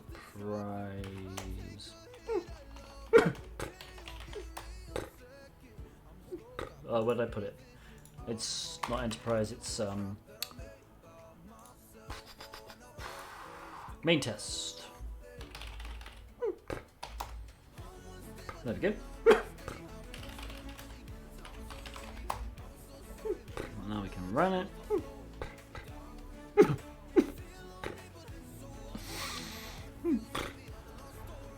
Oh dear.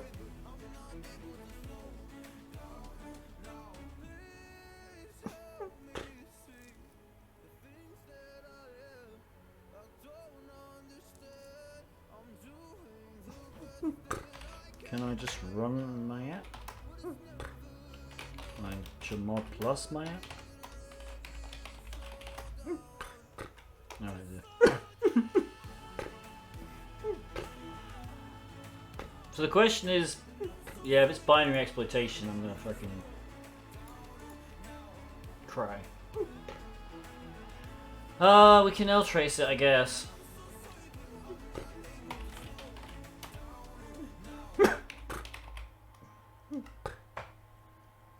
Cannot execute my app. Oh, hang on, he's gonna need to do this.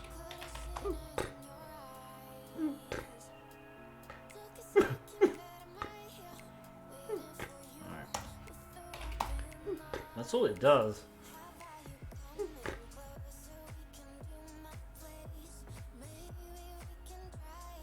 Is it like a cron job?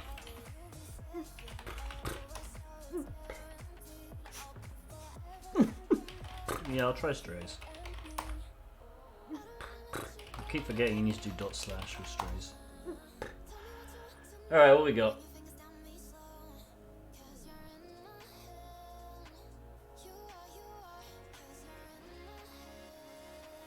It opens user lib custom, which is probably something.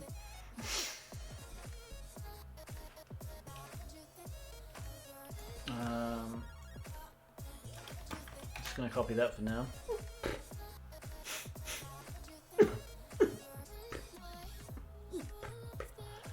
Otherwise, it doesn't run anything like system. It doesn't even actually ping anything. It just writes that. So let's do ls-l.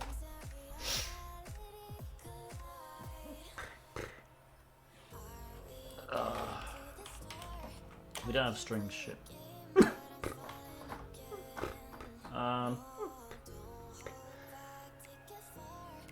What's our groups? Can I just copy this to var www HTML public?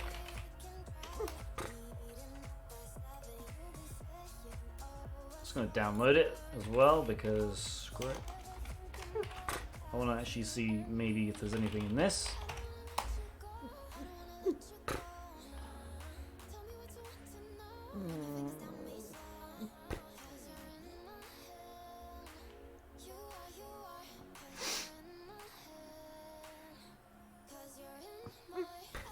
I don't.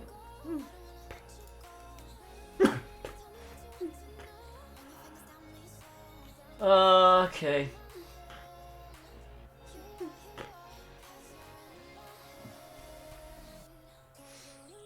We've got to see like how it's even being run. Like, is it being run as a cron job? So let's grab. We are 64-bit, so I need to check out www.privesk pspy 64. Okay. Oh, I should probably seed into 10. Actually, let's check out something. Let's check out ops just in case. Nothing. Alright. HTTP. IPA. What's always bugs you just to go? Previous pspy 64. Mr. Streamer! What? What's always bugged you? Alright, it's chmod plus exit, pspy 64. pspy 64-h.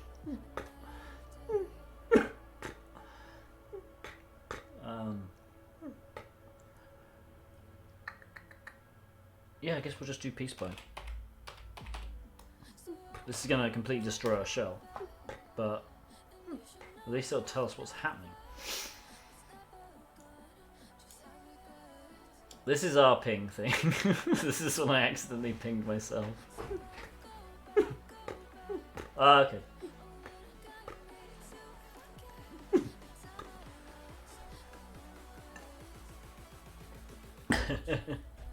That's the purpose of it, to scare people. So,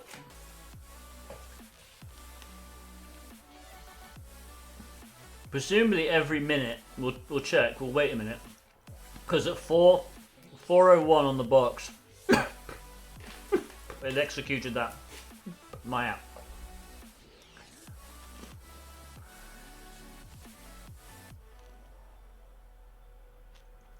But I don't really know if that's...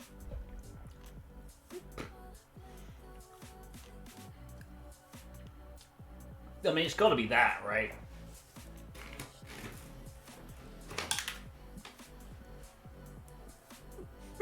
Although it has been...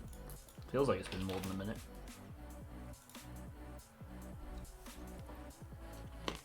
Yeah, it has. No, wait. Are we still inside this? Yeah, we are. Okay. Yeah, it's not every minute then.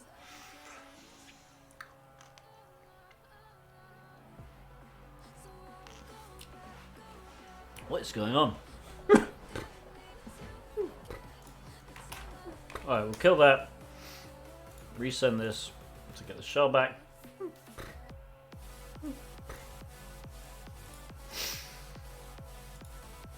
Oh, did I not? Come on.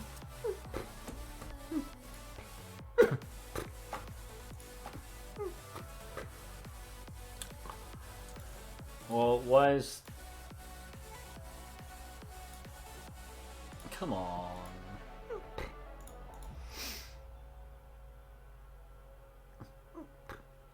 If we just gotta do these again.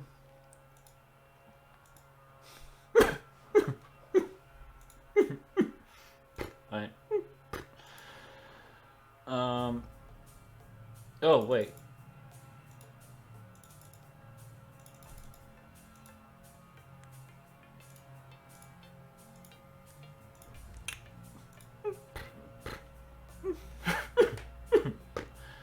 It's the one that ends in FQ. So it is that one. It's not working now. Great.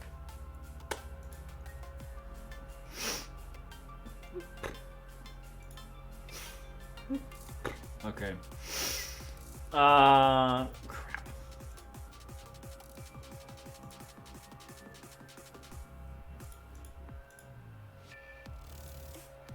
Unless FQ was the wrong...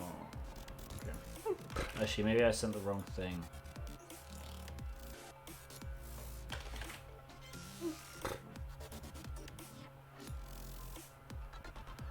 Alright, let's just do this again.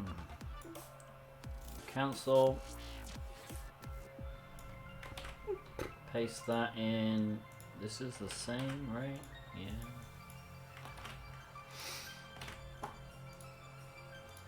There we go. I don't know why that didn't work.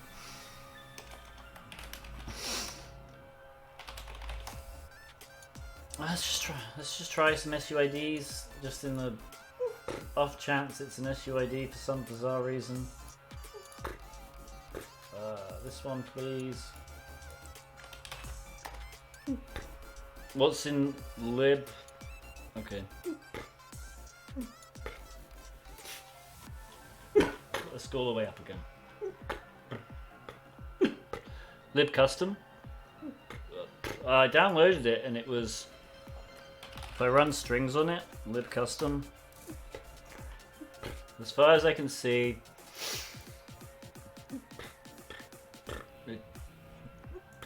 I can't see anything that jumps out as exploitable. Can it? Okay.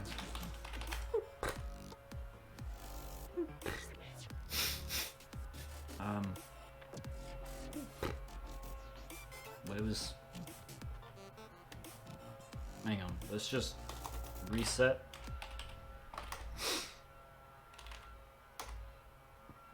Where it, yeah, it's awful. It's just overwriting crap. I mean, it's a compiled shared object, so I guess I would expect it.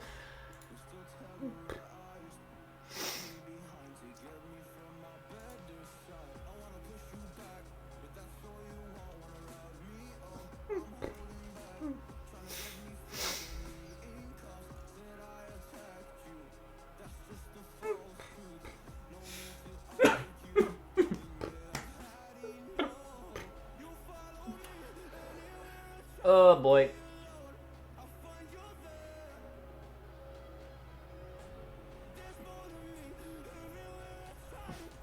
Oh, I mean, there's nothing there.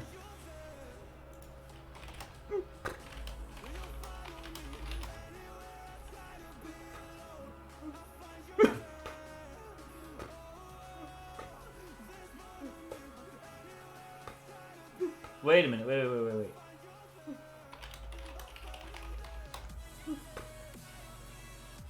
We can have write access to the directory?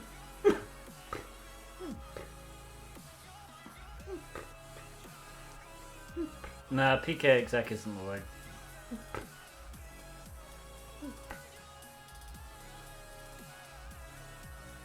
If we have write access to the directory, what can we do?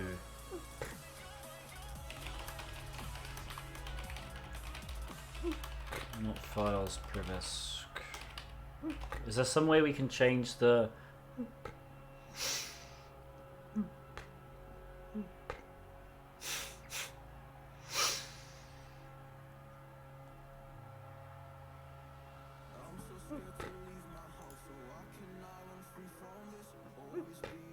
Can we rename a file?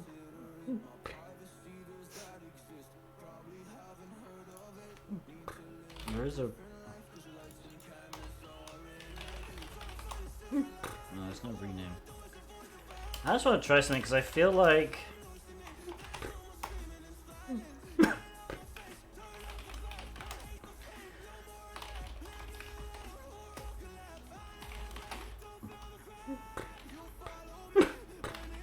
change that to 2.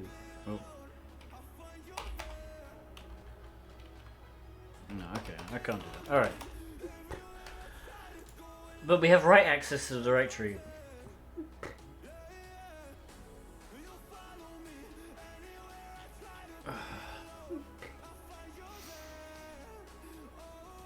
Which has to be something.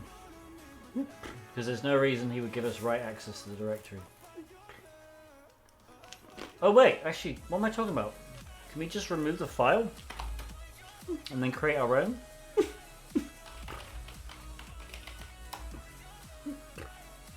No? Okay.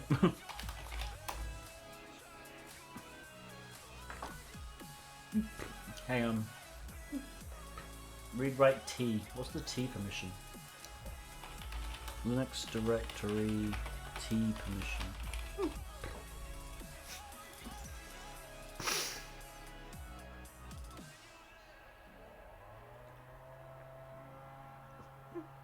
Can be used to create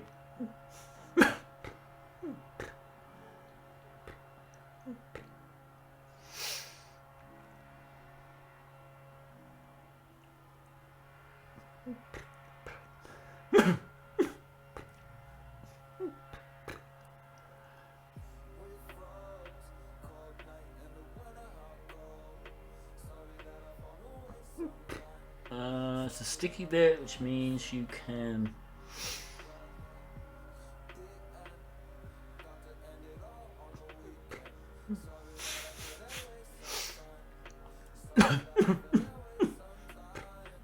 right, okay, so it means you just can't rename the right, so we can't do that freaking trick.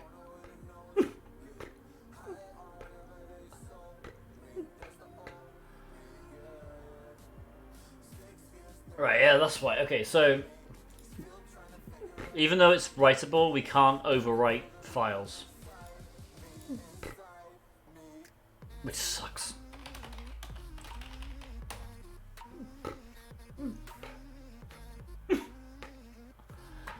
Oh, this is, I mean, at least we got shell, I guess, is the thing here.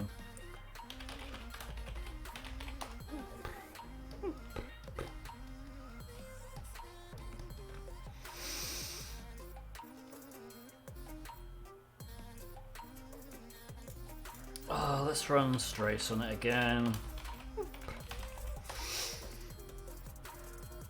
Am I not in the directory? I guess not. That's actually a good way of protecting against that kind of vulnerability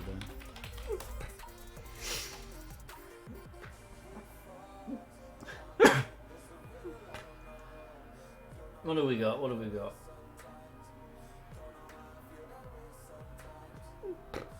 Like, if we were able to write to one of these shared objects, like I would have hoped we could write to libcustom, but we can't.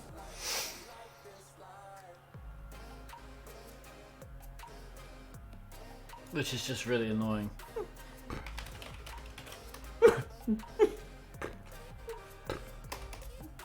Oh, hang on.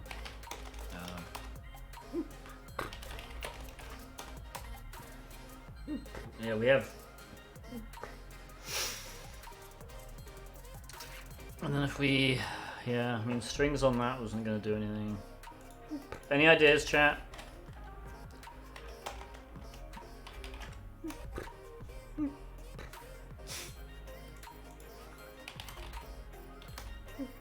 Yeah, there you go.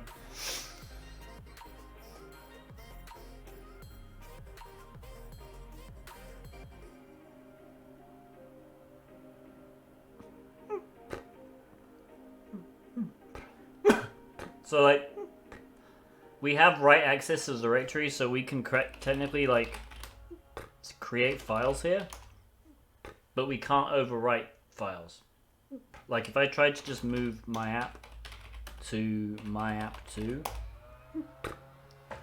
because of the T, we can't do anything. We can't edit. You know, it sucks.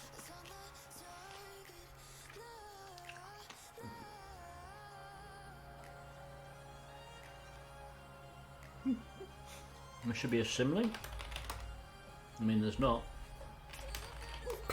Unless there's a symlink here. No. Is the box broken? Does my app import a module?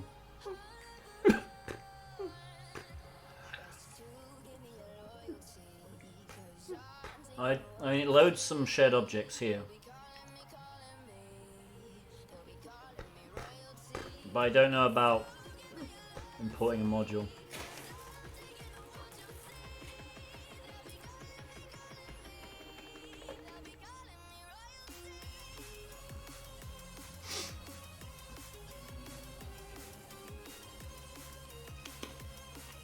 Run trace, they'll trace on it again, I guess.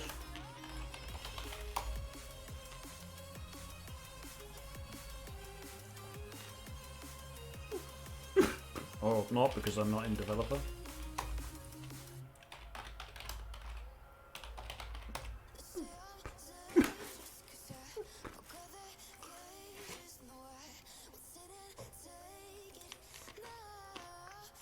I'm not even sure if it has like inputs or anything, you know? It doesn't have a help menu, it just does that, which is just weird.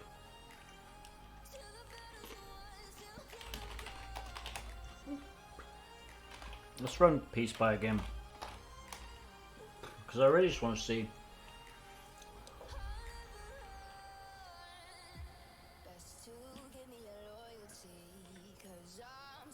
I just want to see how often it freaking runs. Did we have a Stream Raiders? I completely forgot about it, yeah. Let's do that, yeah. We'll curse these guys. Yeah, so result.txt is created by... So when I ran Peace by last time, we saw that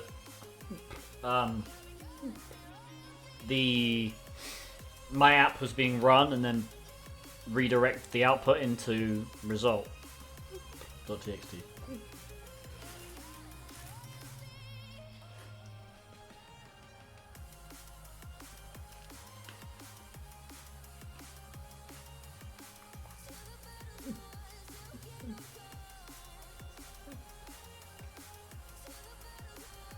Well,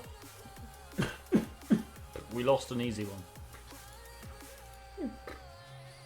We just start a new map, that was literally the first one. Come on, people. If you're in, you have to play. Alright. What is going on?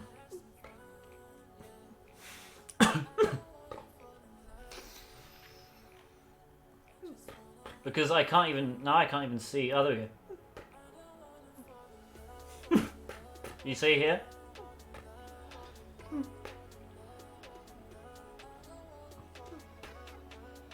So user 1000, which is John, runs my app, which runs... It runs in SH, does it?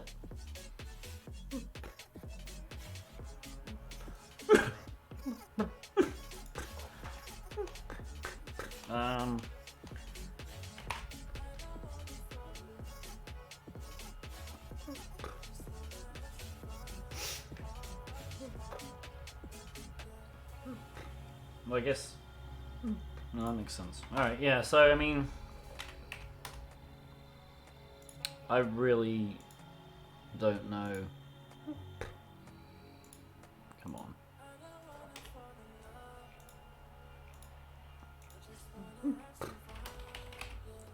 I mean, I guess we just go around and look for other stuff. But I don't know where else it would be. And you're saying... Throwmaster says there should be a symlink, so I feel like this box is just broken.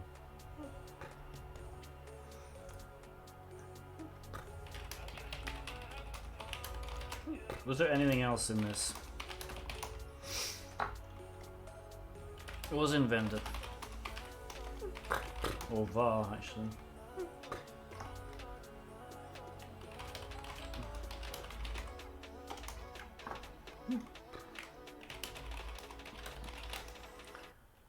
Public. Oh, hang on, this is my app.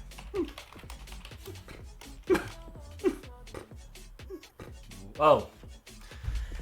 I'm losing it. I copied my app there, literally. Didn't I?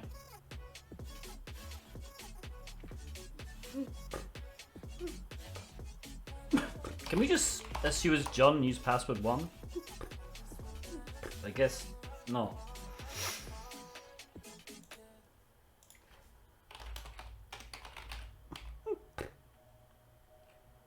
What was the problem with Python 3 again? Oh, it's a directory. Maybe that's why. Name Python type file. Oh, I regret everything.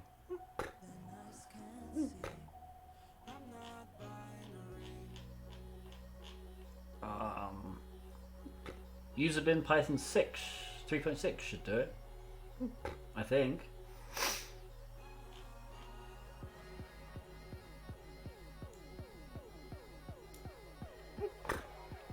Do I have a shell again? I do.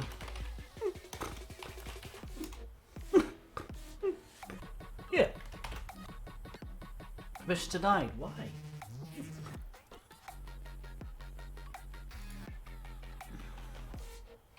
Can I just bin bash this?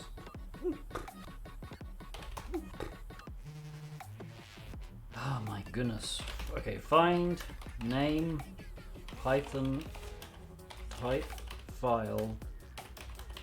Put everything else to dev null. I just don't believe for a second that Python isn't installed somewhere. But apparently this is the case. That's just ls-l. Come on. ls-l user bin Python star.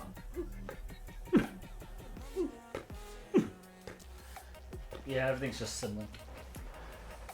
Oh boy. Yeah, I do want a hint actually because I don't.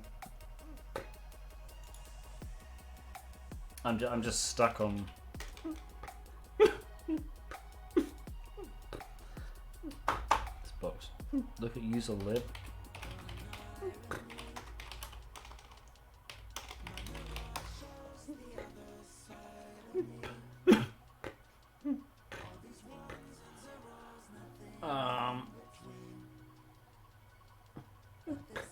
Yeah, lib custom's there, but it's not right. It's not writable by us.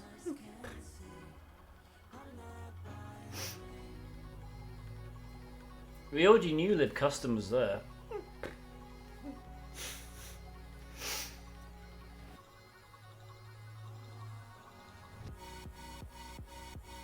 Oh, okay. ls-ll ld.so.conf.d. There's no such directory.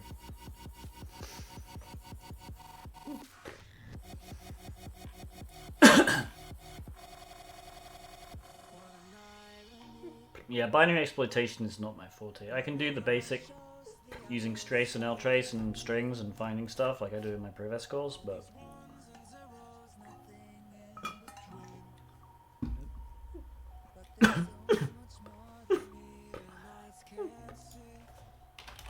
okay, etsy ls.so.conf.d.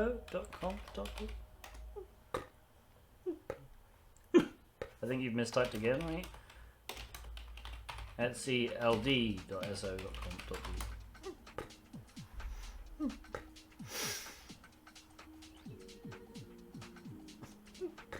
Oh my goodness. What?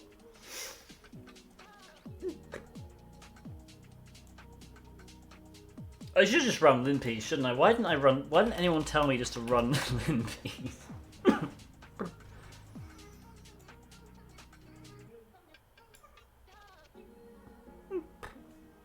Okay, so what am I doing? Wait, Etsy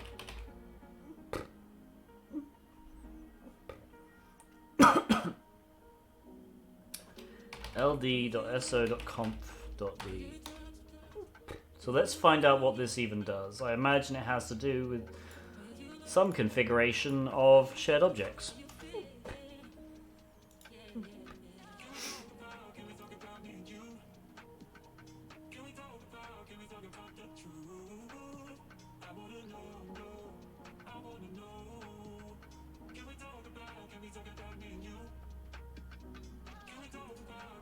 Would Samuel Oricon work? Yeah, it would. Alright.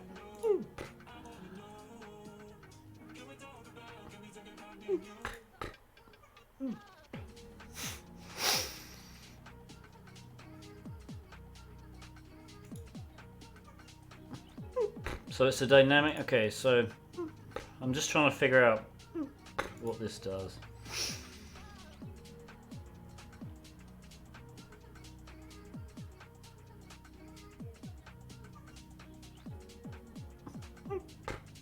Look about similar thing it does. Yeah, I know. So I can create this this file test.conf, but the problem is, what do I put in it?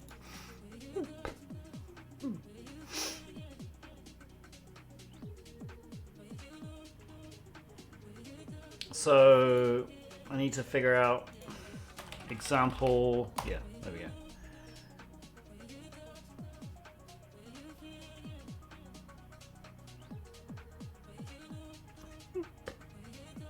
Thanks, Song Zebra. Yeah, I think we're on the right track now. Thanks to Throwmaster's little hint there. I should have just run. I should have just trusted my gut and run limpies.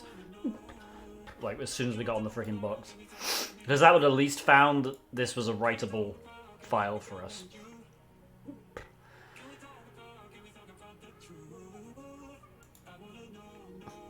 How do I add shared libraries to Linux system path? Okay, create a new file.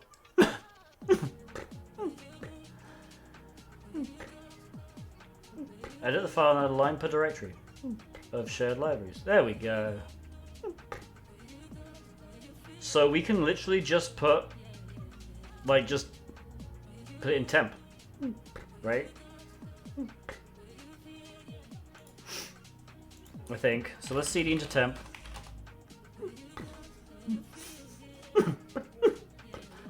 You know, we'll just make .so. And so we need to create a shared object.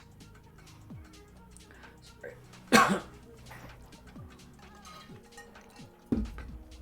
Do we have GCC on this? Right, so we're gonna have to compile it ourselves. Let me. This thing I do know from my course. So let me grab my Linux privilege escalation notes and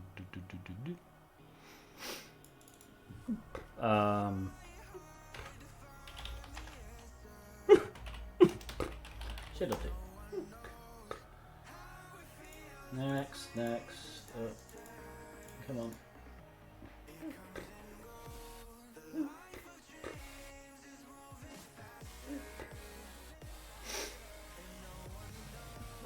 Okay, so we are going to create exploit dot. Actually, not. What was the? It was libcustom.so, right? Actually, I know because it's in here. Yeah. Okay, so we're going to remove libcustom.so and we're going to vim libcustom.c, and then we're going to do include sdio.h, include sys/types.h, include stdlib.h, and then we're going to do a void init set res uid 000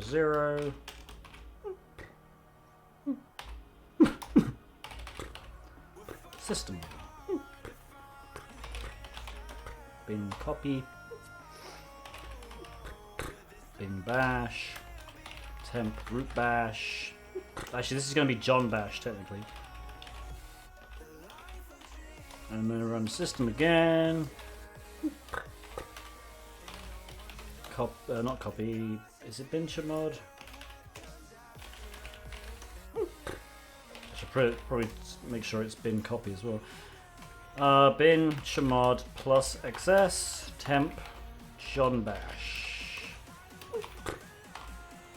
And that should work, I think. And then we need to compile it with gcc-fpic-shared -no start files -o libcustom.so libcustom. That's fine, I think. We're not writing a shell script, we're just writing. Yeah.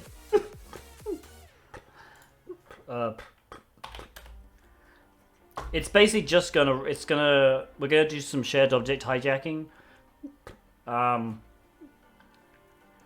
And make the John user include our shared object when he runs his program. Then it's going to run. It's just going to copy bin bash to the temp directory as John bash, and then it's going to chmod plus xs it, which means it's SUID'd. It's SUID'd as John, so that when we run the bash in the temp directory, we should be able to get a shell as John. All right. libcustom.so var dub and IPA. If this doesn't work, I'm just gonna cry. We're in the current directory. Okay, so I've created a directory temp/so. What's it again? libcustom.so. You know what? We'll just chmod 777 it, so we guaranteed that John can use it. Okay, then all we need to do. What was the file again? Home John. So we need to just create this file with the directory in it, I believe. So we can just echo temp so into this. According to this. And I believe he runs ldconfig before everything. So let's just hope. Alright, we've got nowhere to shell home John develop test comp. Okay. And then we can just watch temp, I guess. Primary programming language, probably Python.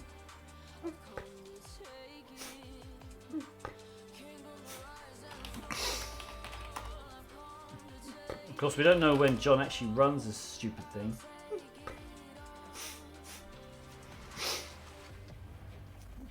I don't think it was every 2 minutes, but we'll see.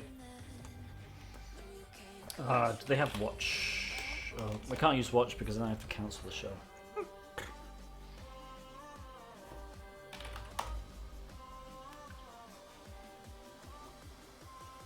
Are you having issues with Kali Firefox? No, I don't think so.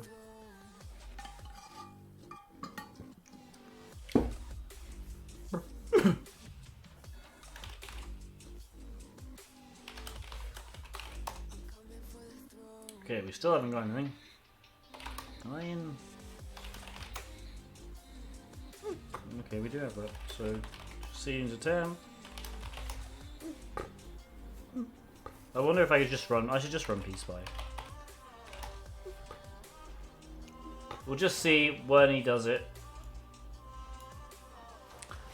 And then we'll cancel out. We'll get our reverse shell back again. And hopefully all will be well and we will have a bash binary that we can finally get a shell on.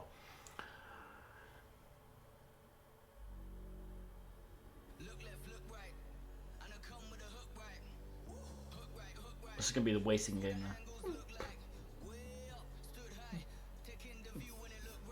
But for those who don't know, in my previous course, I have a section on shared object hijacking, which is where I found all this.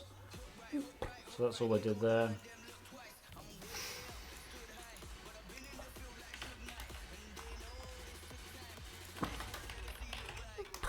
I guess I should double check I actually spelled everything right. stdio.h, systypes.h, stdlib.h. It looks so good.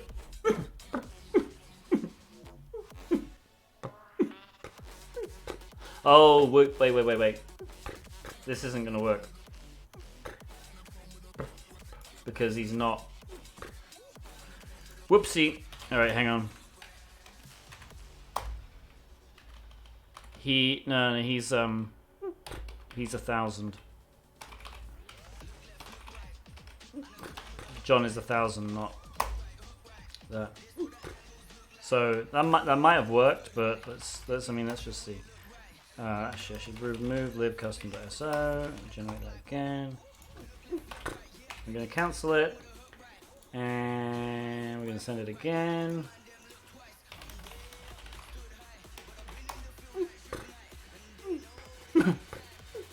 Yeah, that didn't work. It might be because of that. So copy the custom to dub.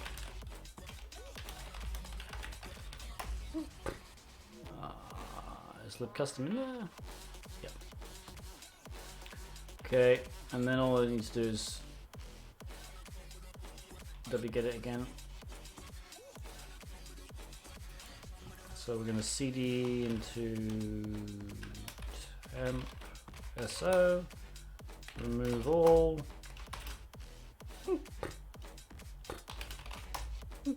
Chmod plus just 777 libcust.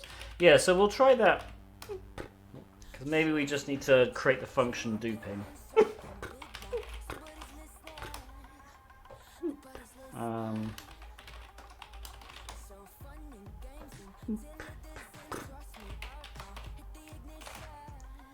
Because if this doesn't work, we may just have to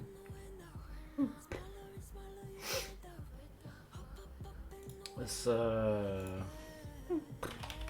shared object hijacking.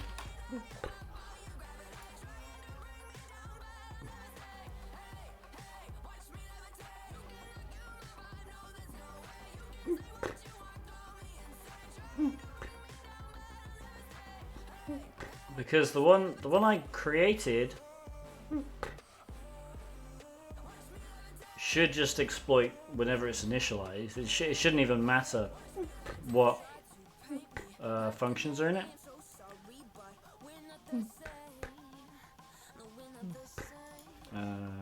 Function.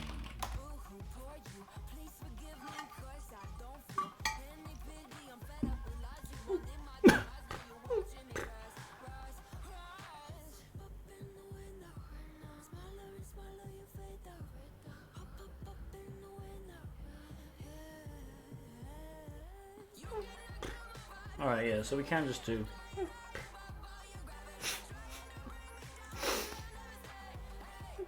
alright. So that worked. But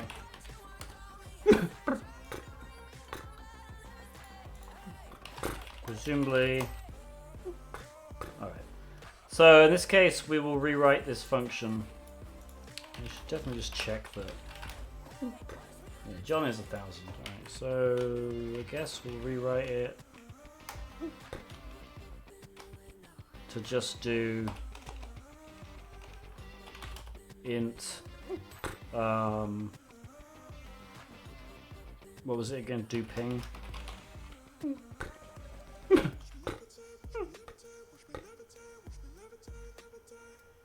I think this should work.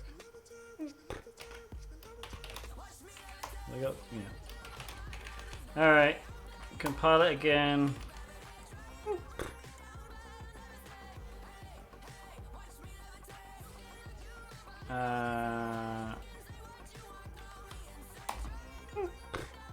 Copy it to there.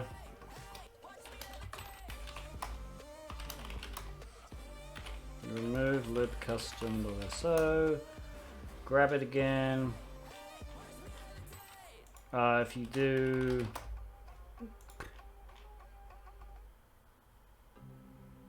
Should work. Maybe it's noises.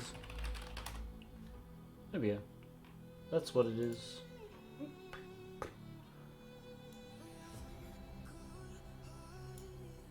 Okay. So we'll do that. Mod 777 with custom.so.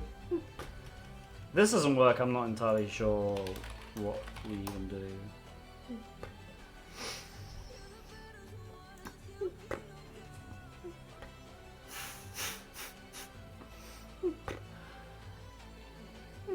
I guess I could just... Yeah, I could just create just this function, honestly, like... libcustom.c, take out all this stuff. I mean, it's gonna run as that guy anyway, so we don't even need to do that necessarily.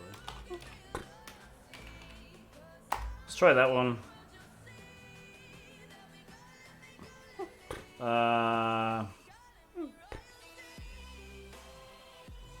See you, man. Do we need to import C library to... You do need the includes? Yeah, I figured. I guess I can always just... always include them there.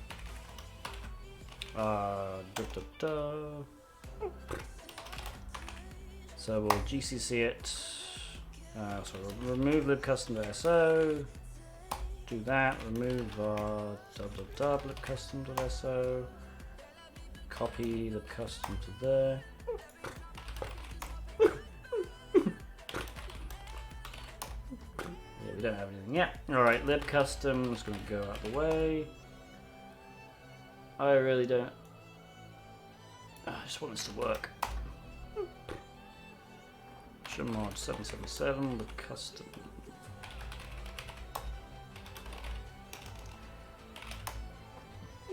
Alright.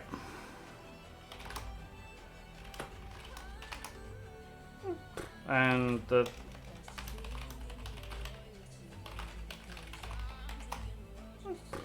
test.conf is still in there, right?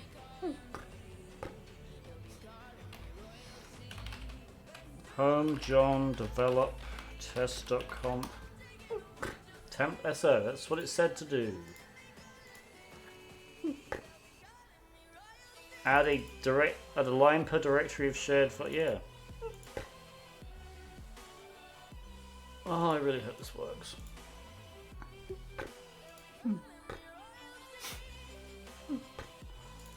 I wonder if we have to run ldconfig. I don't think we do, but maybe we do. No, we can't. Okay. I'm pretty sure he does it every time.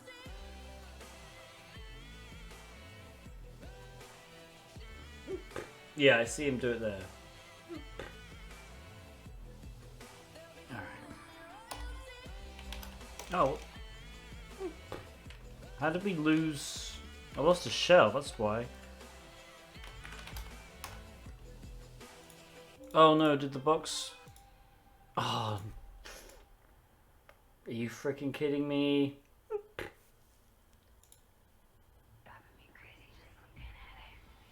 Alright. At least we know how to do it. Oh, that sucks though. Was that gonna work for a master? Is that pretty much how they did it? I really need like a timer to remind me that the box freaking dies.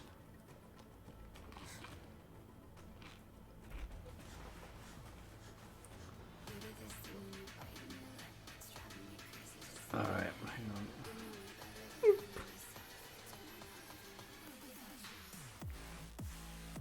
on.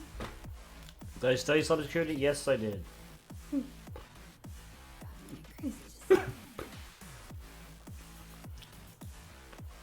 Alright, well at least we know what to do.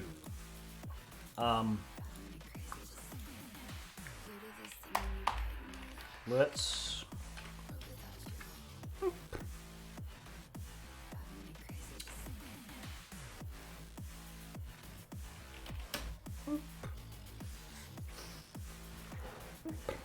Yeah, I mean, yeah, you could generate a shell that connects back. I mean, my way is just more persistent. Okay, I'm gonna go tools, web, HPGC.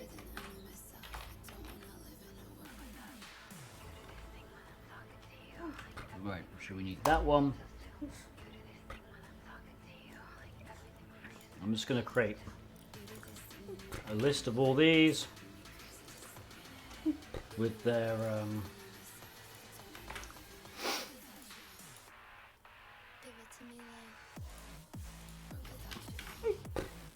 okay, we need that one. And then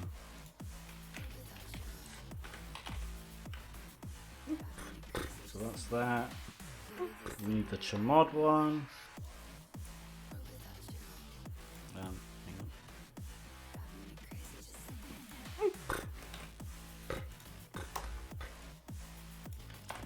Okay. So it's just going to make it so much easier to copy paste. And then finally we just need the execute one. PHPGG. No. Okay.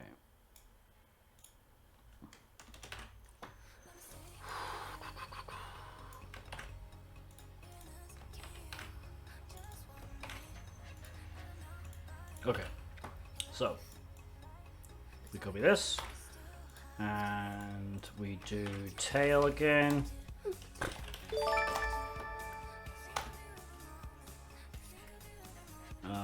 Go back here. Just put this in there. Send.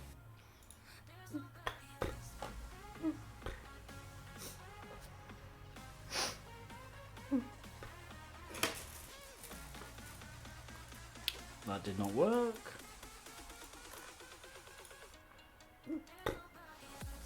It's possible the box isn't up.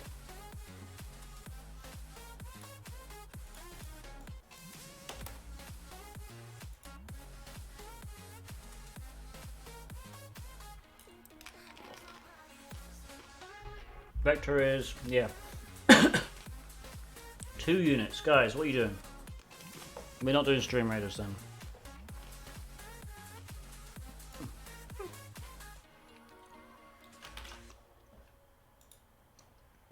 I mean, I think it depends on the course, man. I don't think you shouldn't say just blatant statements like that.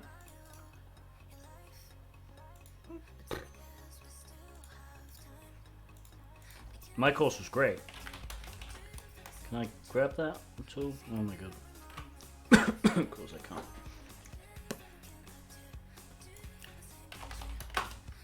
Come on, curl. Oh, what am I doing? I got a new IP address.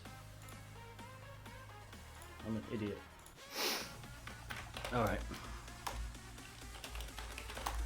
Of course this isn't gonna work.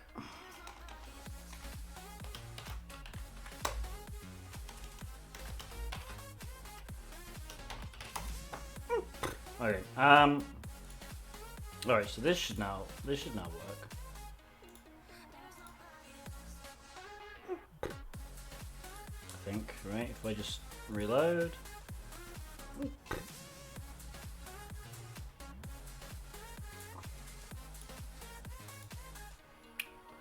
Come on.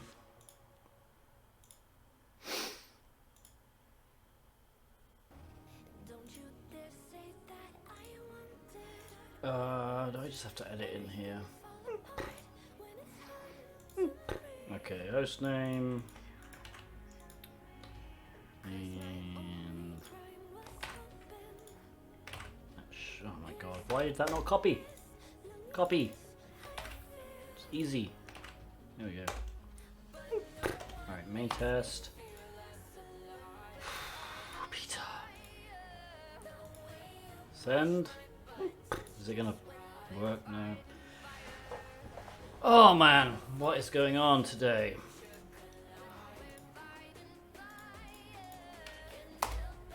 Did I... How did that copy that? I swear, copy and paste on my VM only likes to work half the time. No, that's the correct thing. Okay, so what's going on here? Why won't that work?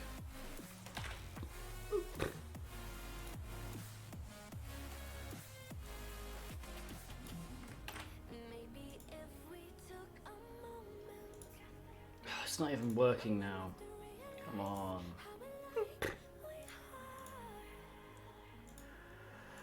Oh boy, alright, hang on then. Let's frickin' regenerate this one again. This is really, really annoying.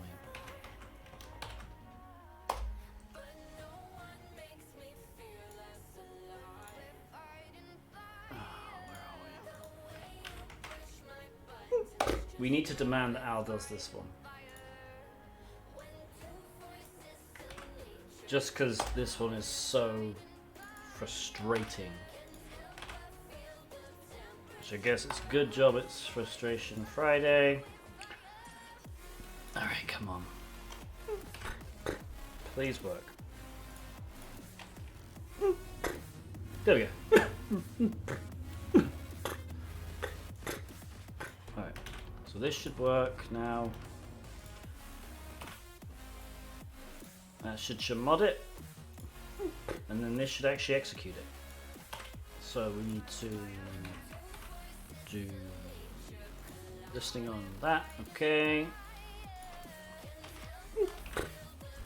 Send. Hooray. Okay.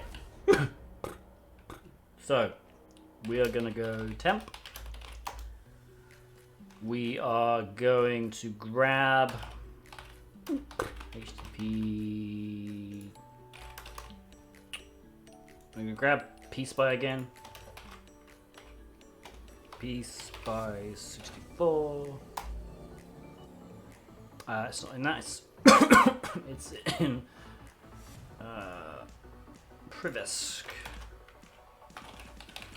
Peace by 64.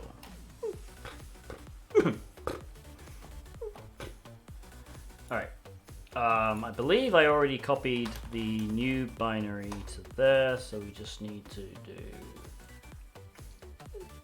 libcustom. Did I?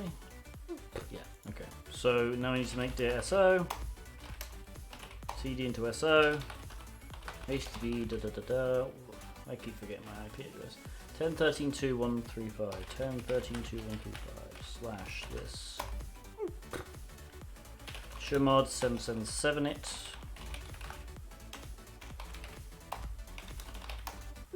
Okay, and then all we just need to do is echo the string, right?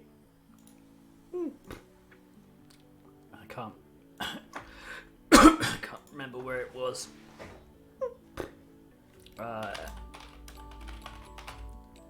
It was LD something, wasn't it? Yeah, there we go. So we just need to echo, to apologize, SO into this. Oh my god, what is... Okay. I mean, I think that is how it works. Peace by 64. Let's see.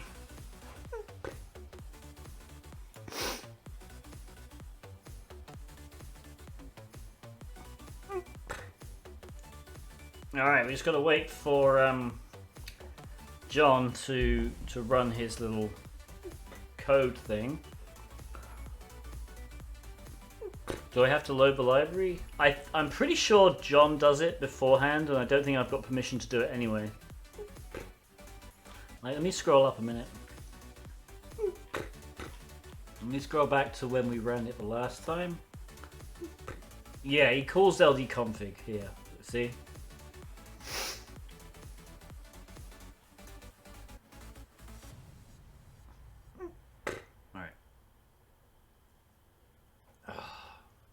If this works, I'm gonna be so happy. No disrespect. It's that.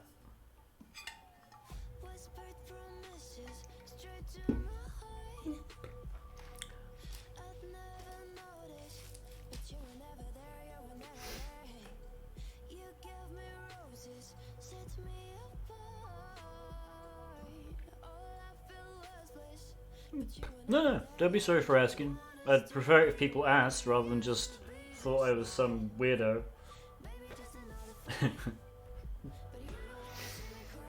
Just educating people one day at a time. Come on, work, please. Yeah, people say that for a master. It's kind of nice. A lot of people are like, yeah, I don't even hear it. Alright, if this works, we refresh, we get our new shell, send it again.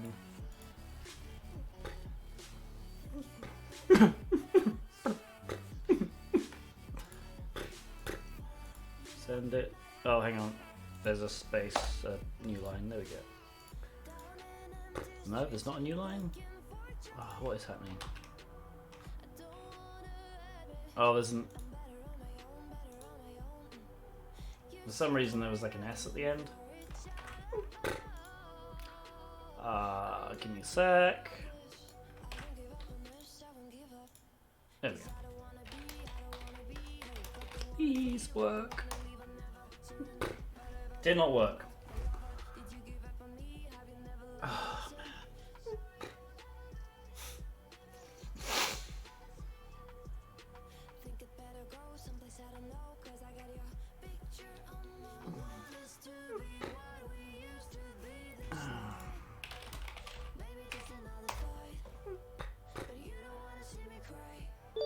There's no reason why this should not work.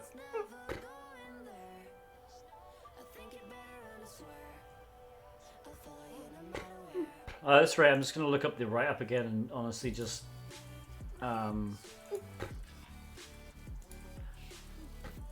copy what they did. Because it just might just be my way of doing it. We're on the right track, we know that at least. Alright, so this guy used this instead. Also could be the way I'm compiling it. So in fact what we'll do, we'll still use the way I did it. Looks like he did null null, so we'll add that. Vim lib custom. So stdio and systypes were there, but this one, oops. Okay, I guess I could just delete all that. Okay, and then for some reason this had oops, null. Again, I don't really code. C. Come on, why did you go out of that? Oh boy.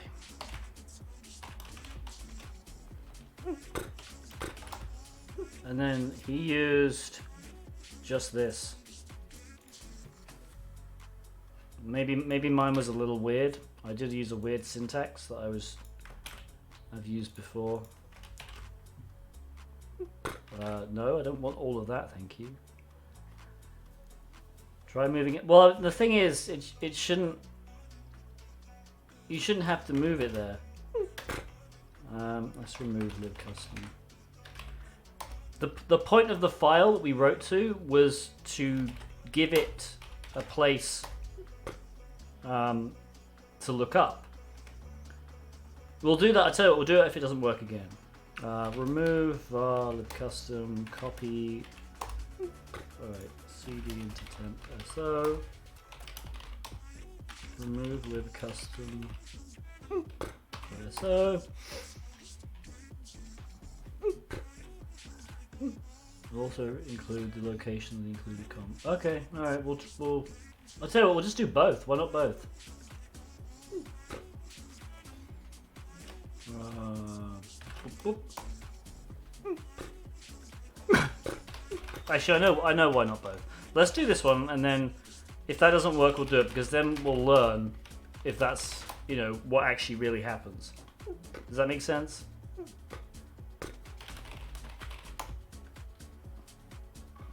Alright, let's do this. So, we're going to run piece by 64.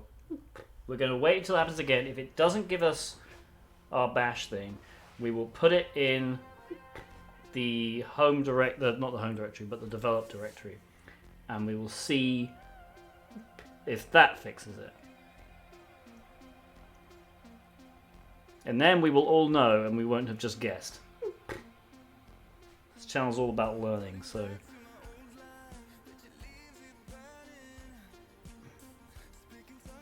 What's everyone's plan for the weekend? Because I feel like the stream's wrapping up in a bit. If we get this right. If not, we'll be here for another hour, but...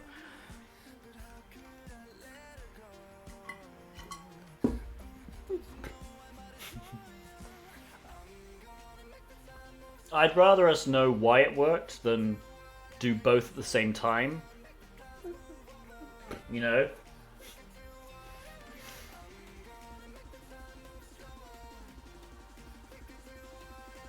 I wish it was every minute. I don't know why it's not every minute. But I think maybe it's every 2?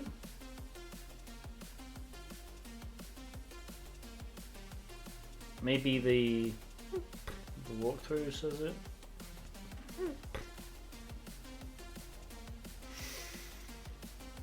I guess not.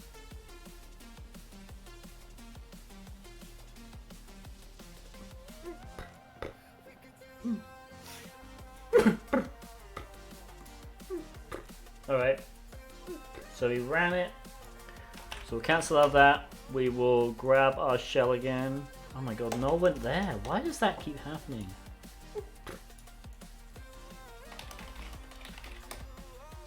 Alright, it didn't work, so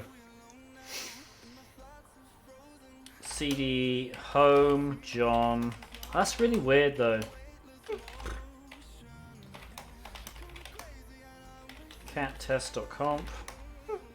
So we'll echo home John develop into test.conf, and then we'll copy temp so libcustom.so to here. Alright, and then we'll chmod 777 libcustom.so.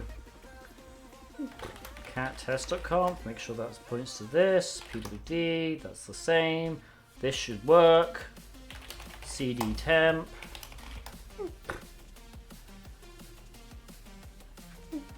Can you not run map directly? That should at least tell us. That would be smart.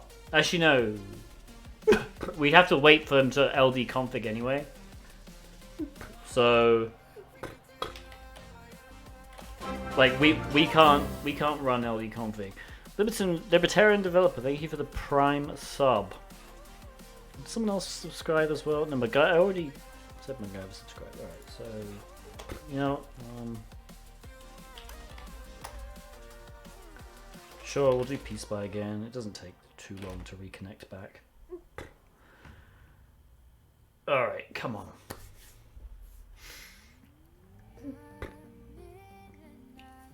We're just starting at the sec area. Nice. Well, we do streams. So I do streams 3 times a week. Mondays are Cyber Mentoring Mondays, so they'll be perfect for you. They are beginner level stuff. Everyone can attend, ask questions. I try and explain everything I'm doing as we go along. Wednesdays are more complicated. They're web app stuff, so if you're interested in web application security, it's a bit more advanced, but, you know, fun. And then Fridays are usually Frustration Friday, which effectively means we do hard boxes like this. Thank you. On Sunday, this Sunday, I am doing a 12-hour charity stream. Let me shove the donate link. Oops. So we will be doing a bunch of stuff. We'll be doing easy boxes, hard boxes, playing games, web app stuff, user suggestions. So that starts at should start at 12 p.m. So midday Eastern time, and it'll go on until midnight Eastern time. So that is planned for Sunday. Hopefully we're going to raise some good money for charity. I'm aiming to get to $500. We've got 300 so far already, which is awesome. Actually, I didn't check if anyone else had donated. Can refresh though. Someone donated 25. Yay! Anonymous, thank you. If you're still watching, thank you so much. Alright, this guy has not ran this thing. I don't understand why they didn't just make it every minute. Oh, look at this. Look at the copy. But I don't see Chmod. So that worked. I don't see a Chmod, which is annoying.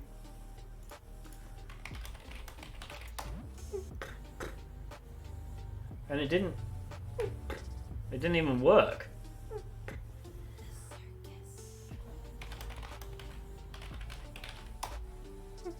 What?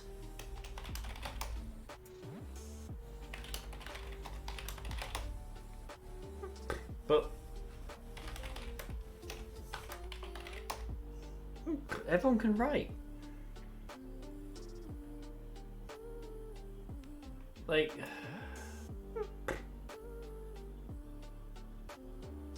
I don't understand why that didn't work.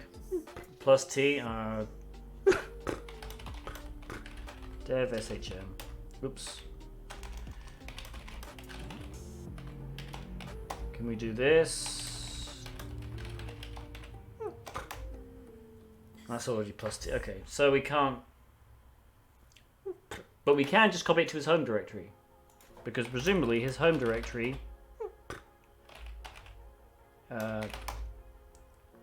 Yeah, alright, so we'll just rewrite it. We're almost there. We're so almost there. I promise. Okay, so we're going to copy bin bash to just home John bash. Oops. And then do home John bash should work. We will GCC it. We will copy it. And then we will download it again. CD into home John. Develop. Why did that copy? God, jeez.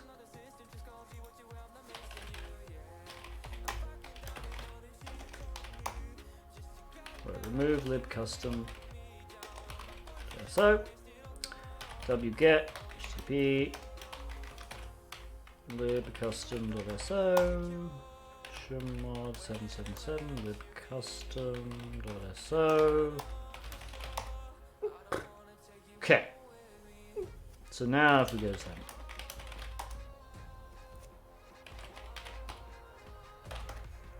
All right. Whew. That should work.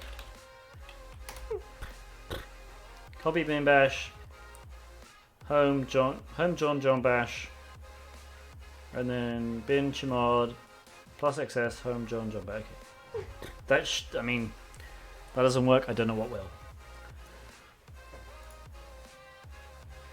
At least we have execution. That's the thing. We're almost there. Calvo 2, hello. We're wrapping up, unfortunately, if you've just joined.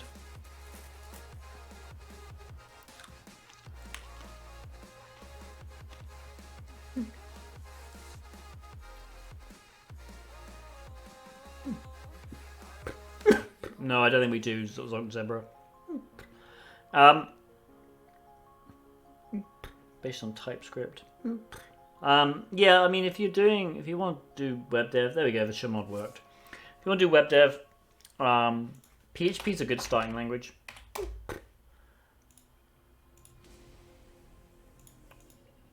Of course, there was the develop bit. I don't understand why it types that. There we go. So, we are home John. In home John, we have a file called John Bash. Who knows what happens when we run John Bash with -p.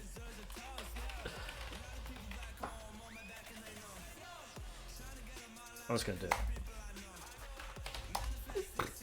Look who we are! We're John! Our effective UID is John. We can now cat user.txt. Yes! We are in.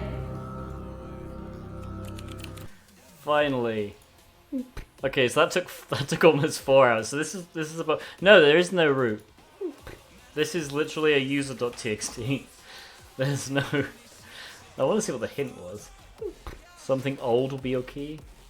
I don't know about that. Yeah, there's no root. Oh wait a minute, there is. Oh damn it! I didn't even see that last bit. Well, that's dumb. Oh, I totally thought that. Why did they not just put in the same thing?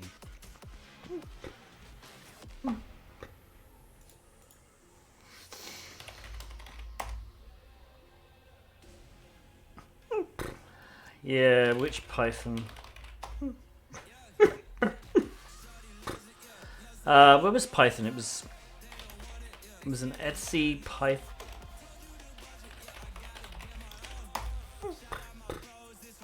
Whoops, that was wrong. I'm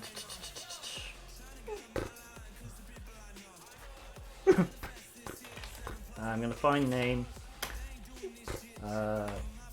Sorry, find name Python. Oh my god, stop freaking going somewhere else. Type F and oh my god, why didn't I redirect it? It's gonna go here again, isn't it? Yeah, it went there for no reason.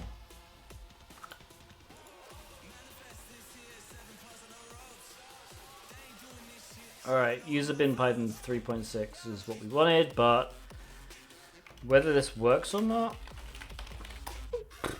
Permission denied. Nope, we can't do it. We are screwed. Ah, boy. I guess we can find...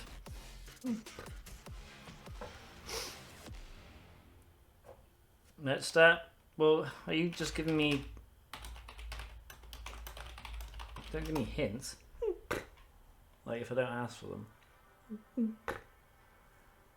So this is a bunch of crap. Oh, there's fucking MySQL. I mean, at least we can do something like that. We can do yes. Where are we?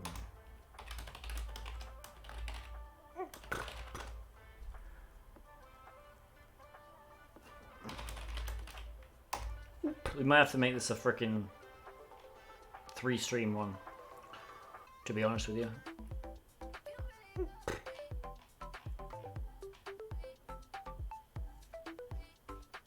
Unless it's really simple.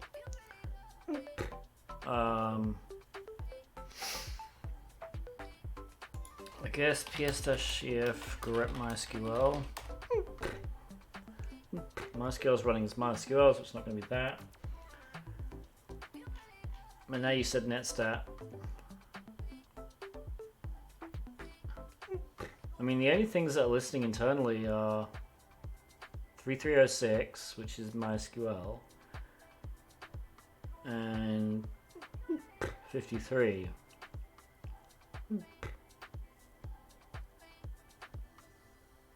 Recognize any other ports?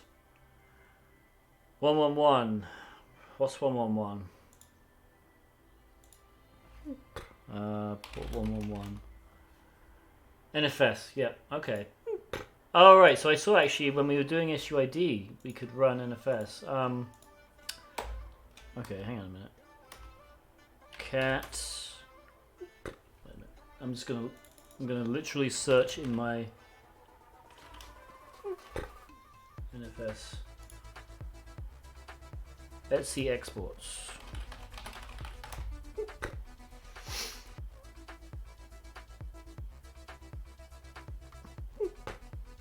var NFS, no root squash. Lovely. Okay. So we can do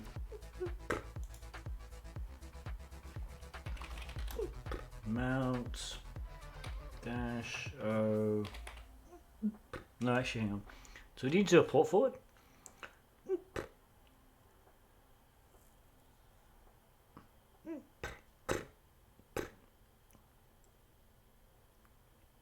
Do we need to do a port forward? Possibly.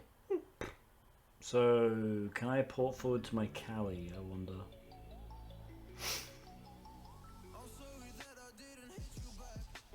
So what we basically need to be able to do, if you look in var NFS, we can mount var NFS using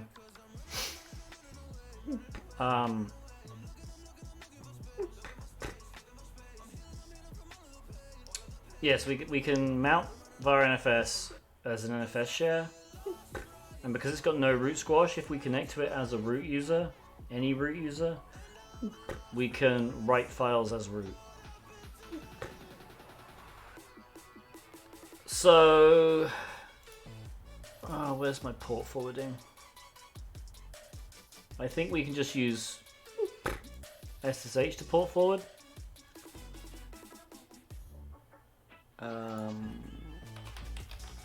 Port forward.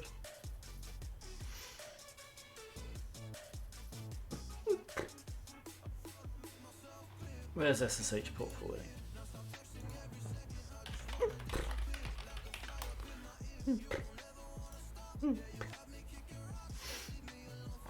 Local forwarding. Used to forward a port from the client machine to the server machine.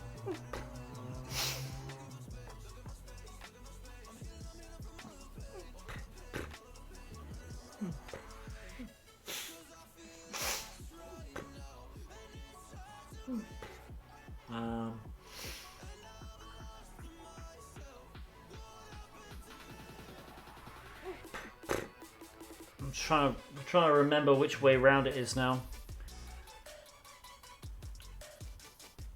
Anyone on the remote server to connect to TCP port 80 on the remote server. The connection will then be tunneled back to the client host. Right, we need this one.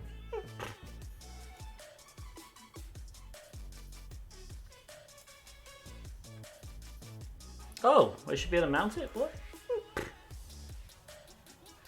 Why did that not come up in the frickin'... Thank you very much. That's we can actually check this then. Show mount dash e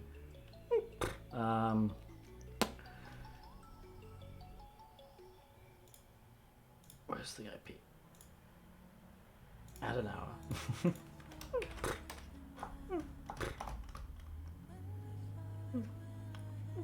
I don't know why it's not. Why is that? Jesus Christ, come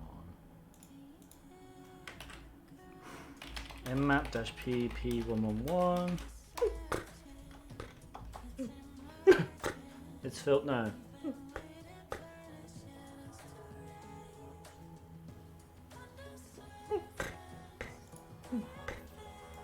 Come on. Why is showman just... Yeah, I don't know why, but it's not.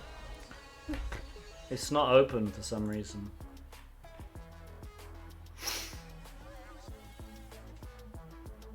Maybe a firewall. No worries, we can... UFW allow 22.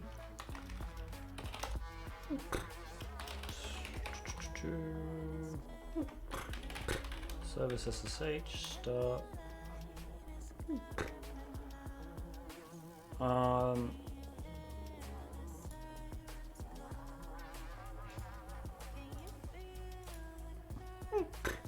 So I think we can do this.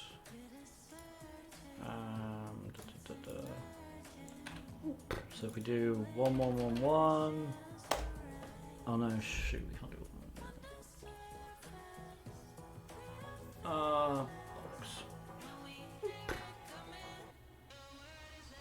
My Kali machine isn't a custom build, no.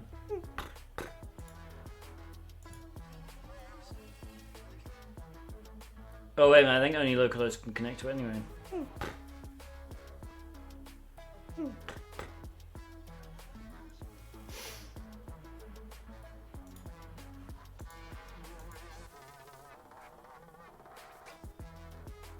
Oh, this is confusing to wrap my head around. So we can't mount it on the local machine. We have to do. I'm pretty sure we have to do the reverse port forward. Let's just do 1111 localhost.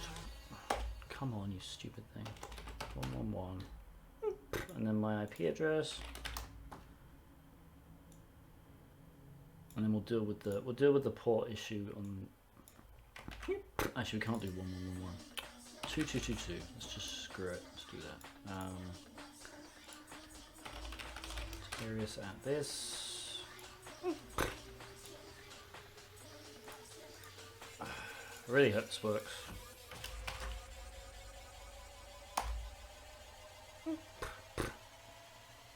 Yeah, okay.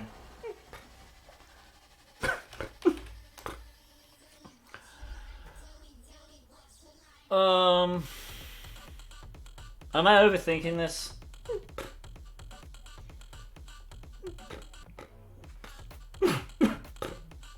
I'm an idiot. I'm a complete moron.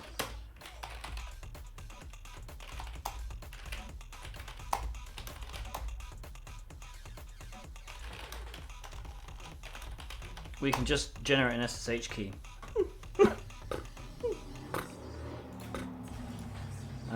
Cat. Actually, no, we'll just SSH keygen. Is it SSH keygen like that? Yeah. -8. Oh, whatever. John RSA. No passphrase, whatever. Cat. John RSA. No, actually, I just want his public key. So there. And echo that into .ssh/authorized keys. .ssh should work. Chmod plus 600 John, and then I think we can just do this. John RSA John at EnterPrize.com.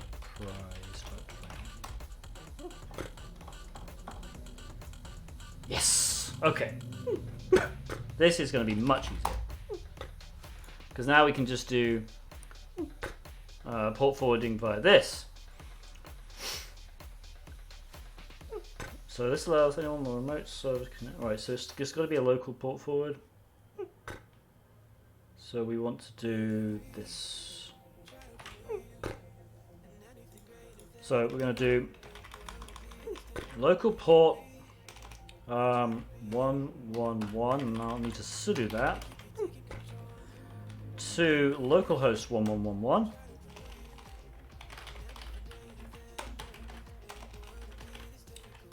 And then we need to do -I John, and then this.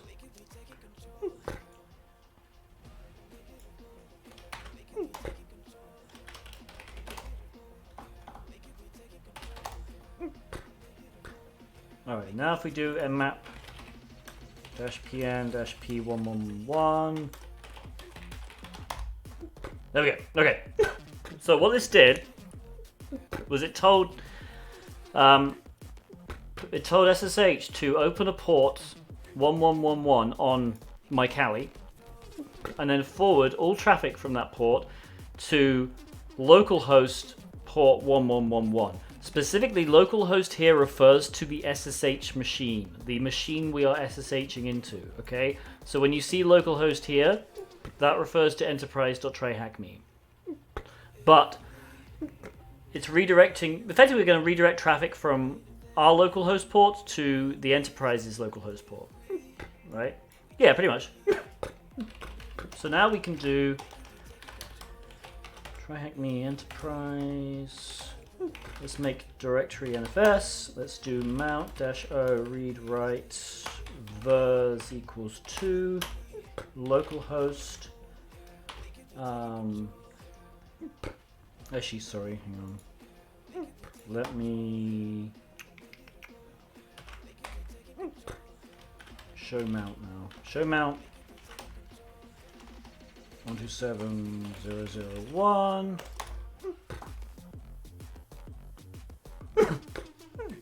Okay. This might be slightly more complicated. Where is it? var NFS. Okay, so it's var NFS. Yeah. Localhost var NFS to NFS. Sudo.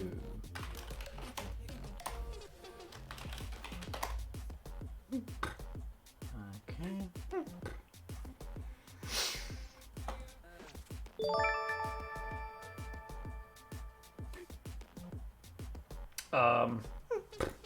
And then if we go into var, nope, NFS, DNFS. It's writable by us, so we can just copy bin bash into var NFS, and it should be in there.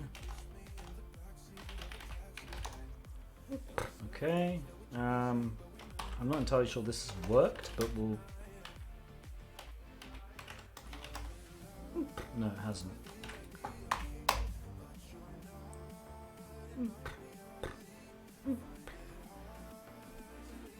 Why isn't this working?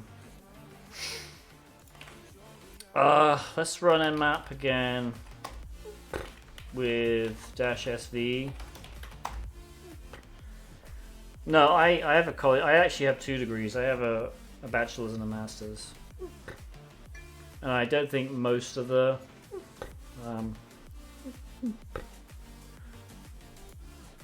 oh right. Yeah, hang on. What is the NFS port? I'm just so tired. 2049. Right. Okay. So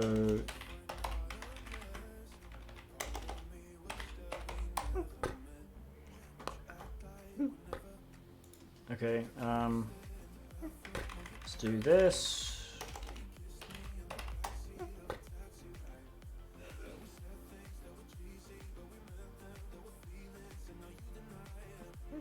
Anyways, good. All right, so now we can do it.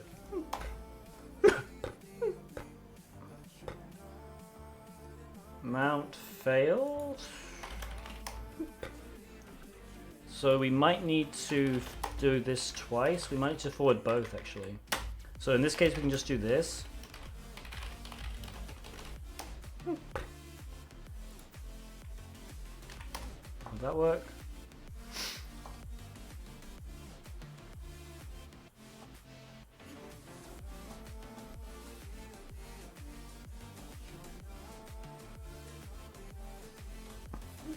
Yeah, this NFS stuff is kind of difficult.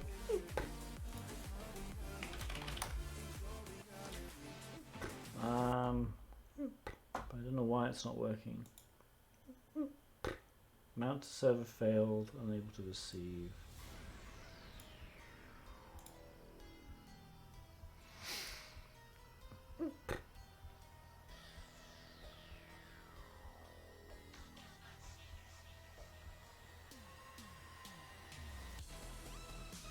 Yeah, okay.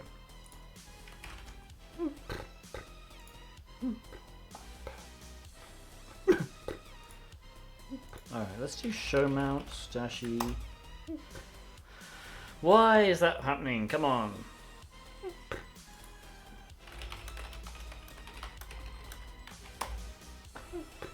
We should have 111. NFS oh, okay, so is it just the version? Let's try 3.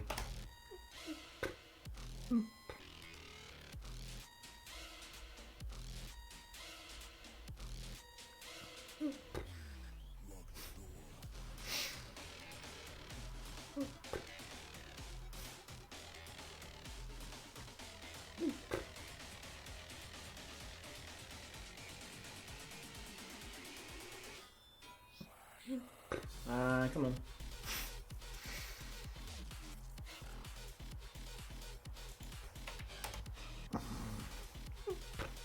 This is really annoying.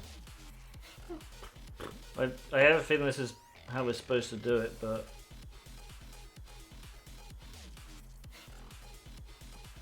I mean, I'm going to try version 4 in a minute as well.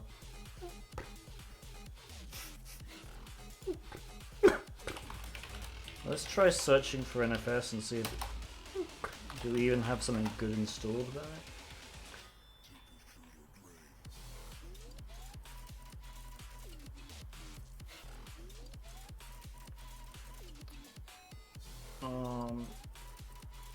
NFS Common. I guess I can try and install NFS Common, make sure it's installed.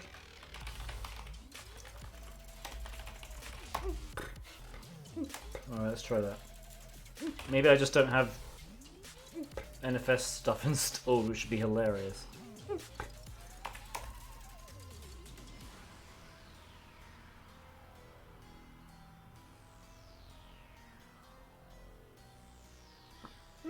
Alright, hang on. Kali, mount, NFS.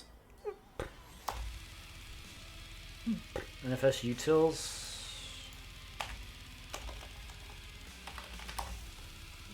Okay.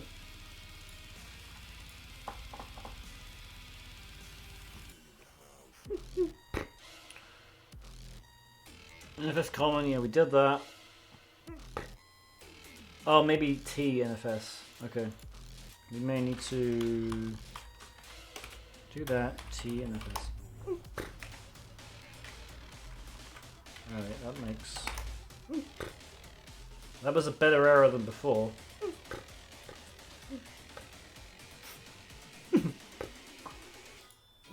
Okay.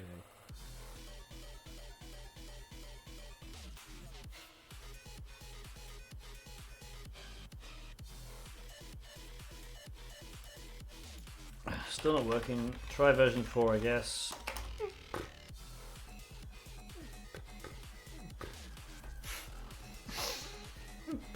Oh, okay.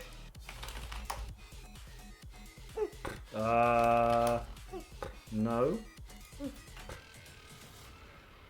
Ah, come on.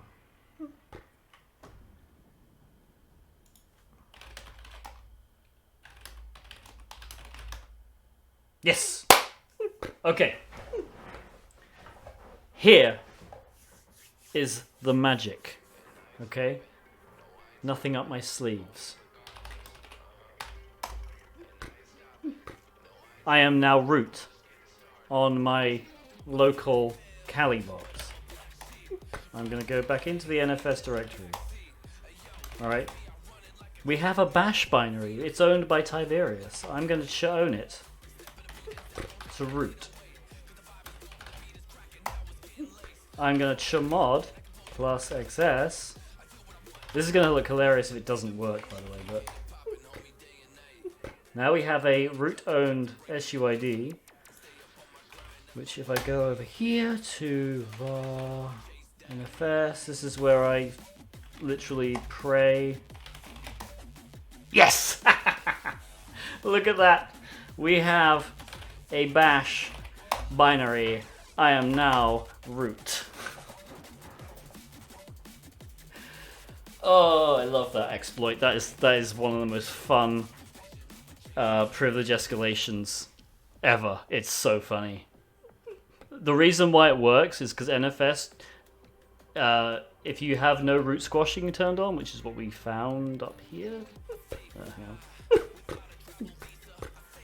on. Where's root squashing? Right, so you see this bit here. So there's this no root squash. What root squashing is, NFS doesn't have any real kind of authentication, so it just, if you connect to it using a certain user ID, it'll just take that as read.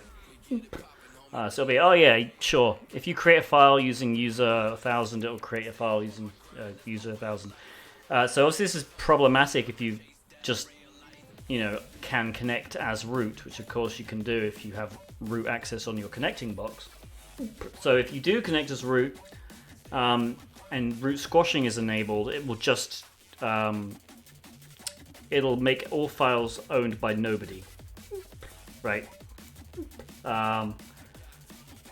However, if there's no root squashing, you can just create files. In this case, all I did was I copied the bash binary from the server itself, because we want to make sure it's, it's the same kind of binary.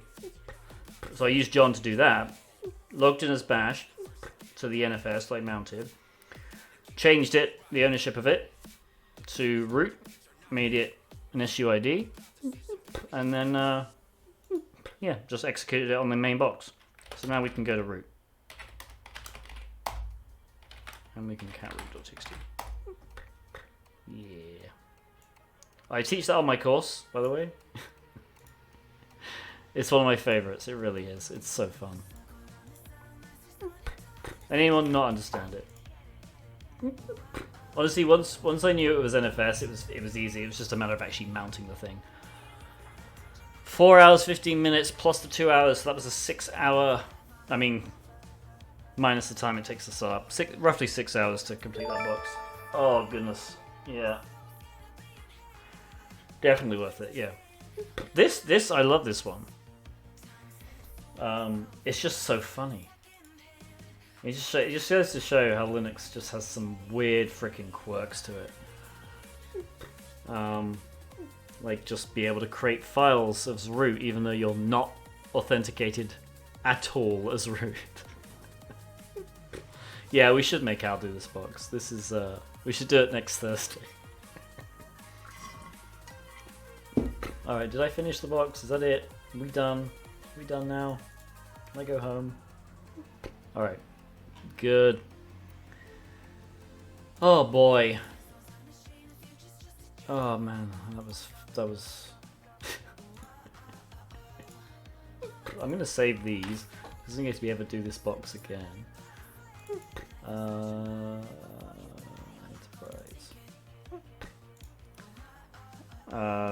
Shell. And then we'll you know what, screw it, we'll remember this bit. This was easy. Alright, any questions at all before we go and raid somebody and I actually go have something to eat because I haven't eaten in...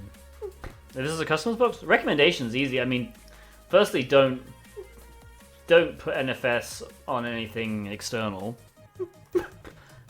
But honestly, you could fix this box easily by just removing this no root squash. Root squash is enabled by default. So if you enable root squashing, then literally what will happen is all files that are created in the NFS directory by somebody external to the box will just be created as the nobody user. Do I have any courses? I do. These are courses on privilege escalation as well. And you literally learn this bit. I mean, look, I'll show you what I was reading off. This is my course and this is the slide. That's why it was version 2, is because I used an old box before. But yeah. So you can just do this stuff. We teach that in the course. I come from both, actually. I used Windows throughout my childhood, and then I started using Linux when I was a teenager. So I've had a bit of both. I used Linux, obviously, at a server level and for Kali. But I use Windows as my main OS, just because it's much easier with stuff like Streamlabs. Yeah, make sure you check out my Twitter. I have coupons available.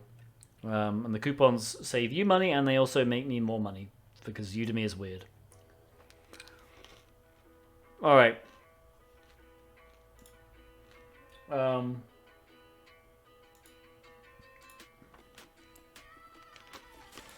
Random question. Yeah, go ahead.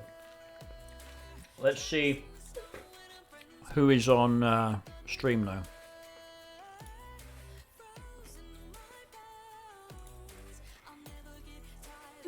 Well, there's only one person streaming. It's 2OC Stream.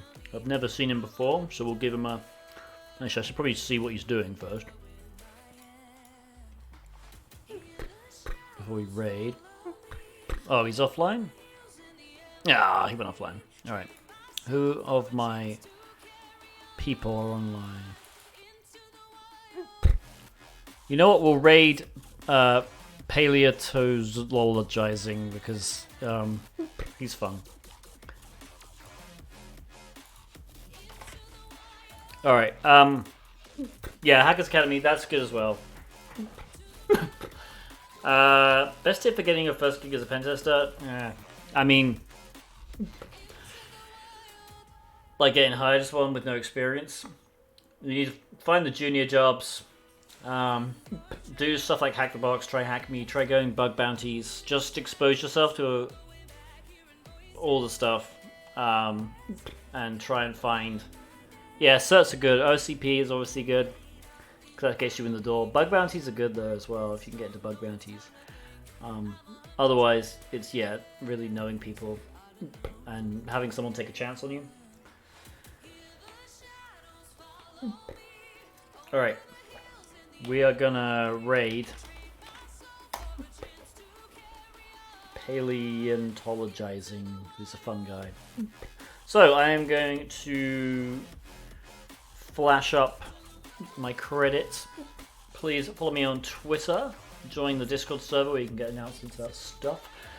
Subscribe to my YouTube channel where I upload these after editing them. This one I don't know if I'm going to upload at all because it's so long. And obviously, give me a follow on Twitch so you get alerted when I go streaming. But yeah, usually Monday, Wednesdays, and Fridays.